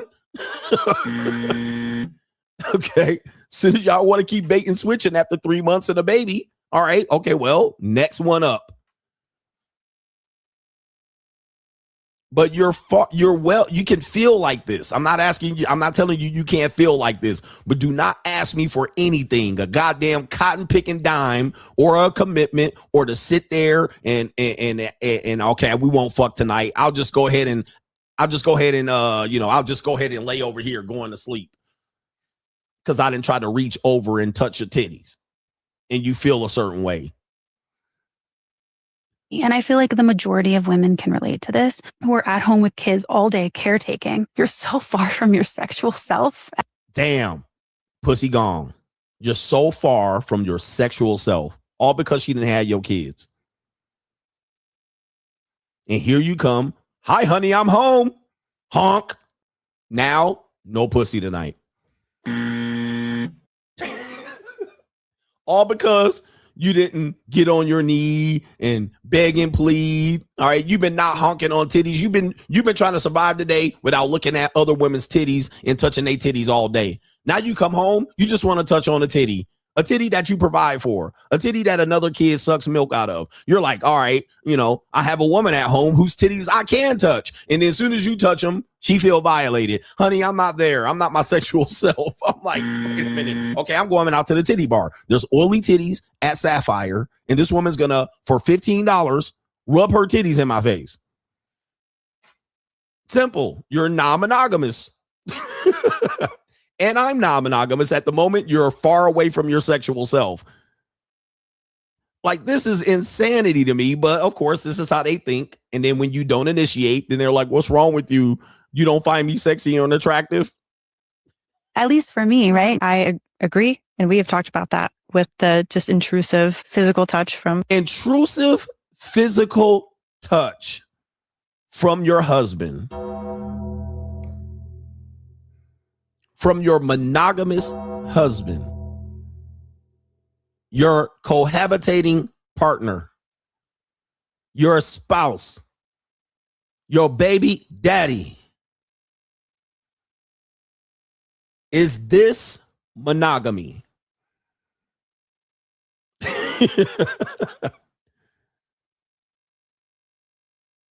When I say women are not monogamous, I'm building a case. They're just possessive. They're possessing you. They're keeping you from other titties, other pussy. They're keeping you, providing for them and doing all the work with no reward back, threatening you with intrusive language and violations and shit like this. This is not monogamy. This is possession. This is keeping you away from your duty to replenish the fucking earth by fucking and touching on as many women as you can, getting you locked in some legal or some fucking jargon while they out here not giving you pussy or giving it to someone else. Like, this is not monogamy at all. I would never even agree. Like, look, and the reason why it's fucked up is because she didn't do this to get into the relationship. She didn't say this at the beginning, not the first week, not the first month, not the first trimester. She never said anything about this until the commitment came. Now, as soon as the commitment came, she reneging and bait and switching. She's switching the rules in the middle of it. And then I'm supposed to live with it? No. Not only that, if another nigga grazed her titty in a grocery store, she'll be telling you, this tall 6'5" blue-eyed nigga grazed my titty and she got horny from it. And gave that nigga his number. She went to the gym at 24-hour fitness at 10 p.m. so you can't get no pussy from her. And another nigga groping her titties in the locker room. Like, this is what we're talking about. And she letting the shit slide. Right? At work, her work husband get the feel on her titties whenever he wants to. But you paying the bill. I know this is a hard conversation. I know this seems like this isn't true, coach. You're just jumping to conclusions, but I'm laying out a thorough case here of why women are not monogamous. They're just possessive. They're just cutting you off from what you really want. You're agreeing to something that you thought you're agreeing to something that you thought was going to happen. And then she's changing the rules. And now you can't divorce her, break up with her. Cause you're going to be like, what? Just cause I don't let you intrusively grab me? Just because, I feel like you're coercing me into sex, you're just going to leave me? Yeah, motherfucker. I can. I should be able to drop you like a fucking bad habit. I should be able to annul the marriage. What's the fucking point?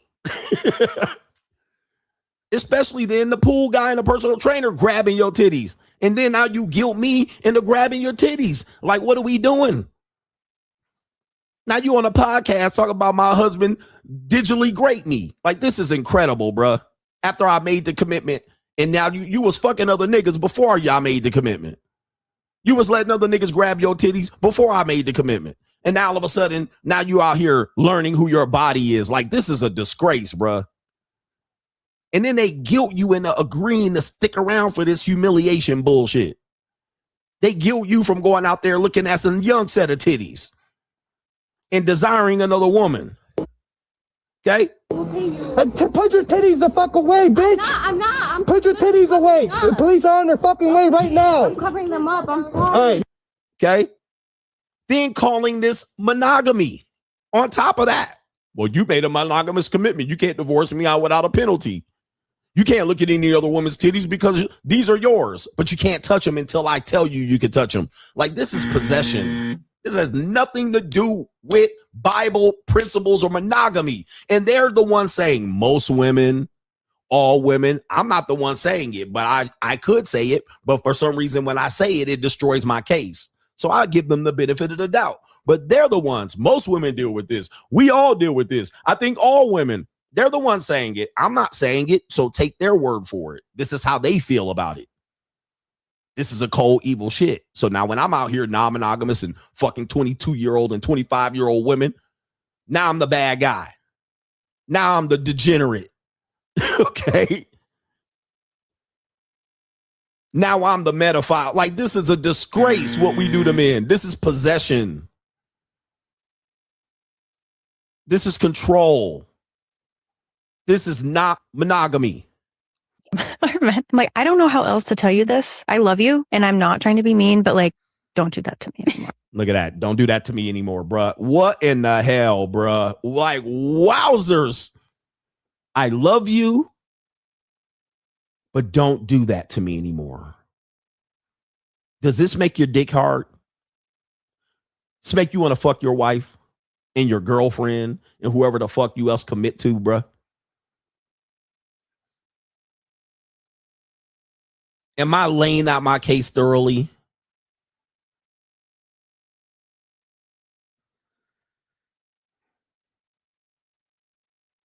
Am I telling you to, am I empowering you as a man or a woman watching this? Am I missing the point?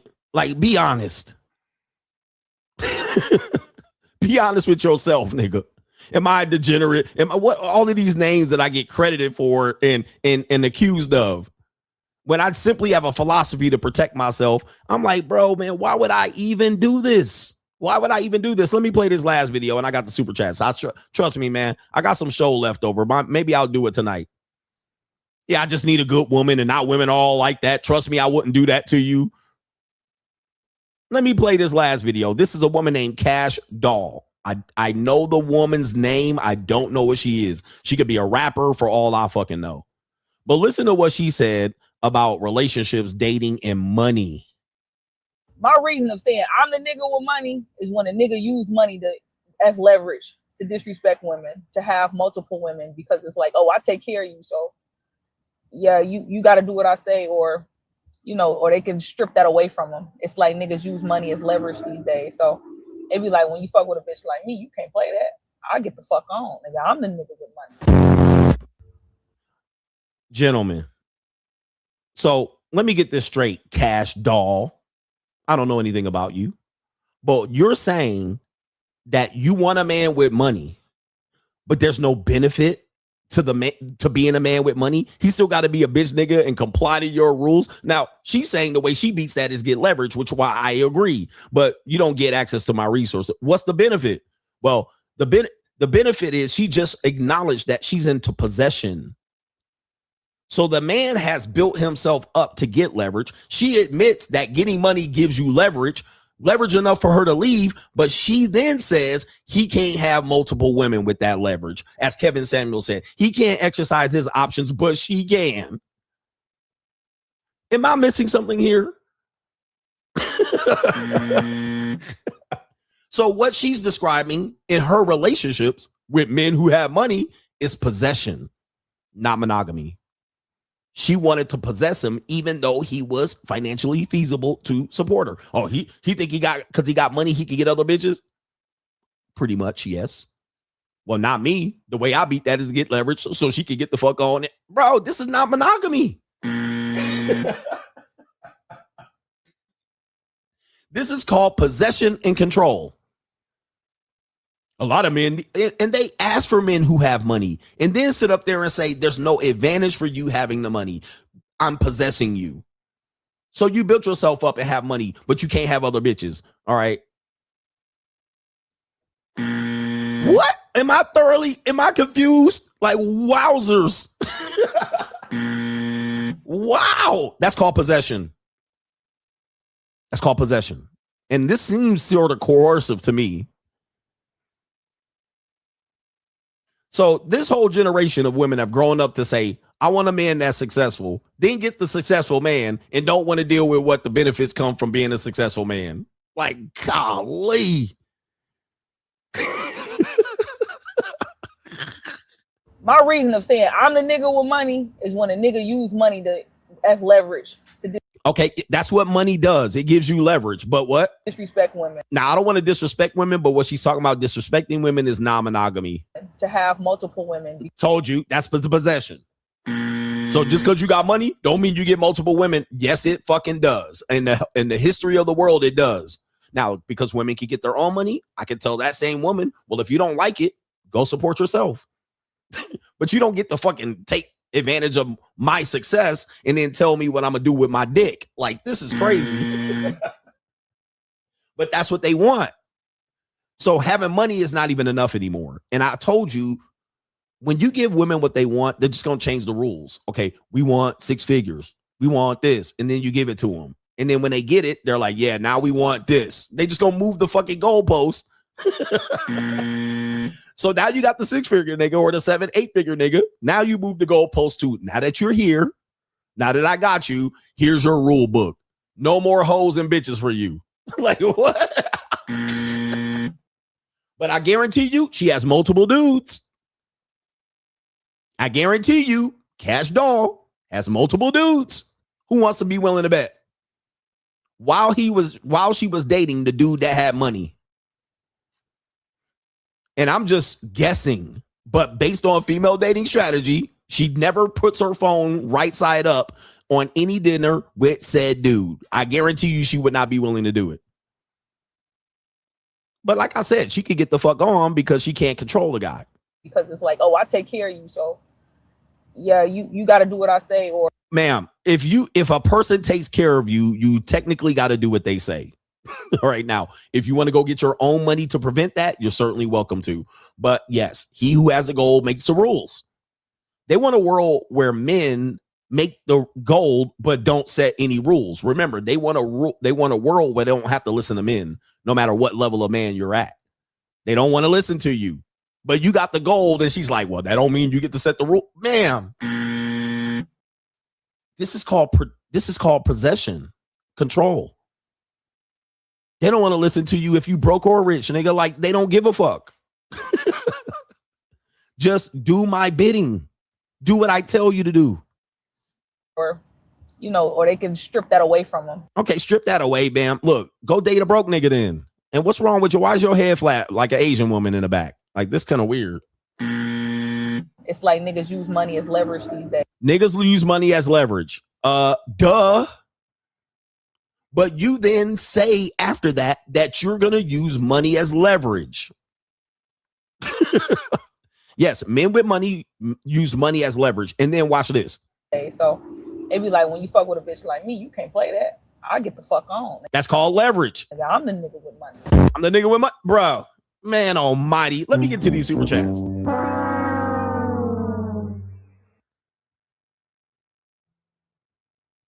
Sorry for being the way I am. I'm sorry for being the way I am. If you somehow, which I just don't imagine, how you can disagree with anything I present I get it here and there, but I'm pretty thorough in building my case. I don't just jump up here and talk shit. I'm gonna have to actually show you. I'm gonna provide a case. I'm gonna build a case like Johnny Cochran, nigga, and Robert Kardashian and motherfucking the Jewish Shapiro, nigga. I'm gonna build a case. I don't see how you disagree. Unless you're a woman. I don't see how you can ever jump up here and just disagree. I don't agree with any of this shit you talking about. But this is insanity. Like, I proved my case. They proved it for me. All I had to do was set up the clips to demonstrate that when you're dealing with a woman, they're not monogamous. They have no intention to be monogamous with you at all. At all. They're going to play and dip. So what, I'm unapologetically non-monogamous. That's what you're getting from me. Even if you deal with me and get into some sort of commitment and I say, okay, you're my girl. All right. When I go, don't come in here and tell me, well, now you can't have any orgies or trains no more. I won't do a threesome. Okay, well, good. I won't do a threesome with you. You can't take threesomes off the fucking table for me forever. I want to be with you forever, but never have a threesome again. No, ma'am. You don't get to do. Where do you get to do that? Just think about that, bruh. Just think about how the gall of a woman to say some shit like that. The way you like your dick pleasure, you can never have that again by being with me. Okay, listen, I don't mind you having that rule, but you don't have that rule with me. All right, so you can find another dude that will accept those terms, but not me. Look, it is what it is. All right, you accept it or reject it, but don't come in here and guilt me out of some fucking orgy and shit. All right, if I want a threesome, then you just accept that I won't have the threesome with you. I'm going to have it with 2 other women. Now, if you don't want that, go ahead and zip my motherfucking wallet up. All my business is done. I'm going to close my briefcase. I guess we're done here. I guess we have nothing. All right, so go on back on your Hinge or your seeking arrangements and go find another nigga with that bullshit. All right, but I got the leverage, nigga. I got the rules. Now, a woman can be like, okay, well, I'll put up with it. You got to do that and not let me see it. Don't play in my face. Okay, good, bitch. That's what we doing. But don't tell me I can't go to strip clubs and jerk off no more and look at other bitches' titties and shit and can't get an orgy no more. Oh, hell no. That don't come with it. Now, it can come with it for your rules, but not with mine. All right, I ain't doing that shit. And then they got their phone upside down at the dinner table, same fucking time. Right? Then they up here looking like this bitch. All right, talking to 6 other niggas right before you propose to them. The whole time. Like, hell no, bruh. Ladies, where y'all at? Where y'all at on this one? I don't believe in coercing women into sex or forcing them or pressuring them or having them make a choice like, okay, I don't want to do it, but I want CGA, so I'm an agree. Now, don't just agree to keep me. This is what you gonna have to do with me, or go find another nigga that you talking to. Go ahead and turn your phone right side up, nigga, and go contact them niggas because it ain't gonna be me. But then when you do that, in the back of her mind, as that woman said, let's say, for instance, a woman said that. She's like, okay, no more threesomes. I'm not a threesome type of girl. I don't do it up the Duke shoot. And you say, well, okay, I do. I'll just do it with other women. You know what she's going to say? She's going to say, okay, I'll commit. And guess what? She's going to just cheat on you. She's just going to be like, all right, I'll commit with him and go continue to date the other dudes while telling you that she's monogamous with you and agree to your rules. So that's the next thing that's going to happen. And if you don't think you think I'm lying about that, she'll just go ahead and agree. And then she'll just say, okay, I'll continue to date dudes on the side. But then when you digging her pussy out, she can be like, it's yours, daddies. Nobody has this but you. All right. So she'll continue. She'll just lie to you. And then say you lied to her, but you literally told her the rules up front and she agreed with it. And then she was like, because I've done that before. A woman agreed to it. And then later on, I was like, oh, you got other dudes still? And then she was like, well, you didn't give up your hoes. I said, you literally agreed. You literally agreed that I was going to do this and you were going to do that. You agreed to the rules, but you didn't live it through. And then you're using it against me. That's a different thing. You should have just said that you didn't agree and you was going to keep your hose. You see what I mean? Like, that's the game they play. Like I said, you didn't have to agree to the rules, but you did. And now you're trying to use it against me. And then blame me for it. Don't blame me and use it against me when you agreed.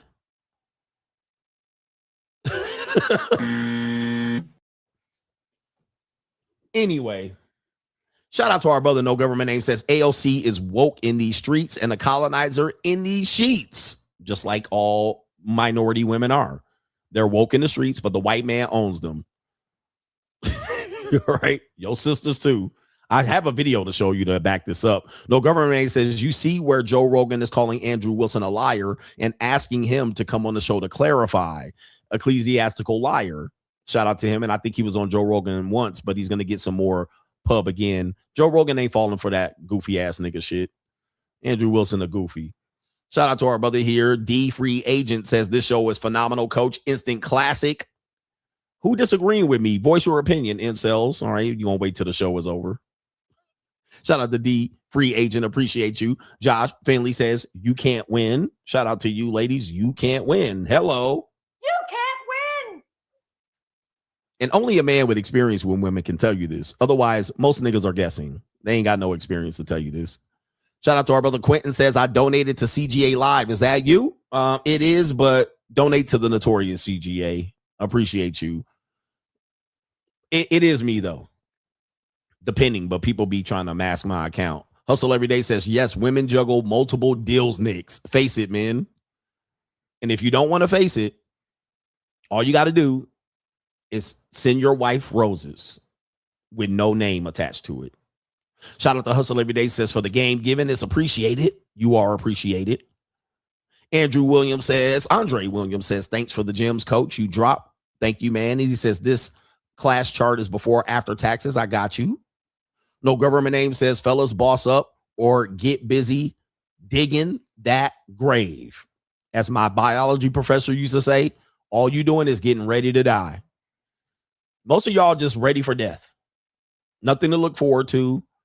You done graduated college with your goofy ass degree, your special ed, University of Michigan, liberal arts degree, and all y'all doing is going to work, coming home, not having sex with your girlfriend or wife, and just ready to die.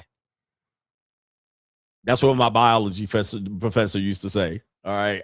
He used to talk about why he went to doctorate school. He was like, why did I get my PhD? He was like, most people by 25, they get their degree, they get their first job, and they get that major disappointment and reality check that they're going to work for the next 50 years. They don't take vacations. They don't do shit. They don't buy clothes. They just contracting. He's like, most people just ready to die after 25 with a degree. And I was like, damn, this thing, bro, he was lethal. He used to have me scared going to class.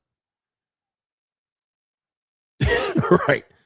Because he used to say shit off the cuff. And I used to be like, this dude crazy. Just like when you watch me, you'd be like, damn, CGA wild. That biology professor, man, I can't remember his name, but he used to say some shit like, man, people just ready to die.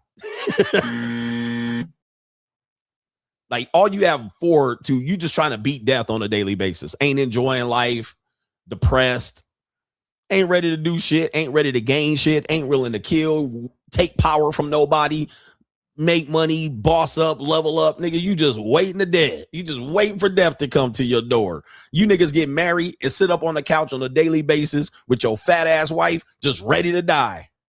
Just death to look forward to. No kids, no nothing. And she telling you another thing women will do as possession.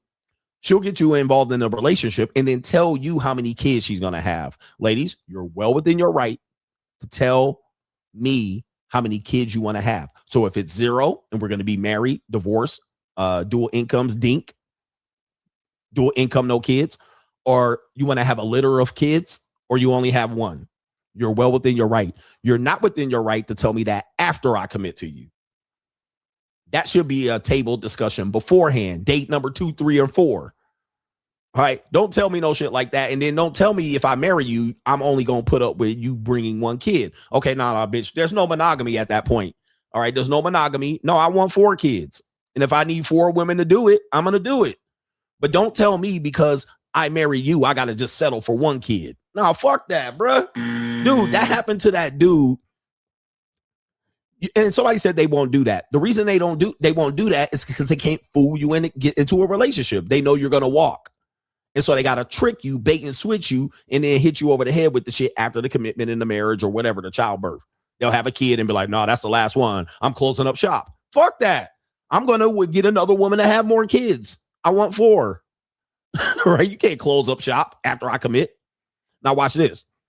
That happened to that dude, Aaron Andrews. Did all that, waited, worked on her career, and then she was 48 years old, and she wanted the IVF fertilization, and she married some handsome Ken doll. And then she couldn't have no kids, and she was like, well, I guess we won't have no kids. No, you won't have no kids. No, you ain't having no kids. All right, bitch, I'm gonna go have some kids. Now you can stay with me married, but I'm going to have some kids. All right. And just because you 48 and can't get pregnant. See, that's what I'm talking about.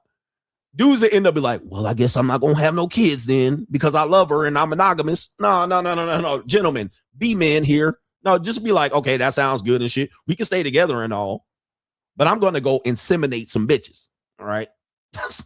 I'm going to go impregnate and cream pie women. I'm going to have a litter because you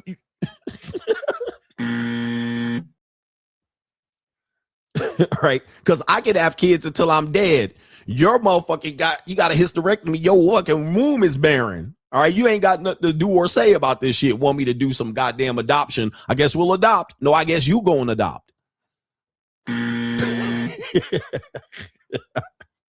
All right, but me on the other hand, I'm about to cream pie people in the natural way because I'm a man. I got the penis. Shout out to Big John. I got the penis. And he who has the penis has the power. But y'all be out here tucking your penis all up in between your nut sack. All right, because you bitch ass niggas, man, bro. Be a man. Stop easily giving away your commitment and letting them change the rules. Shit happened to me once and never again, bro. I'm going to protect myself and my manhood and masculinity. Bitch, I can have kids till I'm 85. And don't tell me, well, you shouldn't. I can. I can go to the Philippines and Thailand and I can impregnate any woman I want until I'm dead. Now, that don't mean I will, but I have the power to do that. I have the penis. You don't. You don't get to dictate what happens in my motherfucking life. I dictate to you what happens because I got the power. I got the money. And don't let me have money and power. Just having the penis gives me the power. And then when I get the money on top of the penis, I get to do what the fuck I want. You don't get to dick police me and tell me who I could do it with and who I can't. And I got to marry some old baby mama, 48-year-old. Hell no. Just because you want me to do it. Right? Hex Euripide says, thanks for today's lesson. He says, I went through the near exact situation last year. Shout out to you. No government name says, I too foolishly asked a friends with benefits for a relationship when I had no reason to, shaking my head. Luckily, I stayed emotionally controlled, so we are still friends with benefits. I loved her, and I was too lazy to date new women. In fact, I often tell men, you don't believe in monogamy. You just too broke or lazy to date more women.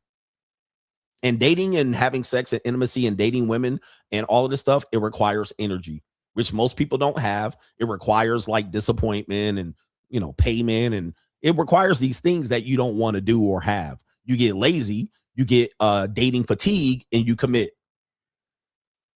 You commit. And most of the time, you're going to pick the wrong person based on that. I'm always trying to tell men that if you have good situations with one woman, you need to get that with 100 other women before you commit to that one woman. That doesn't mean you need to have sex with 100 women, but you need to know that the reason you're committing to her is because of fatigue, not because you want her, not because she wants you. A woman will tell you straight up. She will say, well, I'm tired of dating apps. Get me off these dating apps. That's called dating fatigue. She picking you not because she likes you, because she don't want to go on a fucking date no more. She don't want to be disappointed. She don't want to give up pussy on the first, second, or third date. That's why she picked you. Get me off these dating apps. That's called dating fatigue. If you out here and you don't want to run the fucking gauntlet, go sit down or take the bad, goofy bitches y'all deal with. Okay? Yep, she tired of fucking 30 dudes in a calendar year. right? Or 15 or whatever it is. She tired of hooking up. She tried to hooking up and asking for expectations on the back end. So she trying to get a goofy to go ahead and settle down. And you get tired. You run out of money. You're looking at your bank account. I can't afford to take another woman out on another date, whether it be $15 or $250. And then y'all motherfuckers start committing. And then you say it's tricking for me to continue to do so. Well, I'm never going to burn out. As long as I got $250 or $500 in my pocket, I can date as many women as I want. Right? It's endless. It's a buffet, nigga. It's a smorgasbord. And don't let me go to Southeast Asia. All I need is $100 in my pocket, and I can get exactly what I want. And then when I get tired of this goofy ass bitch, I can go to get to the next one. Nigga, $100. $85 to $100 will kill it. Endless. And Asia has endless amount of women. You're never gonna run out of Asians. All right. So I go where now in America, you're gonna run out of black women. All right, there's only so many in America, only 7% of the population. So if you only want black women and you're a black man, you're gonna eventually run the fuck out. There's only so many in here, like what? Not even 10 million or some funky ass shit. 10, 12, 15 minutes, you're gonna run out. Asia got 1.8 billion.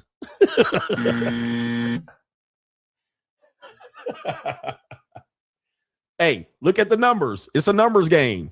All right, go over there. $100 a pop, 1.8 billion people. All right, she got scarcity. You got leverage. Over here, you got 15 million women. You got scarcity, no leverage. Even if you have money, you cooked. Man, I'm preaching to y'all, bruh. I'm preaching. Take these notes.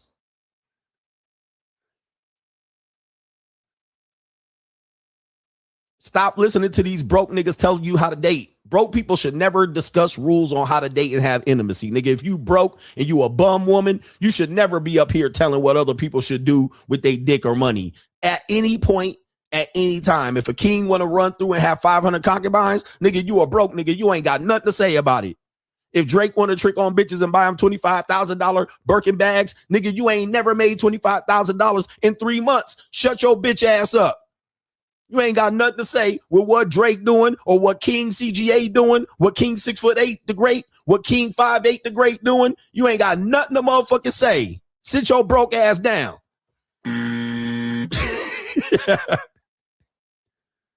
You don't tell what a king do, and the nigga done took power for niggas and made billions of dollars, and you out here, he got to do it my way. Nigga, get the fuck out of here. Take your bitch ass on. Man, I still got to get to these super chats. But today told me I had time today to preach to you. Let me see here. No government name says coach is right about sending the flowers. Keep quiet and observe them. Shout out to you. We got the whole brother people on the Ko-Fi gang. I'm going to get to you.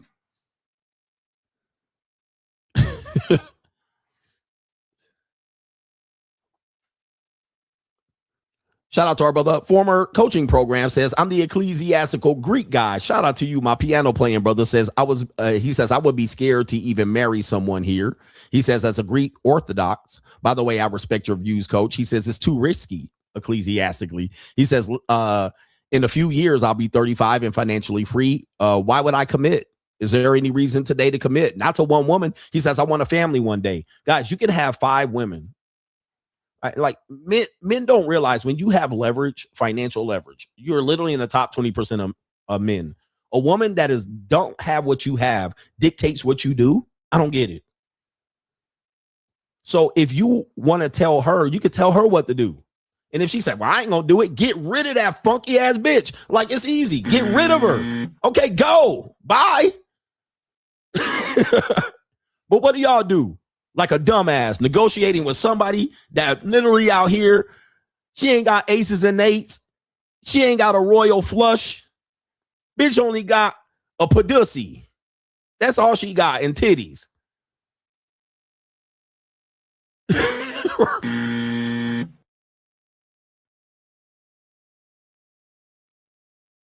And y'all out here, well, she want me to do, man, get in all, bro, man, stop the bullshit. Now, if this is a woman in the same position, she liable to do the same thing. I will look, if a woman got power and the power of Punani, bro, ladies, do what you want to do. Go get your own money and have your own show. Go for it. I'm not against women doing this. I want women to do the same thing. If you got the money and the support and you got this, bitch, nigga, you could be what's her name? Catherine the Great.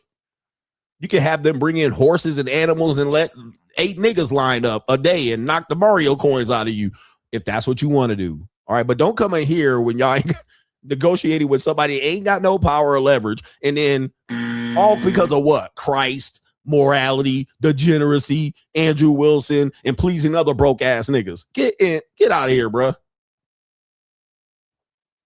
Pleasing your pastor and church and your community and society at large. Nah.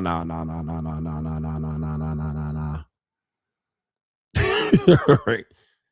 Because black women said, and your mama, and she younger than your mama, and your mama black. Hey man, none of that shit means nothing to me. I got money and dick. All right, that's what I got.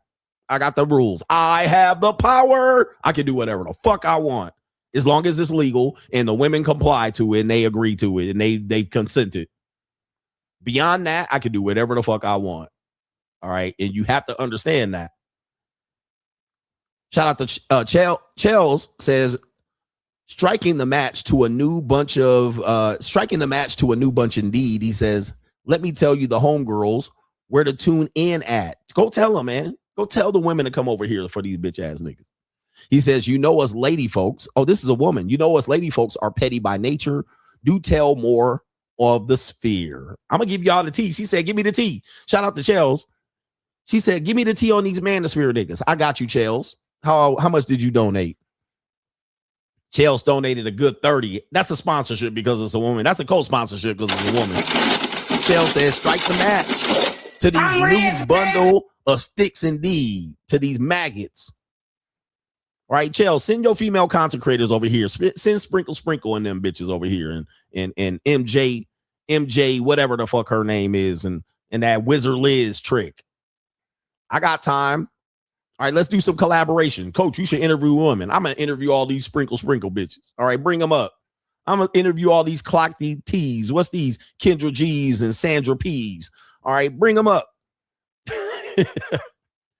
I'm going to spill the tea on these bitch ass niggas. These no pussy getting ass niggas. All right, yeah. Shout out to Bob says, you right about the manosphere. A lot of creators leave and denounce this space around 2020 and 2021. I remember a YouTuber named, I'm going to say his name, left this space for those reasons. Shout out to him. I know exactly who you are and who he is.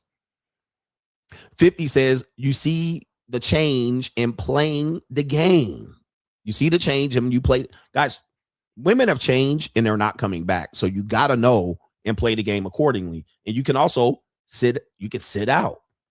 But you can't browbeat and shame women today. Shout out to our brother Taylor Gaines says, didn't mean to disrupt the gospel, coach, but I said that I would drop a sponsorship the day I found the JUCO, but the JUCO found me, and I couldn't have done it without your wisdom. Shout out to you. It's a sponsor, co-sponsor. Thank you, brother Taylor Gang in the building. Shout out to you. I'm rich, bitch. The JUCO is a lifesaver. It's a game changer. It's a game changer.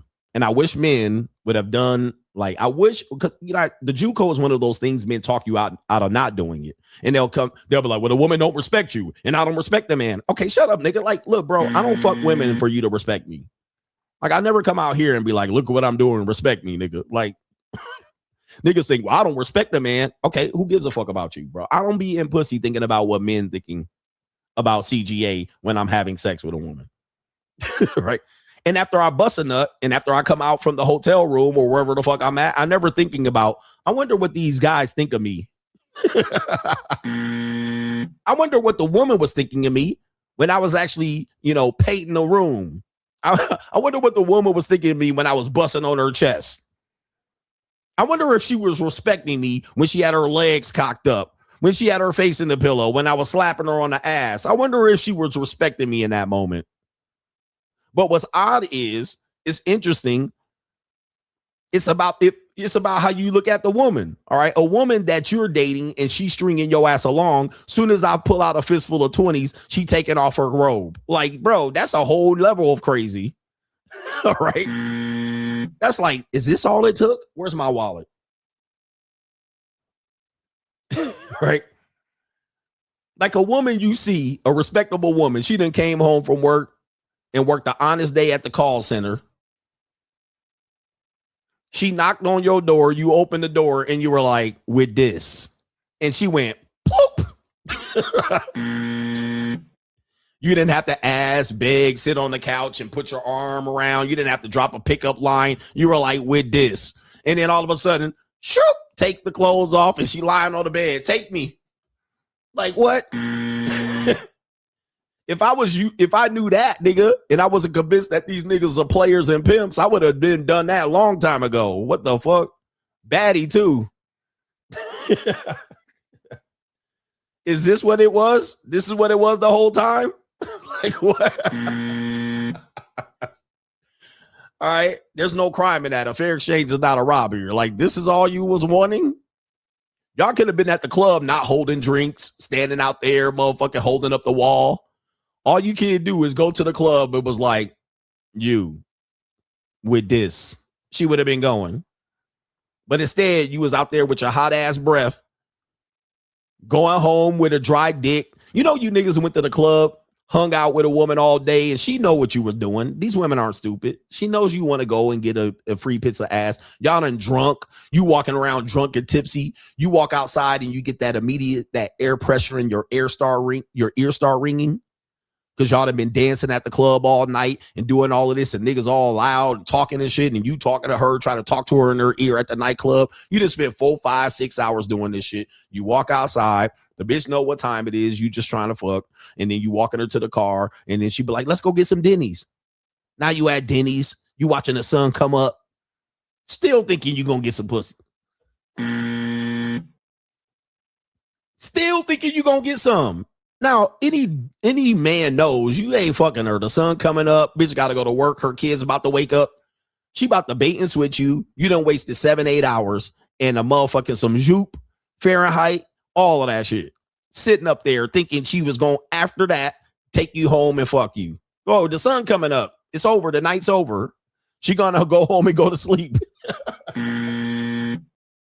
Now, you could have missed all of that by going with this. All right, come back to the crib. We're going to have some drinks. We're going to have some E&J, some brandy, some Bartles and James. Bitch, we're going to have some Mad Dog 2020 and some spliffs. Come back to the crib. And she going to toot that ass up, baby, let it roll. When you pop, lock, drop it. Nigga, she going to be pop, lock it, drop it. Pop, lock it, drop it. And you're going to be done 30 minutes. Ugh. And you're going to realize this woman is completely unimportant to you. I don't want to be around her no more. She a schizoid. The pussy wasn't even that good. You won't want to get rid of her. Y'all niggas be like, I ain't ordering a bitch of Uber. Order her a black card. Get her an Uber Premier. Get her the fuck out of your face. Instead, y'all gonna waste 7, 8 hours talking to the bitch and hanging out and trying to dance with her and not let other niggas dance on the dance floor. 4 o'clock, 5 o'clock in the morning. And then when she don't sleep with you, you be on there talking shit about these hoes ain't shit and they use you for drinks and food.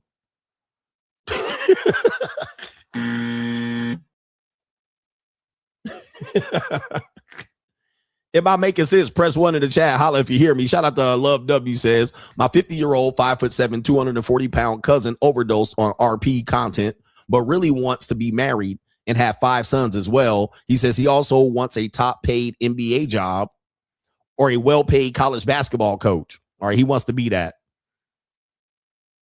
Okay. Well, he's cooked. He's 50 years old. Man, no, he's going to have to go to Thailand. Shout out to our brother Gary, says you're 100% correct on today's women can't even cook a meal. I had a woman that wanted to be in a relationship with me. She's like, but I don't cook. I was like, why? And she was like, well, I might burn down the kitchen. Okay, bitch.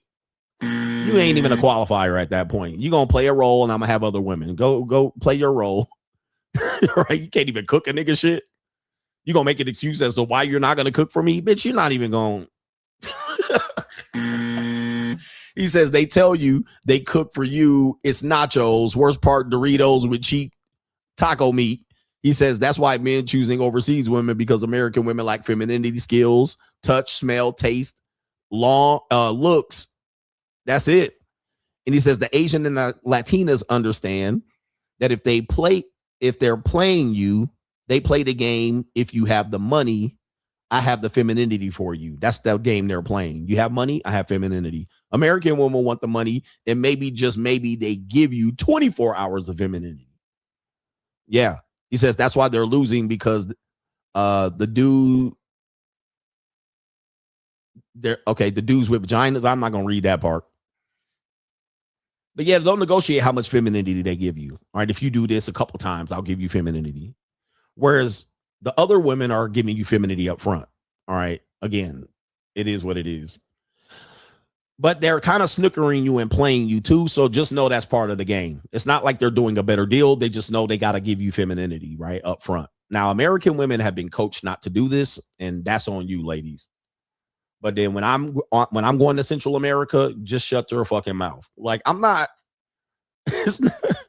You got to go over there to get femininity. Yes. Like what? Like, people have done this for a long time. Like, telling dudes they're wrong because they can't get it in the middle of fucking Gary, Indiana. Well, you can't get it in Gary, Indiana, so something wrong with you. Who makes that rule? Who made that rule? Who makes that rule? How is that a rule? Okay, if I go to the grocery store, and I'm looking for sriracha sauce. All right. And they don't have it there. What am I supposed to just not get it? What am I supposed to do? Let them order it and pick it up in 2 days? Like, what am I supposed to do? Wait for the truck to deliver it? Or am I going to take my fucking car, go over to fucking another store and go get sriracha sauce? Like, what the fuck? Like, it's no problem if I take my shit and move over here to go get it. I don't have to sit there and just deal with the store. Well, we're never going to give it to you. And you got to force it out of us. And you got to go back in the back room to see if it's in a box. Like, you got to unpack every box before the stock boy get to it. Go see if you can get it off of us. Like, what? Make us give it to you, nigga. Like,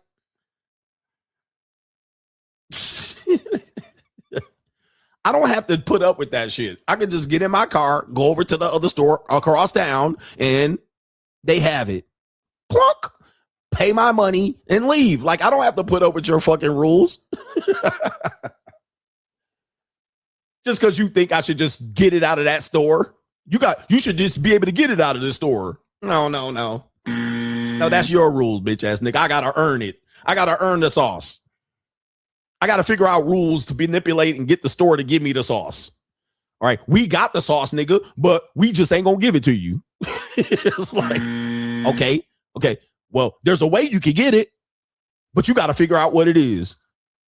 Okay. And then here's a $500 course on how to get sriracha sauce from the store that got it, but don't want to give it to you. But the other store got it on the shelf. And I got to drive 35 miles. Okay. I'll drive 35 miles. Because the stock boy over here, the stock bitch over here don't want to give me the sauce. All right, this one got it on the shelf. This nigga over there at the store like, see, this nigga a loser. He a loser back at the store because he won't want to overcome these sauce objections. He don't want to work for the sauce. He don't want to run game for the sauce. This nigga a loser because he going to drive 35 miles to go get sauce that's on the fucking shelf. I don't respect the man that got to ride 35 miles to go get some sauce.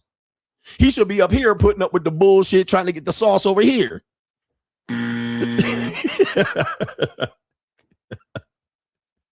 This nigga wasted gas. He done tricked over there. He didn't put gas and spend money. He didn't spend money to drive over there to go get some sauce. He could have got it over here for free.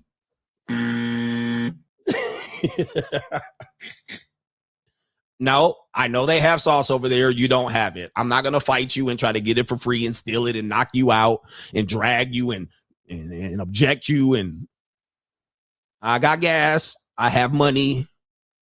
I can drive over there to go get the sauce, nigga. It ain't no big, and I don't give a fuck if you don't respect me driving over there to get sauce and paying for the sauce.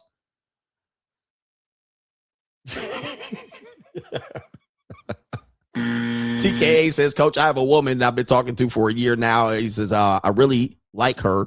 Finally seen her earlier this year. It's fun, but she's kind of in a situation constantly beefing with her ex-baby mama.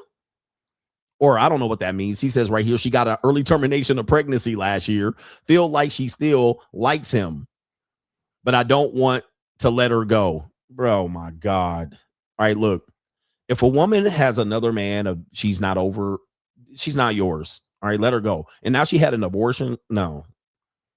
Any woman that does that, they catch an STI, they get an abortion. As soon as I hear that shit, she's a non-qualifier. She's just pussy. Ladies, she got a kid. Like, you're in the spot. You're in the lane. Men, come on, man.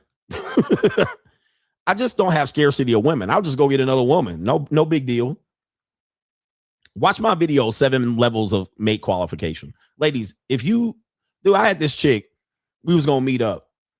All right, we was going to meet up, but we were distance. So we were talking, we going to meet up, this and this. She's like, I don't hook up with people, and I only see people every now and then. I'm so busy. She's in school. She's at work. That's what she tells me.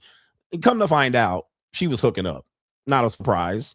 I didn't care if she was, but what happened was she caught gonorrhea, right, from one of the dudes she was hooking up with. And she ended up having to tell me because when we were going to see each other, the date was coming closer.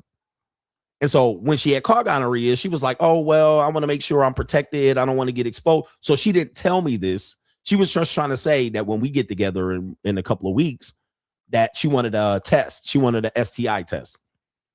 And I was like, yeah, that's no problem. I get tested every month. So, I live a certain lifestyle. She knew about it. She knew that had my Instagram. So she knew this. And so she was trying to throw that on me like I was going to give her a disease and shit. I was like, no, baby, I protect everybody. I protect myself. I protect women. I go about a certain way, but I'm always get tested. So what happened was she ended up catching the gonorrhea. And then later when the trip was coming up, she told me, she was like, hey, listen, all right. I was hooking up with some guy. And I was like, oh, you didn't tell me you were. You were telling me you weren't. Again, they always going to have other dudes. So she never insinuated she was just keep telling me that I'm a player and I got all these women and shit like that. Meanwhile, she getting dick, right? So she ended up catching gonorrhea. Right. And then as the trip was coming forward, she wanted to tell me, she was like, hey, listen, I just want to tell you, I caught it. And she gave me the date and I was able to look back at my texts. And this was around when she was busy and studying and going over to work retreat. And it ended up, she was getting digged down. All right. So I look back at the text when she said she caught it, or she said she caught it. So I was like, oh, look at this. She said she's on a work retreat. I'm on a work retreat. We're super busy. But that weekend, she wasn't on a work retreat. She was getting dick. Right. So, but she ended up catching gonorrhea. Right. So I was like, oh, shit. And so she was like, well, what happened was she caught it. She had a discharge. Right. And then she said she tried to take an antibiotic. The antibiotic didn't work. She had super gonorrhea. Right. She had super gonorrhea and it didn't work. But what she was trying to do was time it so that she was clean by the time we got together and test clean. But she wasn't testing clean. She kept testing dirty, kept coming up positive, and she was still having some sort of discomfort or discharge. So that's when she told me. It was like a week before. And I was like, and at that point, let's go back to this guy. I cut her motherfucking ass off. And she was surprised. She was like, oh, that's it? We can't continue to talk. It's over. Ma'am, soon as I hear early termination of pregnancy, soon as I hear some shit like that, you're cooked. There's nothing. It's over. Next woman. She thought I was just going to wait for her pussy to get clean. And I was just going to let that shit go. Now, everybody catches some shit here and there. That doesn't mean you're dirty. But baby, you got cut from the roster. And one of the reasons why she got cut is this. She wasn't being honest. It's not that she caught something.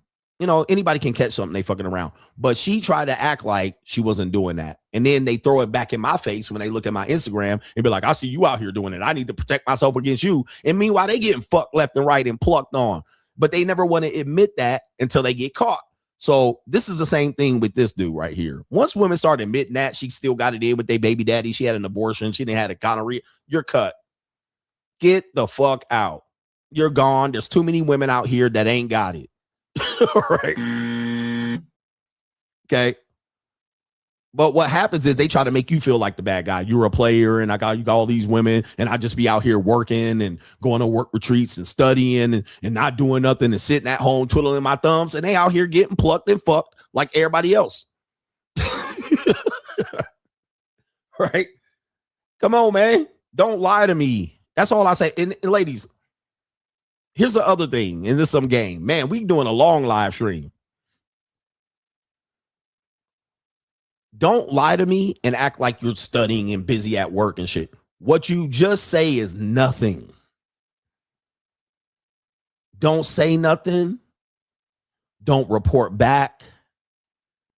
Don't text me, though. Just text me. I want to see you. Okay, this the date. And shut the fuck up from then at that. Don't ask for a relationship. Don't act like you true and blue. Don't act like you ain't a fucking whore. Just shut the fuck up and keep it what it is. And you can stay on the roster. You can stay a woman that I be folding up. Don't be trying to act like you a good girl and acting like you want a relationship and you out here getting tossed and getting skeeted on. Just shut the fuck up. All right. You just a woman I text to coordinate with, drop pussy off, and then go back home. That's where you're going to be. But once I then hear the opposite, which is how women get in trouble, they try to front like they're some way, and then they do the opposite, and then they going to eventually get caught. Somebody said, you just a Uber skeezer. You just a Uber skeezer. Don't be out here texting me, good morning, how are you, and this and that. I'm super busy, and I just been doing this, and you've been getting tossed, and dude's been licking your dookie. No, stop. I'm going to lose respect for you. Just be the whore that I need you to be. Don't try to be a good, honest woman on the side. And you just a whore at the end. I like whores. Right? I'm trying to uplift the whore. I treat whores well. This is a hard conversation. Dudes don't want to treat whores well. I treat them well because she knows her role. You want a whore for me? Good. You can even go out for a date with me after you whore for me. We good. But don't come out here looking for commitment and talking that shit. And then good morning and how are you and how you been? I miss you. And then you out here whoring yourself out. Like, yo, bro. Yo, I got rules to this shit. You don't have to follow my rules, but don't act like you ain't whoring yourself out and then making me and projecting on me like I'm some sort of community dick. And then meanwhile, you coming up testing for gonorrhea at the same time and trying to beat it with the antibiotics before I come and dick you down. Like, we ain't playing these games. You out here terminating 1, 2, 3, 4 kids. Got kids at home and shit. Yo, bro. This is too much time I have for other whores than to deal with you with this bullshit. And when I cut you off, I just don't deal with untrustworthy, unsavory, so-called good girls who are whores. Baby, I deal with women who are whores and they admit to it and they want to be my hoe. You want to be my hoe? Cool. You want to be a good hoe? You want to be daddy's hoe? We good. Don't be out here trying to be a good girl and then trying to wrangle in daddy at the same time. Trying to split roles and shit. Trying to give up my position as daddy. Don't be a daddy. Don't be out here being a community dick and you community vagina out here. You got biohazard vagina. You got out here. You got ghost babies. You got kids that should have been born and walking the whole earth and you done eradicated them from your womb. But you want me to be? Hell no. Hell no. Talking about you at Bible study in church and at school and work retreats and studying for the fucking exam. I ain't falling for that shit, baby.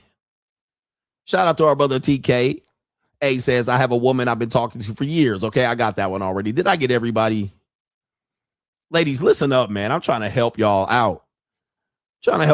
But I had this one sister, man, beautiful sister, man. She's like, but at 16, I had a ghost baby. Oh, hell no. Bye-bye. You got kids walking the earth right now, pitter-pattering feet all on the goddamn concrete that should be here, but they lost. They goddamn fucking wasted angel. Like, damn, I should be a teenager right now. I should be 10, graduated from school. This nigga got his halo just walking around and his wings all fucking. Yo, bro, I ain't got no time for that shit. Yo, man, go take your biohazard punani somewhere else. Gonna drop it off. Just don't talk to me in the middle of the week. I don't judge. I don't judge, ladies. If you want to be out here and having ghost babies out here and the whole basketball starting 5 team of niggas out here that could be out here winning NCAA championships, but you out here trying to get me to be in a relationship with you, and then you done disclose that you done got, a football team worth of niggas eradicated from your vagina. Hey, baby, you ain't never going to have CGA's name. You ain't never going to be in a relationship. I ain't never claiming you. Now, if you had a miscarriage or some shit like that, I get it, But if you done went to Planned Parenthood and they done took the vacuum, or you done took the pill out and they took the goddamn steers and shit, what do they call them? The shit, and then they wriggle it out of your body. Oh.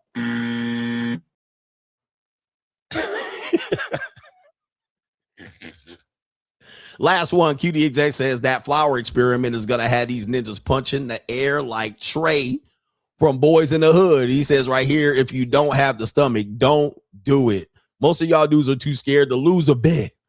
He says, Ninja, flip the card table and boss up. F your uncle, for real. I ain't scared to lose nan women out here, bro. They ain't nan women out here I fear losing. Not a single solitary soul. These women come and go. I change them like draws. There ain't a woman out here that can cuff me. I mean, they can't get me. All right. There ain't a woman out here that can make me monogamous. All right. I don't care if she jump up and down on me every day. I'm going to need me a fresh new piece. All right. At some point. But I don't need there's no woman that got a vagina power. Dude, look, once you go around the world one time, women are an unlimited resource. Once you get about $35,000 in your bank account, you can get almost any woman on earth. You can get the finest woman you ever think you can fuck on earth. I went to Brazil. The finest woman I ever smashed was in Brazil for a discount. Plane ticket. No American woman. Dude, I told this nigga, I said, dude, this woman will be Beyonce in America. This woman would be, if she was in America, she would be a force, tour de force. She would have NFL niggas pregnating her. Like, this woman will be a queen if she was in America. Meanwhile, she can't come to America. Nigga, Brazilian women can't come to America, Donald Trump. The best she could do is go to London or France. But I was like, damn. And got her on discount. Like, bro, cheap. I can't even tell you, bro. I can't even tell you. Okay. Once you do that, you come back to the United States and look at these fat, overweight women, 40 years old, 37, 52, pining for relationships, giving you some roasted ass, used up, ghost baby, discharged ass vagina, used. Man, you ain't never. And this woman was like 20. I can't even remember how she 24. And you jump over here and you get a motherfucker over here telling you can't be with a 24-year-old woman, and you go to Brazil. Like, bro, there ain't no way you come back with your head on straight. Your head gonna be cocked sideways soon as you get off the plane in America. As soon as I get off the plane and hit Houston, right? I hit Houston and I look around the airport because I didn't came from South America or some shit connected flight into Houston, or I get to San Francisco coming from Asia. I'll be looking around. I'm like, y'all niggas don't know how bad y'all got it. All these fat, overweight, sloppy jalopies, old women that still think they sexy. I come back and look in the airport and bitches sitting at the bar like he need to buy me a drink. And then you hear they talking and I go on Instagram and flick Instagram. I'm like, bro, a first class flight dropping into almost any nation trumps that. Not by a country mile, bro. But it's not even close. And dudes will sit over here and shame you for doing that and staying over here in Houston with these fat women talking about she thick. I'm taking that route every time. There's an abundance. And Tony Gaskins be telling me to get married to an 80-year-old woman. Boyce Watkins telling me to get married to a 46-year-old woman. Now I can hit Brazil with a woman that's tightly packed, young, ready to go. Curly hair, light eyes, beautiful bronze skin, nice toes and shit. Like what? What? And they shaming me for doing this? You got to be kidding me, bruh. You making me feel bad for doing this? You're saying I'm a loser and I don't have no game, but I'm supposed to run game on obtuse shaped women.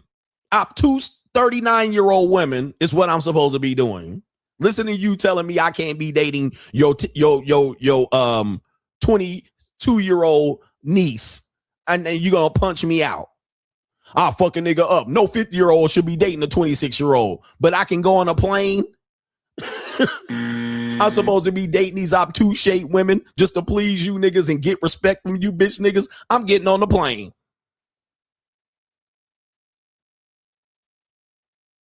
Plane every day. Don't respect me if you want. Brazil.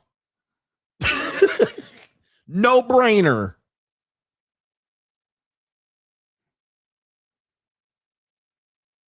Brazil it is. Telling me I like thick women, and then I pull up your goddamn Instagram and it's a fat obese woman. That ain't a thick woman. Shout out to Justin Fowler, says the spirit of Elijah. Appreciate you.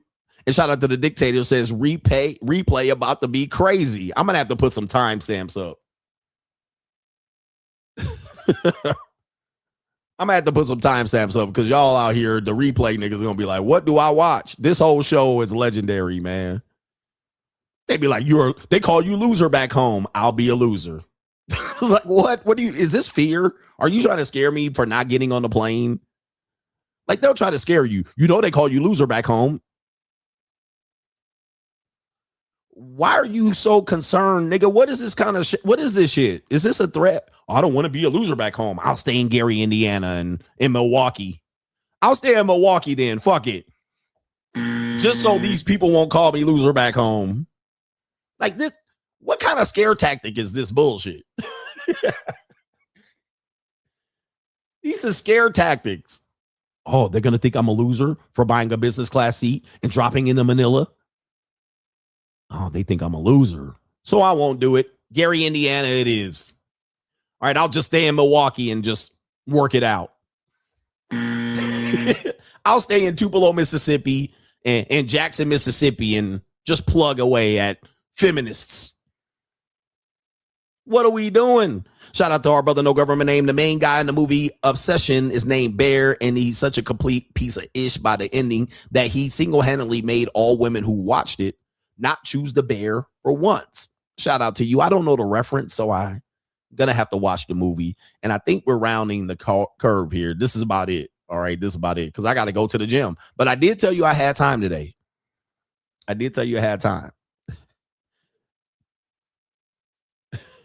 He said, it's dick policing. It is. And then they put their reputation. Dude will be on the Faceless channel on YouTube telling you he doesn't respect men who in Manila or in Brazil buying pussy. Let me just think about this. Nigga, I can't even see who you are. I can't see your face, nigga. Like, think about this. You're a dating coach who I can't see. Telling me you don't respect me. How? You don't even respect yourself, nigga. You don't even show your face. And then, I mean, there's a reason I can't see your face. You a ugly nigga judging me for doing what I'm doing. What in the world? What does the world come to, bitch ass nigga? Shout out to the coach gang. We out of here. Peace.